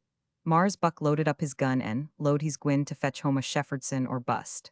Well, dey'll be plenty 217 daw, I reckon, and you bet you he'll fetch one if he gets a chanced. I took up the river road as hard as I could put. By and by I began to hear guns a good ways off. When I came into sight of the log store and the woodpile where the steamboats lands, I worked along under the trees and brush till I got to a good place, and then I clumb up into the forks of a cottonwood that was out of reach and watched. There was a wood rank 4 foot high a little ways in front of the tree, and first I was going to hide behind that, but maybe it was luckier I didn't. There was 4 or 5 men cavorting around on their horses in the open place before the log store, cussing and yelling, and trying to get at a couple of young chaps that was behind the wood rank alongside of the steamboat landing, but they couldn't come it. Every time one of them showed himself on the river side of the woodpile he got shot at. The 2 boys was squatting back to back behind the pile, so they could watch both ways. By and by the men stopped cavorting around and yelling. They started riding towards the store. Then up gets one of the boys, draws a steady bead over the wood rank, and drops one of them out of his saddle. All the men jumpy off of their horses and grabbed the hurt one and started to carry him to the store. And that minute the 2 boys started on the run. They got halfway to the tree I was in before the men noticed. Then the men see them and jumped on their horses and took out after them. They gained on the boys, but it didn't do no good. The boys had too good a start. They got to the woodpile that was in front of my tree and slipped in behind it, and so they had the bulge on the men again. One of the boys was Buck, and the other was a slim young chap about 19 years old. The men ripped around a while and then rode away. As soon as they was out of sight, I sung out to Buck and told him. He didn't know what to make of my voice coming out of the tree at first. He was awful surprised. He told me to watch out sharp and let him know when the men come in sight again, said they was up to some devilment or other, wouldn't be gone long. I wished I was out of that tree, but I dasn't come down. Buck begun to cry and rip, and load that him and his cousin Joe, that was the other young chap, would make up for this day yet. He said his father and his 2 brothers was killed, and 2 or 3 of the enemy. Said the Sheffordsons laid for Thain ambush. Buck said his father and brothers ought to waited for their relations. The Sheffordsons was too strong for them. I asked him what was become of young Harney and Miss Sophia. He said they'd got across the river and was safe. I was glad of that, but the way Buck did take on because he didn't manage to kill Harney that day he shot at him, I hain't never heard anything like it. All of a sudden, bang, bang, bang, goes 3 or 4 guns. The men had slipped around through the woods and come in from behind without their horses. The boys jumped for the river, both of them hurt, and as they swum down the current, the men run along the bank shooting at them and singing out, "Kill them, kill them." It made me so sick I most fell out of the tree. I ain't going to tell all that happened. It would make me sick again if I was to do that. I wished I hadn't ever come ashore that night to see such things. I ain't ever going to get shut of them. Lots of times I dream about them. I stayed in the tree till it begun to get dark, afraid to come down. Sometimes I heard guns away off in the woods, and twice I seen little gangs of men gallop past the log store with guns, so I reckoned the trouble was still a-going 220 on. I was mighty downhearted, so I made up my mind I wouldn't ever go aner that house again, because I reckoned I was to blame somehow. I judged that that piece of paper meant that Miss Sophia was to meet Harney somewheres at 2:30 and run off, and I judged I ought to told her father about that paper and the curious way she acted, and then maybe he would locked her up, and this awful mess wouldn't ever happened. When I got down out of the tree, I crept along down the riverbank a piece and found the two bodies laying in the edge of the water and tugged at them till I got them ashore. Then I covered up their faces and got away as quick as I could. I cried a little when I was covering up Buck's face, for he was mighty good to me. It was just dark now. I never went near the house but struck through the woods and made for the swamp. Jim warn't on his island, so I tramped off in a hurry for the crick and crowded through the willows, red hot to jump aboard and get out of that awful country. The raft was gone, my souls, but I was scared. I couldn't get my breath for most a minute. Then I raised a yell. A voice not 25 foot from me says, 221, good lan, is dat you, honey? Don't make no noise. It was Jim's voice. Nothing ever sounded so good before. I run along the bank a piece and got aboard, and Jim he grabbed me and hugged me. He was so glad to see me. He says, "Laws bless you, Chilly. I us right down show you's dead agin. Jack's been he. He say he reckon you's been shot, case you didn't come home no mo. So I's Jess, dis minute a startin' raff down towards de move de crick, so's to be all ready for to shove out and leave soon as Jack comes agin and tells me for certain you is dead. Lottie, I's mighty glad to get you back agin, honey." I says, "All right, that's mighty good. They won't find me, and they'll think I've been killed and floated down the river. There's something up there that'll help them think so. So don't you lose no time, Jim, but just shove off for the big water as fast as ever you can." I never felt easy till the raft was 2 mile below there and out in the middle of the Mississippi. Then we hung up our signal lantern and judged that we was free and safe once more. I hadn't had a bite to eat since yesterday, so 222 Jim he got out some corn dodgers and buttermilk and pork and cabbage and greens. There ain't nothing in the world so good when it's cooked right, and whilst I eat my supper we talked and had a good time. I was powerful glad to get away from the feuds, and so was Jim to get away from the swamp. We said there warn't no home like a raft, after all. Other places do seem so cramped up and smothery, but a raft don't. You feel mighty free and easy and comfortable on a raft. From A Connecticut Yankee in King Arthur's Court, 1886-7. Meeting the Yankee. It was in Warwick Castle that I came across the curious stranger whom I am going to talk about. He attracted me by three things: his candid simplicity, his marvelous familiarity with ancient armor, and the restfulness of his company, for he did all the talking. We fell together, as modest people will, in the tail of the herd that was being shown through, and he at once began to say things which interested me. As he talked along, softly, pleasantly, flowingly, he seemed to drift away imperceptibly out of this world and time, and into some remote era and old forgotten country. And so he gradually wove such a spell about me that I seemed to move among the specters and shadows and dust and mold of a gray antiquity, holding speech with a relic of it, exactly as I would speak of my nearest personal friends or enemies, or my most familiar neighbors. He spoke of Sir 224 Bediver, Sir Bors de Ganys, Sir Launcelot of the Lake, Sir Galahad, and all the other great names of the Table Round, and how old, old, unspeakably old and faded and dry and musty and ancient he came to look as he went on. Presently he turned to me and said, just as one might speak of the weather or any other common matter, "You know about transmigration of souls. Do you know about transposition of epochs and bodies?" I said I had not heard of it. He was so little interested, just as when people speak of the weather, that he did not notice whether I made him any answer or not. There was half a moment of silence, immediately interrupted by the droning voice of the salaried cicerone. "Ancient hauberk, date of the 6th century, time of King Arthur and the Round Table, said to have belonged to the knight Sir Sagramor le Desirous. Observe the round hole through the chainmail in the left breast. Can't be accounted for. Supposed to have been done with a bullet since invention of firearms, perhaps maliciously by Cromwell's soldiers." My acquaintance smiled, not a modern smile, but one that must have gone out of General's many, many centuries ago, and muttered, apparently to himself, "Wit ye well I saw it done," then, after a pause, added, "I did it myself." By the time I had recovered from the electric surprise of this remark, he was gone. All that evening I sat by my fire at the Warwick Arms, steeped in a dream of the olden time, while the rain beat upon the windows, and the wind roared about the eaves and corners. From time to time I dipped into old Sir Thomas Malory's enchanting book, and fed at its rich feast of prodigies and adventures, breathed in the fragrance of its obsolete names, and dreamed again. As I laid the book down, there was a knock at the door, and my stranger came in. I gave him a pipe and a chair and made him welcome. I also comforted him with a hot Scotch whiskey, gave him another one, then still another, hoping always for his story. After a fourth persuader, he drifted into it himself in a quite simple and natural way.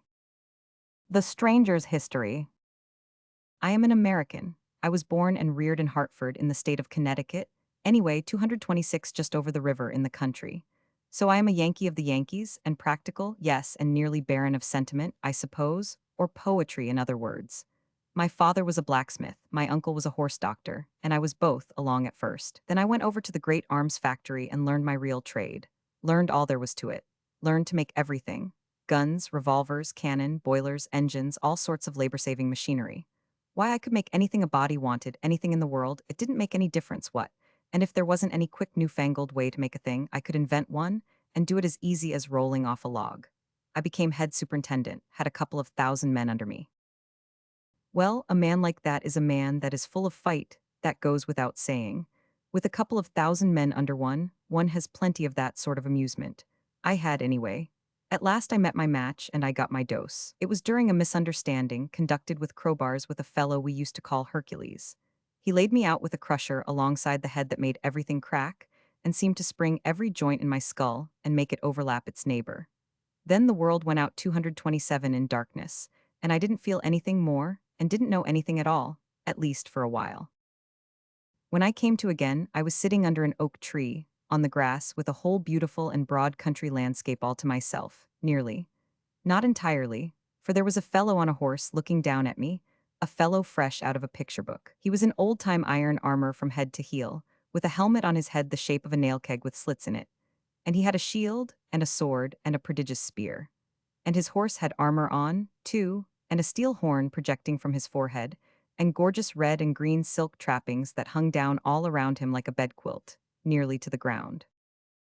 "Fair sir, will ye just," said this fellow. "Will I which? Will ye try a passage of arms for land, or lady, or for—" "What are you giving me?" I said. "Get along back to your circus, or I'll report you." Now what does this man do but fall back a couple of 100 yards and then come rushing at me as hard as he could tear, with his nail keg bent down nearly to his horse's neck and his long spear pointed straight ahead. Saw he meant business, so I was up the tree when he arrived. He allowed that I was his property, the captive of his spear. There was argument on his side, and the bulk of the advantage, so I judged it best to humor him. We fixed up an agreement whereby I was to go with him and he was not to hurt me. I came down, and we started away, I walking by the side of his horse. We marched comfortably along, through glades and over brooks which I could not remember to have seen before, which puzzled me and made me wonder, and yet we did not come to any circus or sign of a circus. So I gave up the idea of a circus and concluded he was from an asylum.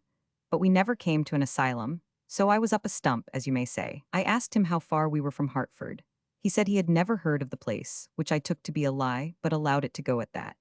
At the end of an hour, we saw a faraway town sleeping in a valley by a winding river, and beyond it on a hill, a vast gray fortress with towers and turrets, the first I had ever seen out of a picture. "Bridgeport," said I, pointing. "Camelot," said he. My stranger had been showing signs of sleepiness. 229, he caught himself nodding, now, and smiled one of those pathetic, obsolete smiles of his, and said, "I find I can't go on, but come with me, I've got it all written out, and you can read it if you like."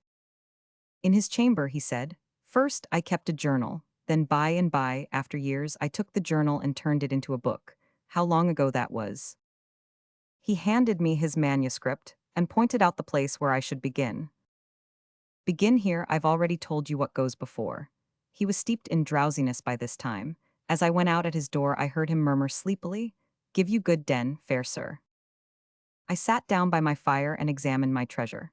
The first part of it, the great bulk of it, was parchment, and yellow with age. I scanned a leaf particularly and saw that it was a palimpsest.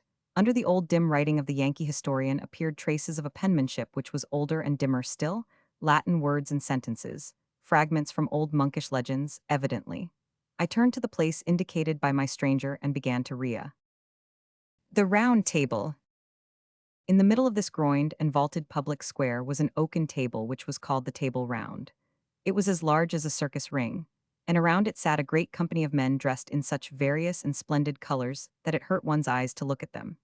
They wore their plumed hats, right along, except that whenever one addressed himself directly to the king, he lifted his hat a trifle just as he was beginning his remark. Mainly they were drinking from entire ox horns, but a few were still munching bread or gnawing beef bones. There was about an average of 2 dogs to one man, and these sat in expectant attitudes till a spent bone was flung to them, and then they went for it by brigades and divisions with a rush, and there ensued a fight which filled the prospect with a tumultuous chaos of plunging heads and bodies and flashing tails, and the storm of howlings and barkings deafened all speech for the time. But that was no matter, for the dog fight was always a bigger interest anyway. The men rose, sometimes, to observe it the better and bet on it, and the ladies and the musicians stretched themselves out over 231 their balusters with the same object, and all broke into delighted ejaculation from time to time. In the end, the winning dog stretched himself out comfortably with his bone between his paws, and proceeded to growl over it, and gnaw it, and grease the floor with it, just as 50 others were already doing, and the rest of the court resumed their previous industries and entertainments. As a rule, the speech and behavior of these people were gracious and courtly, and I noticed that they were good and serious listeners when anybody was telling anything. I mean in a dog-fightless interval. And plainly, too, they were a childlike and innocent lot, telling lies of the stateliest pattern with a most gentle and winning naivete, and ready and willing to listen to anybody else's lie, and believe it too. It was hard to associate them with anything cruel or dreadful, and yet they dealt in tales of blood and suffering with a guileless relish that made me almost forget to shudder.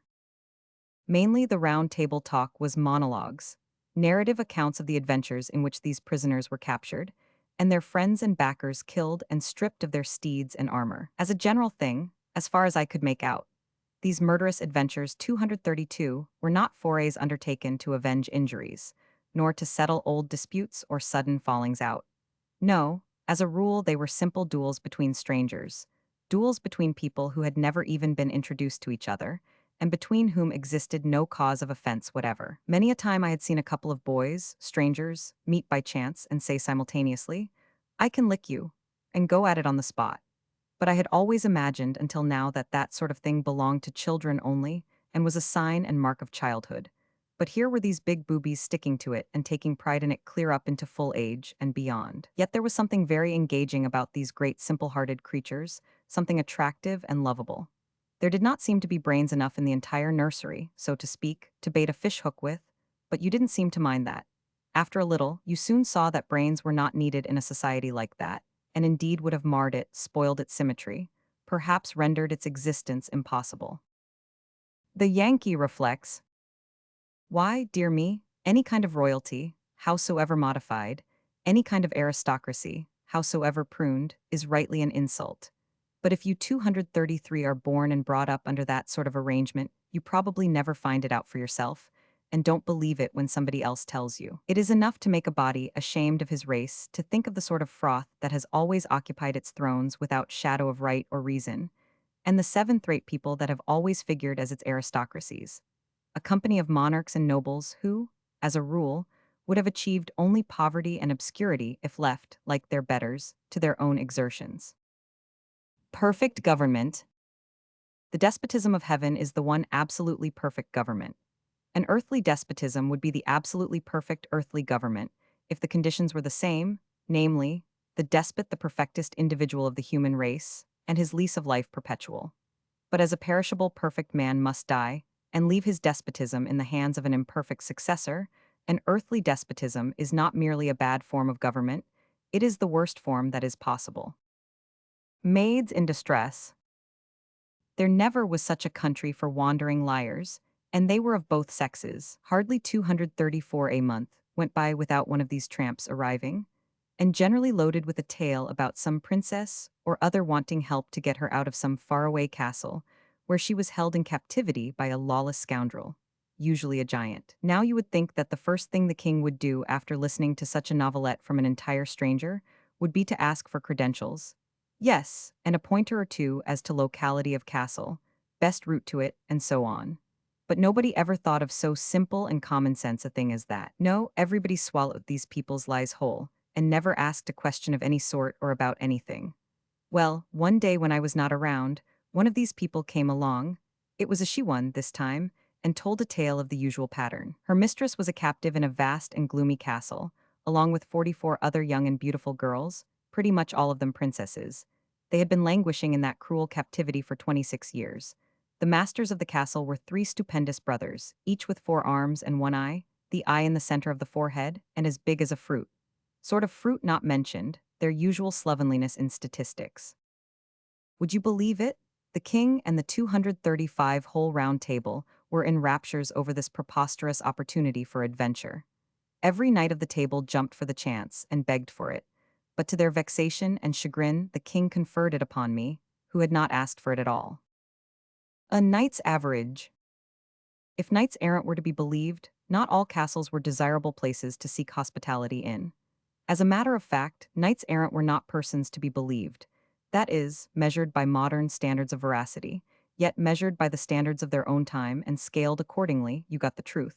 It was very simple. You discounted a statement 97%. The rest was fact. 6th century kingdoms. Kings and kingdoms were as thick in Britain as they had been in Little Palestine in Joshua's time, when people had to sleep with their knees pulled up because they couldn't stretch out without a passport. Nature. Training is everything. Training is all there is to a person. We speak of nature. 236, what we call by that misleading name is heredity and training.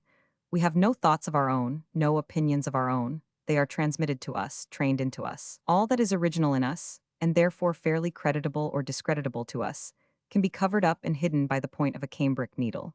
All the rest being atoms contributed by, and inherited from, a procession of ancestors that stretches back a billion years to the atom clam or grasshopper or monkey, from whom our race has been so tediously and ostentatiously and unprofitably developed. Conscience. If I had the remaking of man, he wouldn't have any conscience.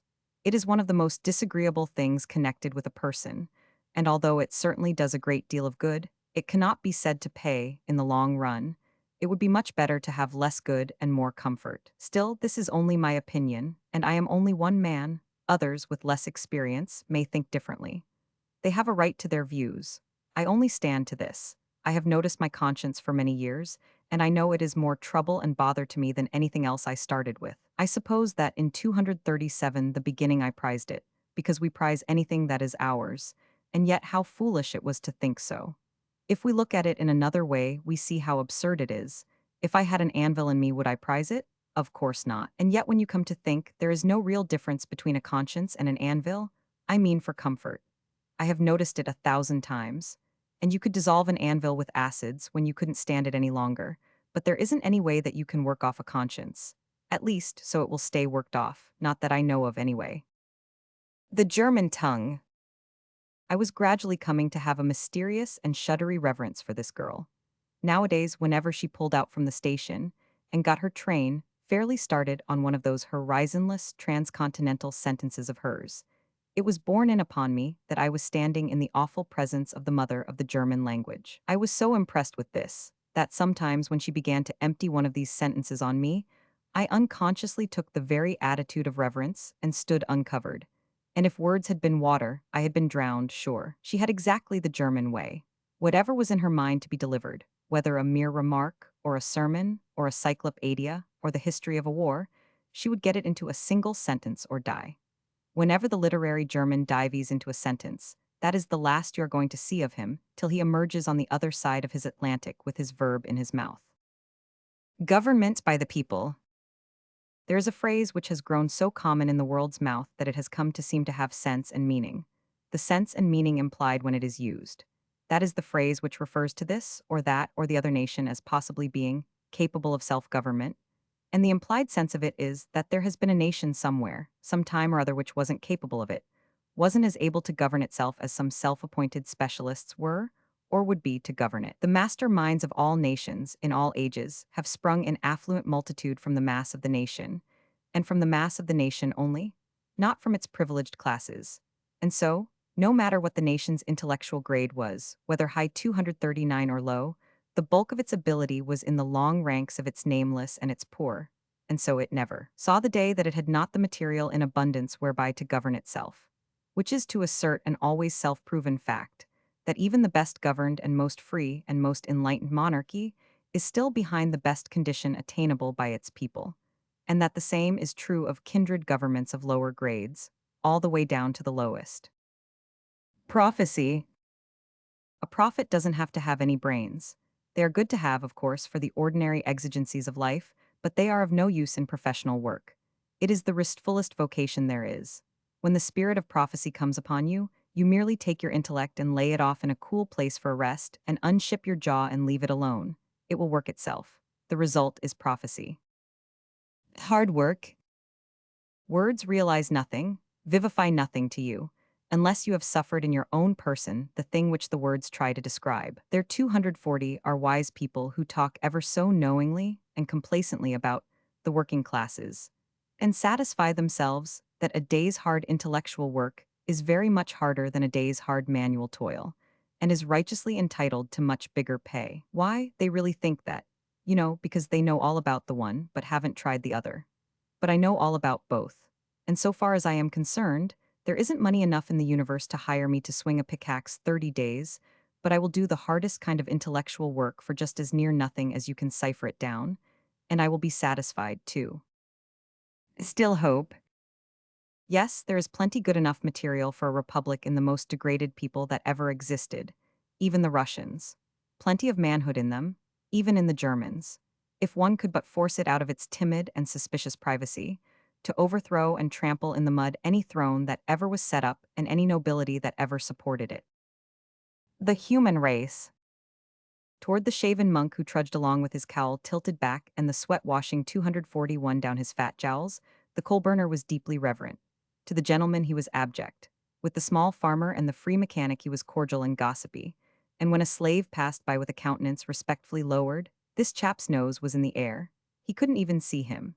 Well, there are times when one would like to hang the whole human race and finish the farce. The king in slavery. We had a rough time for a month, tramping to and fro in the earth and suffering. And what Englishman was the most interested in the slavery question by that time? His Grace, the King? Yes, from being the most indifferent, he was become the most interested. He was become the bitterest hater of the institution I had ever heard talk. Now and then we had an adventure. One night we were overtaken by a snowstorm, while still a mile from the village we were making for. Almost instantly we were shut up as in a fog, the driving snow was so thick. You couldn't see a thing, and we were soon lost. The slave driver lashed us desperately, for he saw ruin 242 before him, but his lashings only made matters worse, for they drove us further from the road and from likelihood of succor. So we had to stop at last and slump down in the snow where we were. The storm continued until toward midnight, then ceased. By this time 2 of our feebler men and 3 of our women were dead, and others past moving and threatened with death. Our master was nearly beside himself. He stirred up the living and made us stand, jump, slap ourselves, to restore our circulation, and he helped as well as he could with his whip. Now came a diversion. We heard shrieks and yells, and soon a woman came running and crying, and seeing our group, she flung herself into our midst and begged for protection. A mob of people came tearing after her, some with torches, and they said she was a witch who had caused several cows to die by a strange disease, and practiced her arts by help of a devil in the form of a black cat. This poor woman had been stoned until she hardly looked human, she was so battered and bloody. The mob wanted to burn her. Well now, what do you suppose our master did? When we closed around this poor creature to shelter her, he saw his chance. He said, 243 burn her here, or they shouldn't have her at all. Imagine that, they were willing. They fastened her to a post. They brought wood and piled it about her. They applied the torch, while she shrieked and pleaded and strained her 2 young daughters to her breast. And our brute, with a heart solely for business, lashed us into position about the stake and warmed us into life and commercial value by the same fire which took away the innocent life of that poor harmless mother. That was the sort of master we had. I took his number. That snowstorm cost him 9 of his flock, and he was more brutal to us than ever after that. For many days together, he was so enraged over his loss. From Rambling Notes of an Idle Excursion, 1877.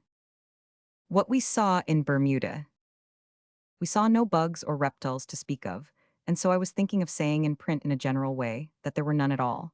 But one night after I had gone to bed, the Reverend came into my room carrying something and asked, "Is this your boot?" I said it was, and he said he had met a spider going off with it. Next morning, he stated that just at dawn, the same spider raised his window and was coming in to get his shirt, but saw him and fled. I inquired, did he get the shirt? No. How did you know it was a shirt he was after? I could see it in his eyes.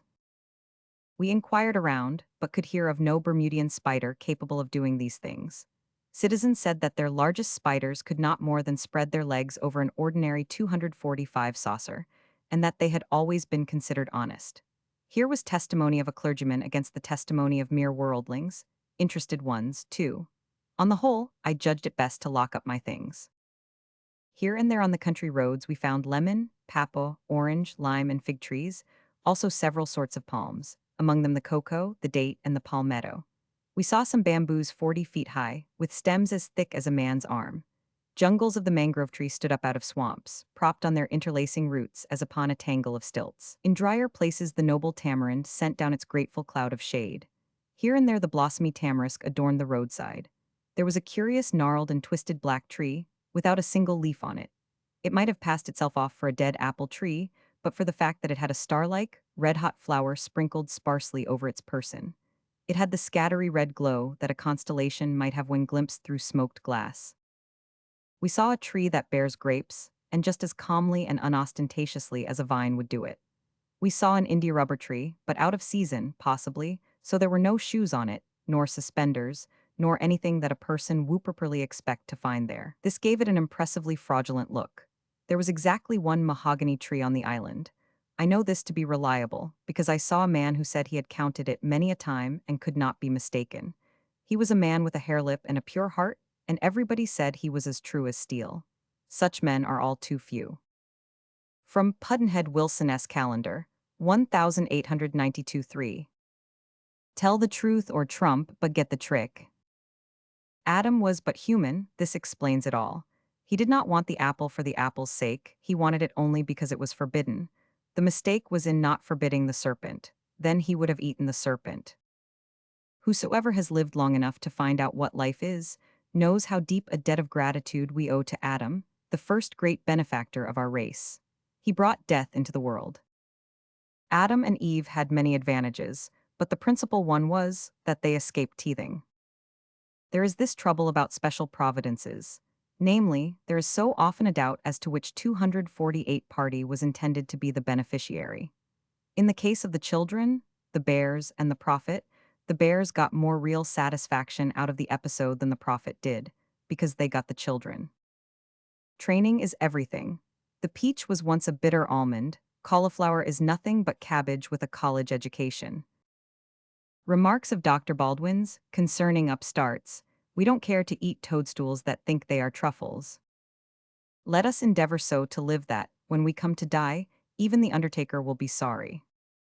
Habit is habit, and not to be flung out of the window by any man, but coaxed downstairs a step at a time. One of the most striking differences between a cat and a lie is that a cat has only 9 lives. The holy passion of friendship is of so sweet and steady and loyal, and enduring a nature that it will last through a whole lifetime, if not asked to lend money. 249. Consider well the proportions of things. It is better to be a young junibug than an old bird of paradise. Why is it that we rejoice at birth and grieve at a funeral? It is because we are not the person involved. It is easy to find fault, if one has that disposition. There was once a man who, not being able to find any other fault with his coal, complained that there were too many prehistoric toads in it.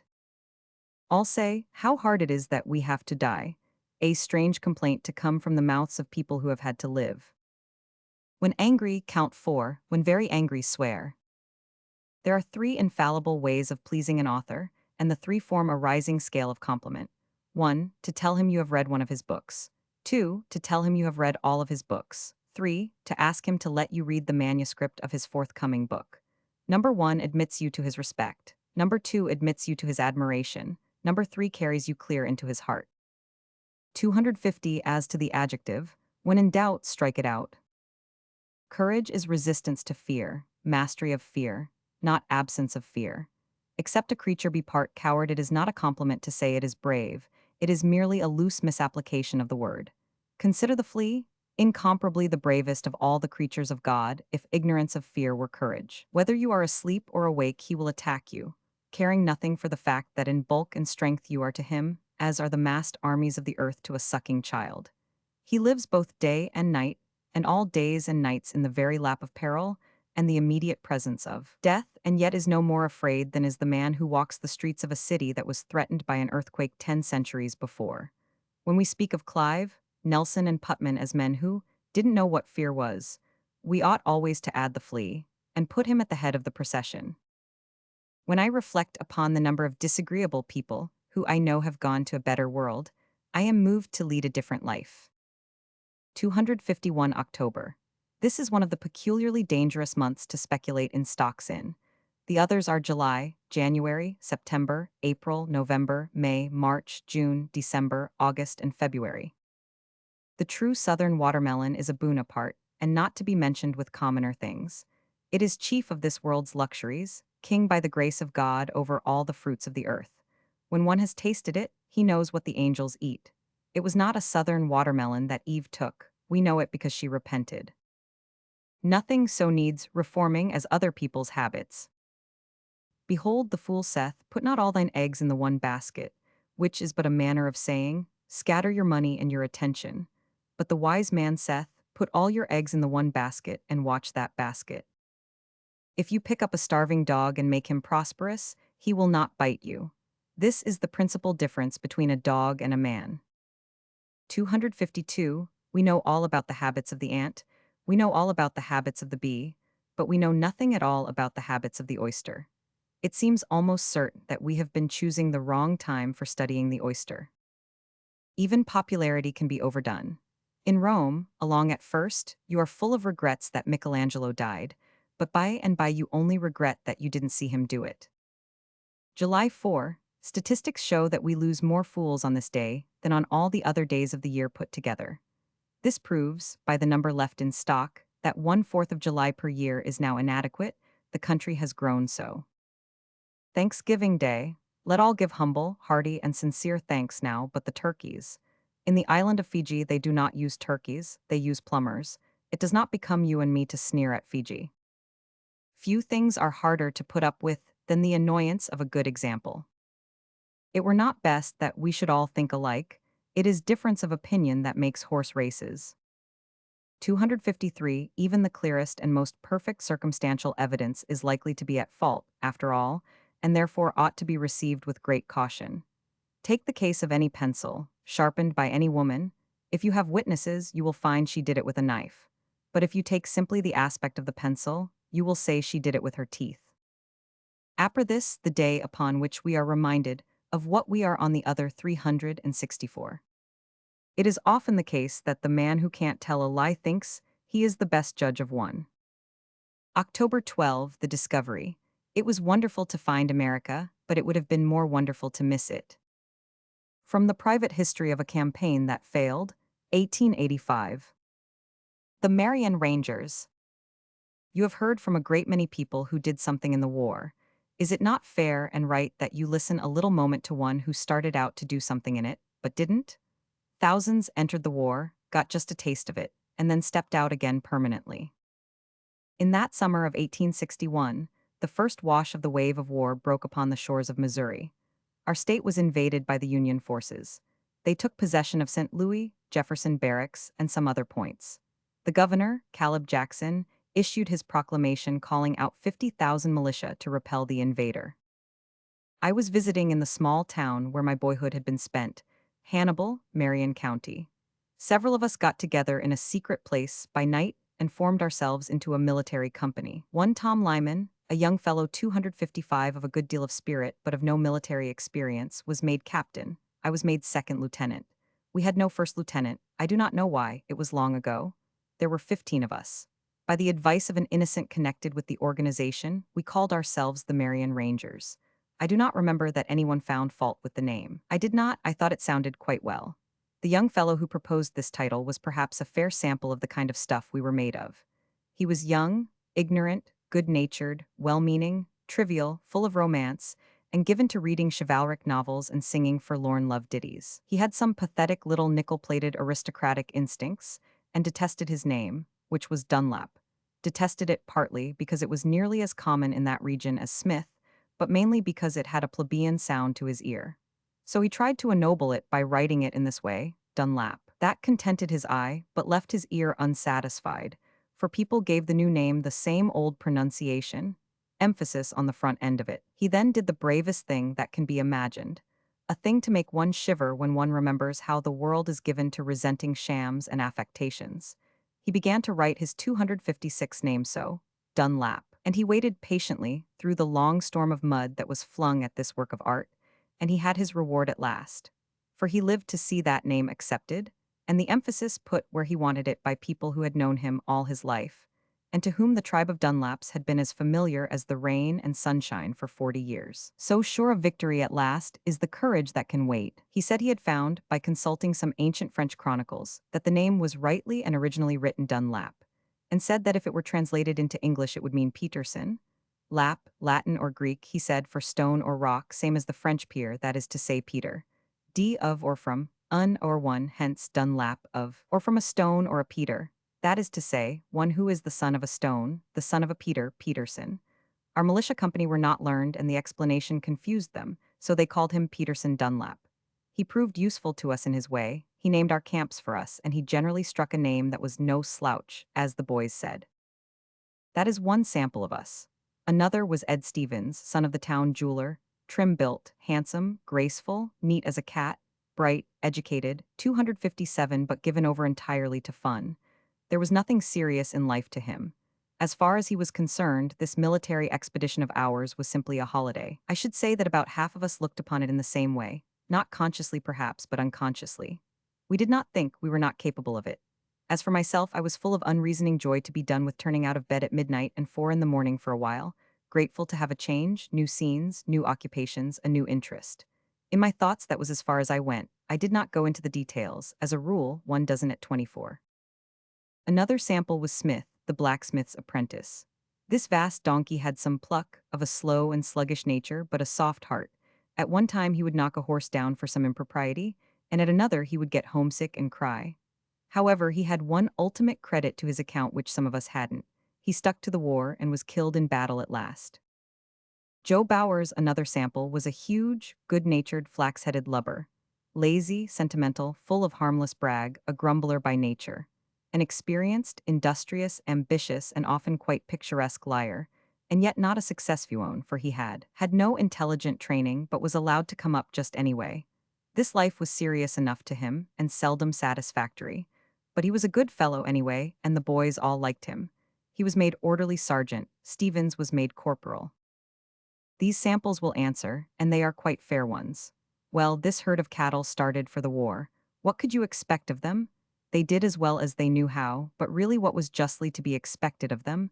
Nothing, I should say, that is what they did. For a time life was idly delicious, it was perfect, there was nothing to mar it. Then came some farmers with an alarm one day. They said it was rumored that the enemy were advancing in our direction from over Hyde's Prairie. The result was a sharp stir among us and general consternation. It was a rude awakening from our pleasant trance. The rumor was but a rumor, nothing definite about it. So, in the confusion, we did not know which way to retreat. Lyman was for not retreating at all in these uncertain circumstances, but he found that if he tried to maintain that attitude he would fare badly, for the command were in no humor to put up with insubordination. So he yielded the point and called a council of war, to consist 259 of himself and the 3 other officers. But the privates made such a fuss about being left out that we had to allow them to remain, for they were already present, and doing the most of the talking, too. The question was, which way to retreat, but all were so flurried that nobody seemed to have even a guess to offer, except Lyman. He explained in a few calm words that, inasmuch as the enemy was approaching from over Hyde's Prairie, our course was simple. All we had to do was not to retreat towards him. Any other direction would answer our needs perfectly. Everybody saw in a moment how true this was, and how wise, so Lyman got a great many compliments. It was now decided that we should fall back on Mason's farm. It was after dark by this time, and as we could not know how soon the enemy might arrive, it did not seem best to try to take the horses and things with us. so we only took the guns and ammunition and started at once. We heard a sound and held our breath and listened, and it seemed to be the enemy coming, though it could have been a cow, for it had a cough like a cow. But we did not wait, but left a couple of guns behind and struck out for Mason. S again, as briskly as we could scramble 260 along in the dark. But we got lost presently among the rugged little ravines, and wasted a deal of time finding the way again. So it was after 9 o'clock when we reached Mason's stile at last. And then before we could open our mouths to give the countersign, several dogs came bounding over the fence, with great riot and noise, and each of them took a soldier by the slack of his trousers and began to back away with him. We could not shoot the dogs without endangering the persons they were attached to, so we had to look on helplessly at what was perhaps the most mortifying spectacle of the Civil War. There was light enough, and to spare, for the masons had now run out on the porch with candles in their hands. The old man and his son came and undid the dogs without difficulty, all but Bowers's. But they couldn't undo his dog, they didn't know his combination. He was of the bull kind and seemed to be set with a Yale time lock. But they got him loose at last with some scalding water, of which Bowers got his share and returned thanks. From the Personal Recollections of Joan of Arc. Joan, to arrive at a just estimate of a renowned man's character, one must judge it by the standards of his time, not ours. Judged by the standards of one century, the noblest characters of an earlier one lose much of their luster. Judged by the standards of today, there is probably no illustrious man of 4 or 5 centuries ago whose character could meet the test at all points. But the character of Joan of Arc is unique. It can be measured by the standards of all times without misgiving or apprehension as to the result. Judged by any of them, judged by all of them, it is still flawless. It is still ideally perfect. It still occupies the loftiest place possible to human attainment, a loftier one than has been reached by any other mere mortal. When we reflect that her century was the brutalest, the wickedest, the rottingest in history since the darkest ages, we are lost in wonder 262 at the miracle of such a product from such a soil. The contrast between her and her century is the contrast between day and night. She was truthful when lying was the common speech of men. She was honest when honesty was become a lost virtue. She was a keeper of promises when the keeping of a promise was expected of no one. She gave her great mind to great thoughts and great purposes when other great minds wasted themselves upon pretty fancies or upon poor ambitions. She was modest and fine and delicate, when to be loud and coarse might be said to be universal. She was full of pity when a merciless cruelty was the rule. She was steadfast when stability was unknown, and honorable in an age which had forgotten what honor was. She was a rock of convictions in a time when men believed in nothing and scoffed at all things. She was unfailingly true in an age that was false to the core. She maintained her personal dignity unimpaired in an age of fawnings and servilities. She was of a dauntless courage when hope and courage had perished in the hearts of her nation. She was spotlessly pure in mind and body when society in the highest places was foul in both. She was all these things in an age when crime was the common business of lords and princes. 263, and when the highest personages in Christendom were able to astonish even that infamous era and make it stand aghast at the spectacle of their atrocious lives black with unimaginable treacheries, butcheries, and bestialities. She was perhaps the only entirely unselfish person whose name has a place in profane history. No vestige or suggestion of self-seeking can be found in any word or deed of hers. When she had rescued her king from his vagabondage and set his crown upon his head, she was offered rewards and honors, but she refused them all and would take nothing. All she would take for herself, if the king would grant it, was leave to go back to her village home and tend her sheep again and feel her mother's arms about her and be her housemaid and helper.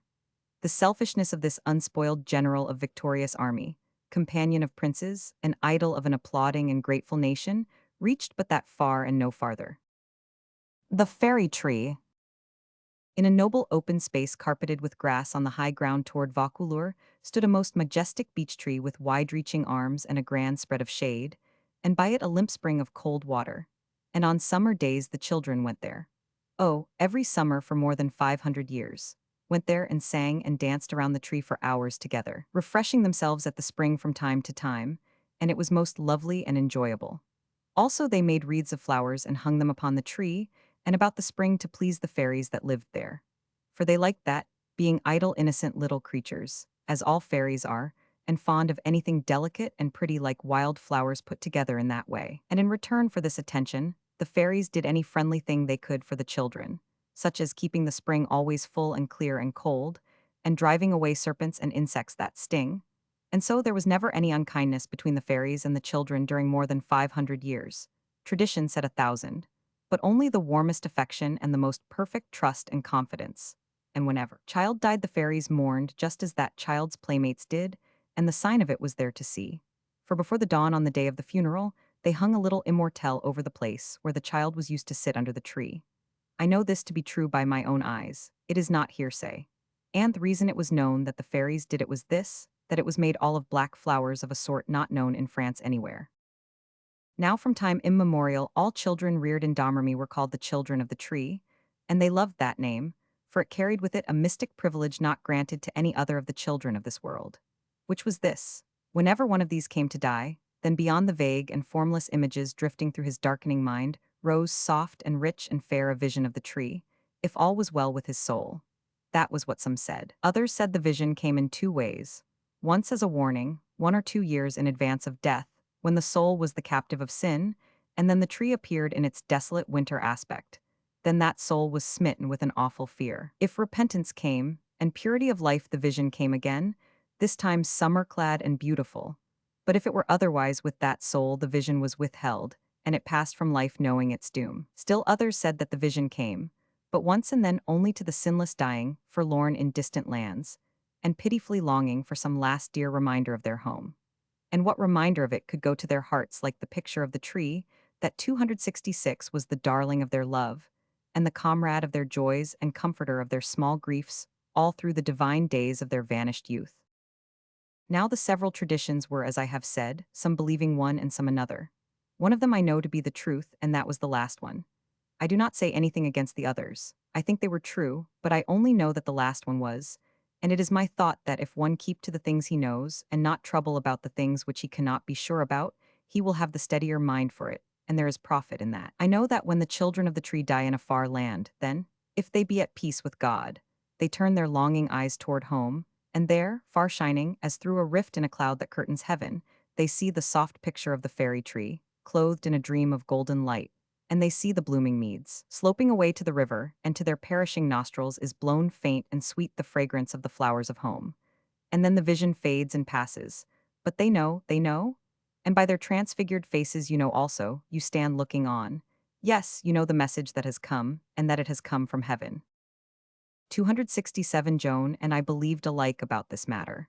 But Pierre Morel, and Jacques d'Arc and many others believed that the vision appeared twice, to a sinner. In fact, they and many others said they knew it. Probably because their fathers had known it and had told them, for one gets most things at second hand in this world. Always from the remotest times, when the children joined hands and danced around the fairy tree, they sang the song which was the tree's song, the song of 50 arbor fee de Berlamont. They sang it to a quaint sweet air, a solacing sweet air which has gone murmuring through my dreaming spirit all my life when I was weary and troubled, resting me and carrying me through night and distance home again. No stranger can know or feel what that song has been through the drifting centuries to exiled children of the tree, homeless and heavy of heart, in countries foreign to their speech and ways. You will think it a simple thing, that song, and poor, perchance, but if you will remember what it was to us, and what it brought before our eyes when it floated through our memories, then you will respect it. And you will understand how the water wells up in our eyes and makes all things dim, and our voices break and we cannot sing the last lines. 268, and when, in exile wandering, we shall fainting yearn for glimpse of thee, oh, rise upon our sight. And you will remember that Joan of Arc sang this song with us around the tree when she was a little child, and always loved it. And that hallows it, yes, you will grant that. 50 Arbor fee de Berlamont. Song of the Children. Now what has kept your leaves so green? Arbor fee de Berlamont. The children's tears, they brought each grief. And you did comfort them and cheer their bruised hearts and steal a tear that healed rose a leaf.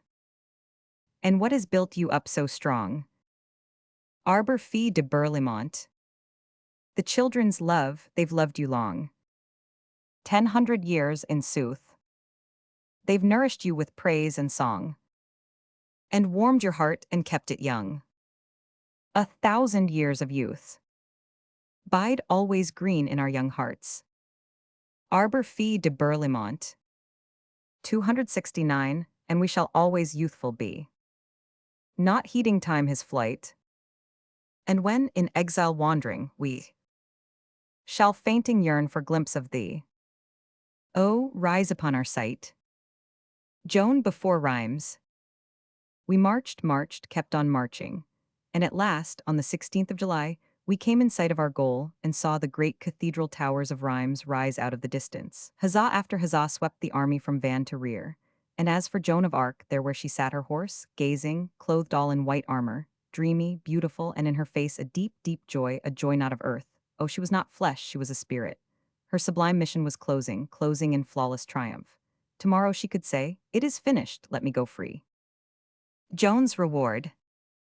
The fantastic dream, the incredible dream, the impossible dream of the peasant child stood fulfilled. The English power was broken, the heir of France was crowned.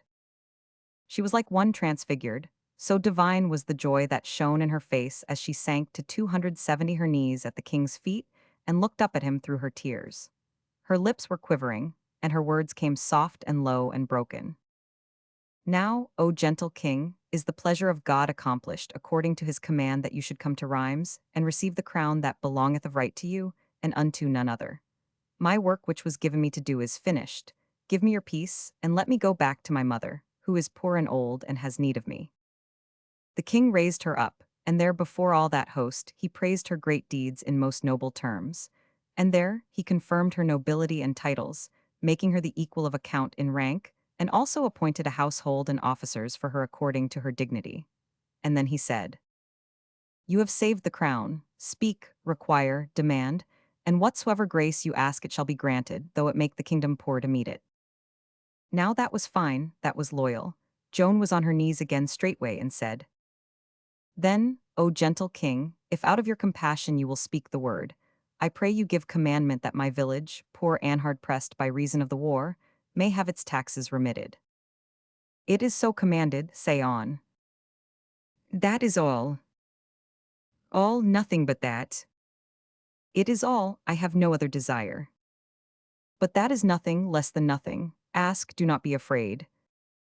"Indeed I cannot, gentle king, do not press me. I will not have aught else but only this alone." The king seemed nonplussed, and stood still a moment, as if trying to comprehend and realize the full stature of this strange unselfishness.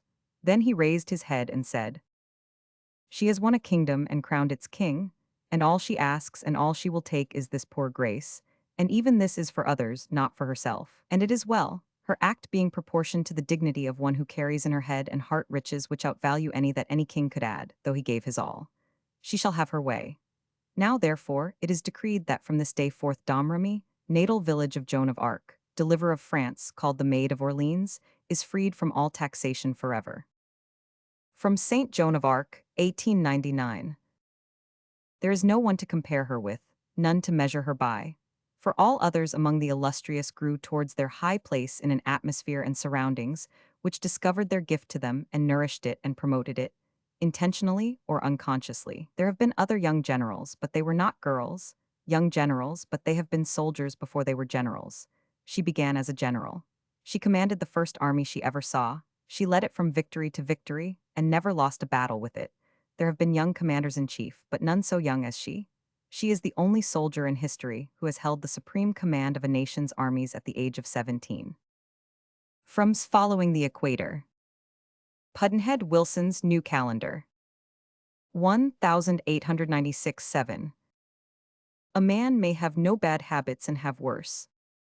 When in doubt, tell the truth. It is more trouble to make a maxim than it is to do right. A dozen direct censures are easier to bear than one morganatic compliment. Noise proves nothing. Often a hen who has merely laid an egg cackles as if she had laid an asteroid. He was as shy as a newspaper is when referring to its own merits. Truth is the most valuable thing we have. Let us economize it. 274. It could probably be shown by facts and figures that there is no distinctly Native American criminal class except Congress. It is your human environment that makes climate. Everything human is pathetic. The secret source of humor itself is not joy but sorrow. There is no humor in heaven. We should be careful to get out of an experience only the wisdom that is in it, and stop there, lest we be like the cat that sits down on a hot stove lid. She will never sit down on a hot stove lid again, and that is well, but also she will never sit down on a cold one anymore. There are those who scoff at the schoolboy, calling him frivolous and shallow. Yet it was the schoolboy who said, "Faith is believing what you know ain't so." We can secure other people's approval if we do right and try hard, but our own is worth 100 of it, and no way has been found out of securing that. 275 Truth is stranger than fiction, to some people, but I am measurably familiar with it. Truth is stranger than fiction, but it is because fiction is obliged to stick to possibilities, truth is. There is a moral sense, and there is an immoral sense. History shows us that the moral sense enables us to perceive morality and how to avoid it, and that the immoral sense enables us to perceive immorality and how to enjoy it. The English are mentioned in the Bible. Blessed are the meek, for they shall inherit the earth. It is easier to stay out than to get out. Pity is for the living, envy is for the dead. It is by the goodness of God that in our country we have those three unspeakably precious things: freedom of speech, freedom of conscience, and the prudence never to practice either of them. Man will do many things to get himself loved. He will do all things to get himself envy. Nothing is so ignorant as a man's left hand, except a lady's watch. Be careless in your dress if you must, but keep a tidy soul. There is no such thing as the Queen's English. The property has gone into the hands of a joint stock company, and we own the bulk of the shares. Classic, a book which people praise and don't read. There are people who can do all fine and heroic things but one: keep from telling their happiness to the unhappy. Man is the only animal that blushes, or needs to. The universal brotherhood of man is our most precious possession, what there is of it. Let us be thankful for the fools, but for them the rest of us could not succeed. When people do not respect us, we are sharply offended, yet deep down in his private heart, no man much respects himself. 277 Nature makes the locust with an appetite for crops. Man would have made him with an appetite for sand. The spirit of wrath, not the words, is the sin, and the spirit of wrath is cursing. We begin to swear before we can talk. The man with a new idea is a crank till the idea succeeds. Let us be grateful to Adam, our benefactor. He cut us out of the blessing of idleness and won for us the curse of labor. Let us not be too particular. It is better to have old second-hand diamonds than none at all. The autocrat of Russia possesses more power than any other man in the earth, but he cannot stop a sneeze. There are several good protections against temptations, but the surest is cowardice. Names are not always what they seem. The common Welsh name, BZJXXLLWCP, is pronounced Jackson. 278 To succeed in the other trades, capacity must be shown. In the law, concealment of it will do. Prosperity is the best protector of principle. By trying, we can easily learn to endure adversity. Another man's, I mean. Few of us can stand prosperity. Another man's, I mean. There is an old-time toast which is golden for its beauty. When you ascend the hill of prosperity, may you not meet a friend. Each person is born to one possession which outvalues all his others, his last breath. Hunger is the handmaid of genius. The old saw says, "Let a sleeping dog lie." Right, still, when there is much at stake, it is better to get a newspaper to do it. It takes your enemy and your friend, working together, to hurt you to the heart, the one to slander you and the other to get the news to you. 279 If the desire to kill and the opportunity to kill came always together, who would escape hanging? Simple rules for saving money. To save half when you are fired by an eager impulse to contribute to a charity, wait and count 40. To save 3/4, count 60. To save it all, count 65. Grief can take care of itself, but to get the full value of a joy, you must have somebody to divide it with. He had had much experience of physicians, and said, "The only way to keep your health is to eat what you don't want, drink what you don't like, and do what you'd druther not." The man who is ostentatious of his modesty is twin to the statue that wears a fig leaf. Let me make the superstitions of a nation, and I care not who makes its laws or its songs either. Wrinkles should merely indicate where smiles have been. 280 do not undervalue the headache. While it is at its sharpest, it seems a bad investment, but when relief begins, the unexpired remainder is worth $4 a minute. True irreverence is disrespect to another man's God. There are two times in a man's life when he should not speculate, when he can't afford it and when he can. She was not quite what you would call refined. She was not quite what you would call unrefined. She was the kind of person that keeps a parrot. Make it a point to do something every day that you don't want to do. This is the golden rule for acquiring the habit of doing your duty without pain. Don't part with your illusions. When they are gone, you may still exist, but you have ceased to live. Often, the surest way to convey misinformation is to tell the truth. 281 Satan, impatiently, to newcomer.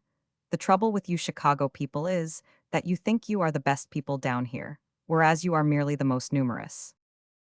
In the first place, God made idiots. This was for practice, then he made school boards. There are no people who are quite so vulgar as the over-refined ones. In statesmanship, get the formalities right, never mind about the moralities. Everyone is a moon, and has a dark side which he never shows to anybody. The very ink with which all history is written is merely fluid prejudice. There isn't a parallel of latitude, but thinks it would have been the equator if it had had its rights. I have traveled more than anyone else, and I have noticed that even the angels speak English with an accent. Art. Whenever I enjoy anything in art, it means that it is mighty poor. The private knowledge of this fact has saved me from going to pieces with enthusiasm in front of many and many a chromo. Italian cigars. In Italy, as in France, the government is the only cigar peddler. Italy has 3 or 4 domestic brands: the Minghetti, the Trabuco, the Virginia, and a very coarse one which is a modification of the Virginia. The Minghettis are large and comely, and cost $3.60 a hundred. I can smoke 100 in 7 days and enjoy every one of them. The Trabucos suit me, too. I don't remember the price. But one has to learn to like the Virginia. Nobody is born friendly to it. It looks like a rat tail file, but smokes better, some think. It has a straw through it. You pull this out and it leaves a flue. Otherwise, there would be no draft, not even as much as there is to a nail. Some prefer a nail at first. From Concerning the Jews, 1898. The human being. I'm quite sure that, bar one, I have no race prejudices, and I think I have no color prejudices, nor caste prejudices, nor creed prejudices. Indeed, I know it. I can stand any society. All that I care to know is that a man is a human being. That is enough for me. He can't be any worse. The immortal race. If the statistics are right, the Jews constitute but 1% of the human race. It suggests a nebulous dim puff of star dust lost in the blaze of the Milky Way. Properly, the Jew ought hardly to be heard of, but he is heard of, has always been heard of. He is as prominent on the planet as any other people, and his commercial importance is extravagantly out of proportion to the smallness of his bulk. His contributions 284 to the world's list of great names in literature, science, art, music, finance, medicine, and abstruse learning are always away out of proportion to the weakness of his numbers. He has made a marvelous fight in this world, in all the ages, and has done it with his hands tied behind him. He could be vain of himself and be excused for it. The Egyptian, the Babylonian, and the Persian rose, filled the planet with sound and splendor, then faded to dream stuff and passed away. The Greek and the Roman followed and made a vast noise and were gone. Other people have sprung up and held their torch high for a time, but it burned out, and they sit in twilight now, or have vanished. The Jew saw them all, beat them all, and is now what he always was, exhibiting no decadence, no infirmities of age, no weakening of his parts, no slowing of his energies, no dulling of his alert and aggressive mind. All things are mortal but the Jew. All other forces pass, but he remains. What is the secret of his immortality? From Christian Science, 1898. The C.S. Healer.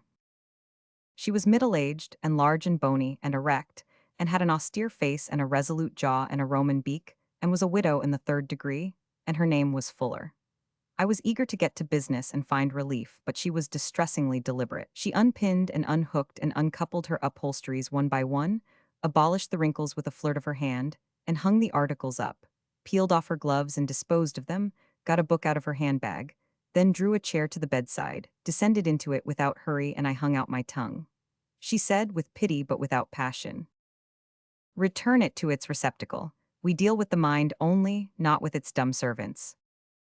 I could not offer my pulse because the connection was broken, but she detected the apology before I could word it, and indicated by a negative tilt of her head that the pulse was another 286 dumb servant that she had no use for. Then I thought I would tell her my symptoms and how I felt so that she would understand the case. But that was another inconsequence. She did not need to know those things. Moreover, my remark about how I felt was an abuse of language, a misapplication of terms. One does not feel, she explained. There is no such thing as feeling. Therefore, to speak of a non-existent thing as existent is a contradiction. Matter has no existence. Nothing exists but mind. The mind cannot feel pain, it can only imagine it. But if it hurts just the same, it doesn't. A thing which is unreal cannot exercise the functions of reality. Pain is unreal, hence pain cannot hurt. In making a sweeping gesture to indicate the act of shooing the illusion of pain out of the mind, she raked her hand on a pin in her dress, said ouch, and went tranquilly on with her talk. You should never allow yourself to speak of how you feel, nor permit others to ask you how you are feeling. You should never concede that you are ill, nor permit others to talk about disease or pain or death or similar non-existences in your presence. Such talk, only 287, encourages the mind to continue its empty imaginings. Just at that point, the Stubenmadchen trod on the cat's tail, and the cat let fly a frenzy of cat profanity. I asked with caution, "Is a cat's opinion about pain valuable?" A cat has no opinion. Opinions proceed from mind only. The lower animals, being eternally perishable, have not been granted mind. Without mind, opinion is impossible. She merely imagined she felt a pain, the cat. She cannot imagine a pain, for imagining is an effect of mind. Without mind there is no imagination. A cat has no imagination. Then she had a real pain. I have already told you there is no such thing as real pain. It is strange and interesting. I do wonder what was the matter with the cat. From Italian Without a Master, 1903. The home product. Necessarily, we are all fond of murders, scandals, swindles, robberies, explosions, collisions, and all such things, when we know the people, and when they are neighbors and friends, but when they are strangers, we do not get any great pleasure out of them, as a rule. Now the trouble with an American paper is that it has no discrimination. It rakes the whole earth for blood and garbage, and the result is that you are daily overfed and suffer a surfeit. By habit you stow this muck every day, but you come by and by to take no vital interest in it. Indeed, you almost get tired of it. As a rule, 49/50ths of it concerns strangers only, people away off yonder, 1,000 miles, 2,000 miles, 10,000 miles from where you are. Why, when you come to think of it, who cares what becomes of those people? I would not give the assassination of one personal Freenfer a whole massacre of those others. And, to my mind, one relative or neighbor mixed up in a scandal is more interesting than a whole Sodom and Gomorrah of outlanders gone rotten. Give me the home product every time. The charm of uncertainty. There is a peculiar charm about reading news scraps in a language which you are not acquainted with, the charm that always goes with the mysterious and the uncertain. You can never be absolutely sure of the meaning of anything you read in such circumstances. You are chasing an alert and gamey riddle all the time, and the baffling turns and dodges of the prey make the life of the hunt. A dictionary would soil it. Sometimes a single word of doubtful purport will cast a veil of dreamy and golden uncertainty over a whole paragraph of cold and practical certainties, and leave steeped in a haunting and adorable mystery an incident which had been vulgar and commonplace, but for the benefaction. Would you be wise to draw a dictionary on that gracious word? Would you be properly grateful? From Eve's Diary, 1905. Her chief desire. It is my prayer, it is my longing, that we may pass from this life together, a longing which shall never perish from the earth, but shall have place in the heart of every wife that loves, until the end of time, and it shall be called by my name. But if one of us must go first, it is my prayer that it shall be I. For he is strong, I am weak, I am not so necessary to him as he is to me. Life without him would not be life. How could I endure it? This prayer is also immortal, and will not cease from being offered while my race continues. I am the first wife, and in the last wife I shall be repeated. At Eve's grave, Adam, wheresoever she was, there was Eden. William Dean Howells, 1905. For 40 years his English has been to me a continual delight and astonishment. In the 291 sustained exhibition of certain great qualities, clearness, compression, verbal exactness, and enforced and seemingly unconscious felicity of phrasing, he is, in my belief, without his peer in the English writing world. Sustained, I entrench myself behind that protecting word. There are others who exhibit those great qualities as greatly as he does, but only by intervaled distributions of rich moonlight, with stretches of veiled and dimmer landscape between, whereas Howell's moon sails cloudless skies all night and all the nights. Chapter 1001, Silanius, 1905-9. Making the oyster. You can't make an oyster out of nothing, nor you can't do it in a day. You've got to start with a vast variety of invertebrates, the belemnites, trilobites, jubusites, amalchites, and that sort of fry, and put them in to soak in a primary see and observe and wait what will happen. Some of them will turn out a disappointment. The belemnites and the amalchites and such will be failures, and they will die out and become extinct in the course of the 19 million years covered by the experiment. But all is not lost, for the jubusites will develop gradually 292 into encrinites and stalactites and blatherskites, and one thing and another, as the mighty ages creep on and the periods pile their lofty crags in the primordial seas, and at last the first grand stages in the preparation of the world for man stands completed, the oyster is done. Now an oyster has hardly any more reasoning power than a man has, so it is probable that this one jumped to the conclusion that the 19 million years was a preparation for him. That would be just like an oyster. And anyway, this one could not know at that early date that he was only an incident in the scheme, and that there was some more to the scheme yet. Mark Twain, A Biography. The Fatality of Sequence. When the first living atom found itself afloat on the great Laurentian Sea, the first act of that first atom led to the second act of that first atom, and so on down through the succeeding ages of all life, until, if the steps could be traced, it would be shown that the first act of that first atom has led inevitably to the act of my standing in my dressing gown at this instant, talking to you. Mark Twain, Biography. Life's turning point. Necessarily the scene of the real turning point of my life, and of yours, was the Garden of Eden. It was there that the first link was forged of the chain that was ultimately to lead to the emptying of me into the literary guild. Adam's temperament was the first command the deity ever issued to a human being on this planet, and it was the only command Adam would never be able to disobey. It said, "Be weak, be water, be characterless, be cheaply persuadable." The later command to let the fruit alone was certain to be disobeyed, not by Adam himself but by his temperament, which he did not create and had no authority over.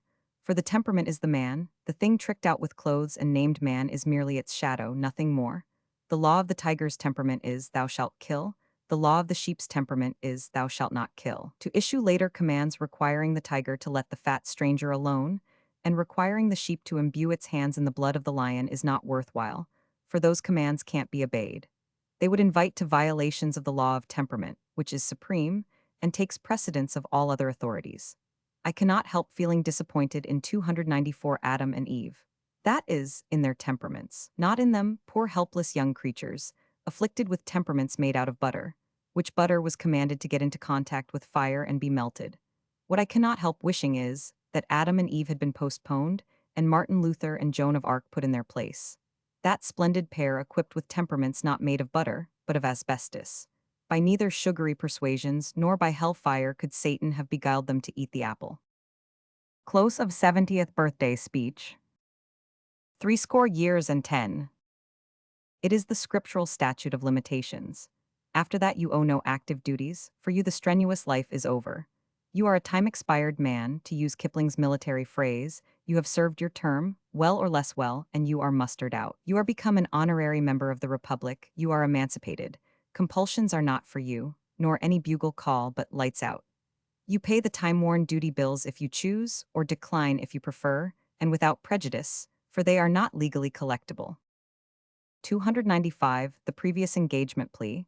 which in 40 years has cost you so many twinges, you can lay aside forever. On this side of the grave, you will never need it again. If you shrink at thought of night and winter, and the late homecomings from the banquet and the lights and laughter through the deserted street, a desolation which would not remind you now, as for a generation it did, that your friends are sleeping and you must creep in a tiptoe and not disturb them, but would only remind you that you need not tiptoe, you can never disturb them more if you shrink at the thought of these things you need. Only reply, your invitation honors me and pleases me because you still keep me in your remembrance, but I am 70, and would nestle in the chimney corner and smoke my pipe, and read my book, and take my rest, wishing you well in all affection, and that when you in your turn shall arrive at Pier 70 you may step aboard your waiting ship with a reconciled spirit, and lay your course toward the sinking sun with a contented heart. The future life. Mark Twain often allowed his fancy to play with the idea of the orthodox heaven, its curiosities of architecture, and its employments 296 of continuous prayer, psalm singing, and harpistry. What a childish notion it was, he said, and how curious that only a little while ago human beings were so willing to accept such fragile evidences about a place of so much importance. If we should find somewhere today an ancient book containing an account of a beautiful and blooming tropical paradise secreted in the center of eternal icebergs, an account written by men who did not even claim to have seen it themselves, no geographical society on earth would take any stock in that book. Yet that account would be quite as authentic as any we have of heaven. If God has such a place prepared for us, and really wanted us to know it, he could have found some better way than a book, so liable to alterations and misinterpretations. God has had no trouble to prove to man the laws of the constellations and the construction of the world, and such things as that, none of which agree with his so-called book. As to a hereafter, we have not the slightest evidence that there is any, no evidence that appeals to logic and reason. I have never seen what to me seemed an atom of proof that there is a future life. Then, after a long pause, he added, 297, and yet I am strongly inclined to expect one. Mark Twain, A Biography. Religion. I would not interfere with anyone's religion, either to strengthen it or to weaken it. I am not able to believe one's religion can affect his hereafter one way or the other, no matter what that religion may be. But it may easily be a great comfort to him in this life. Hence it is a valuable possession to H. From the death of Jean. It is the time appointed. The funeral has begun. 400 miles away, but I can see it all just as if I were there. The scene is the library in the Langdon homestead. Jean's coffin stands where her mother and I stood 40 years ago and were married, and where Sussie's coffin stood 13 years ago, where her mother, S, stood 5 years and a half ago, and where mine will stand after a little time. From one of his latest memoranda. The impartial friend. Death, the only immortal who treats us all alike, whose pity and whose peace and whose refuge are for all, the soiled and the pure, the rich and the poor, the loved and the unloved through an exchange of clothing, with the little Prince Tom Canty suddenly found himself royalty, and upon the death of Henry Roman VIII is now king.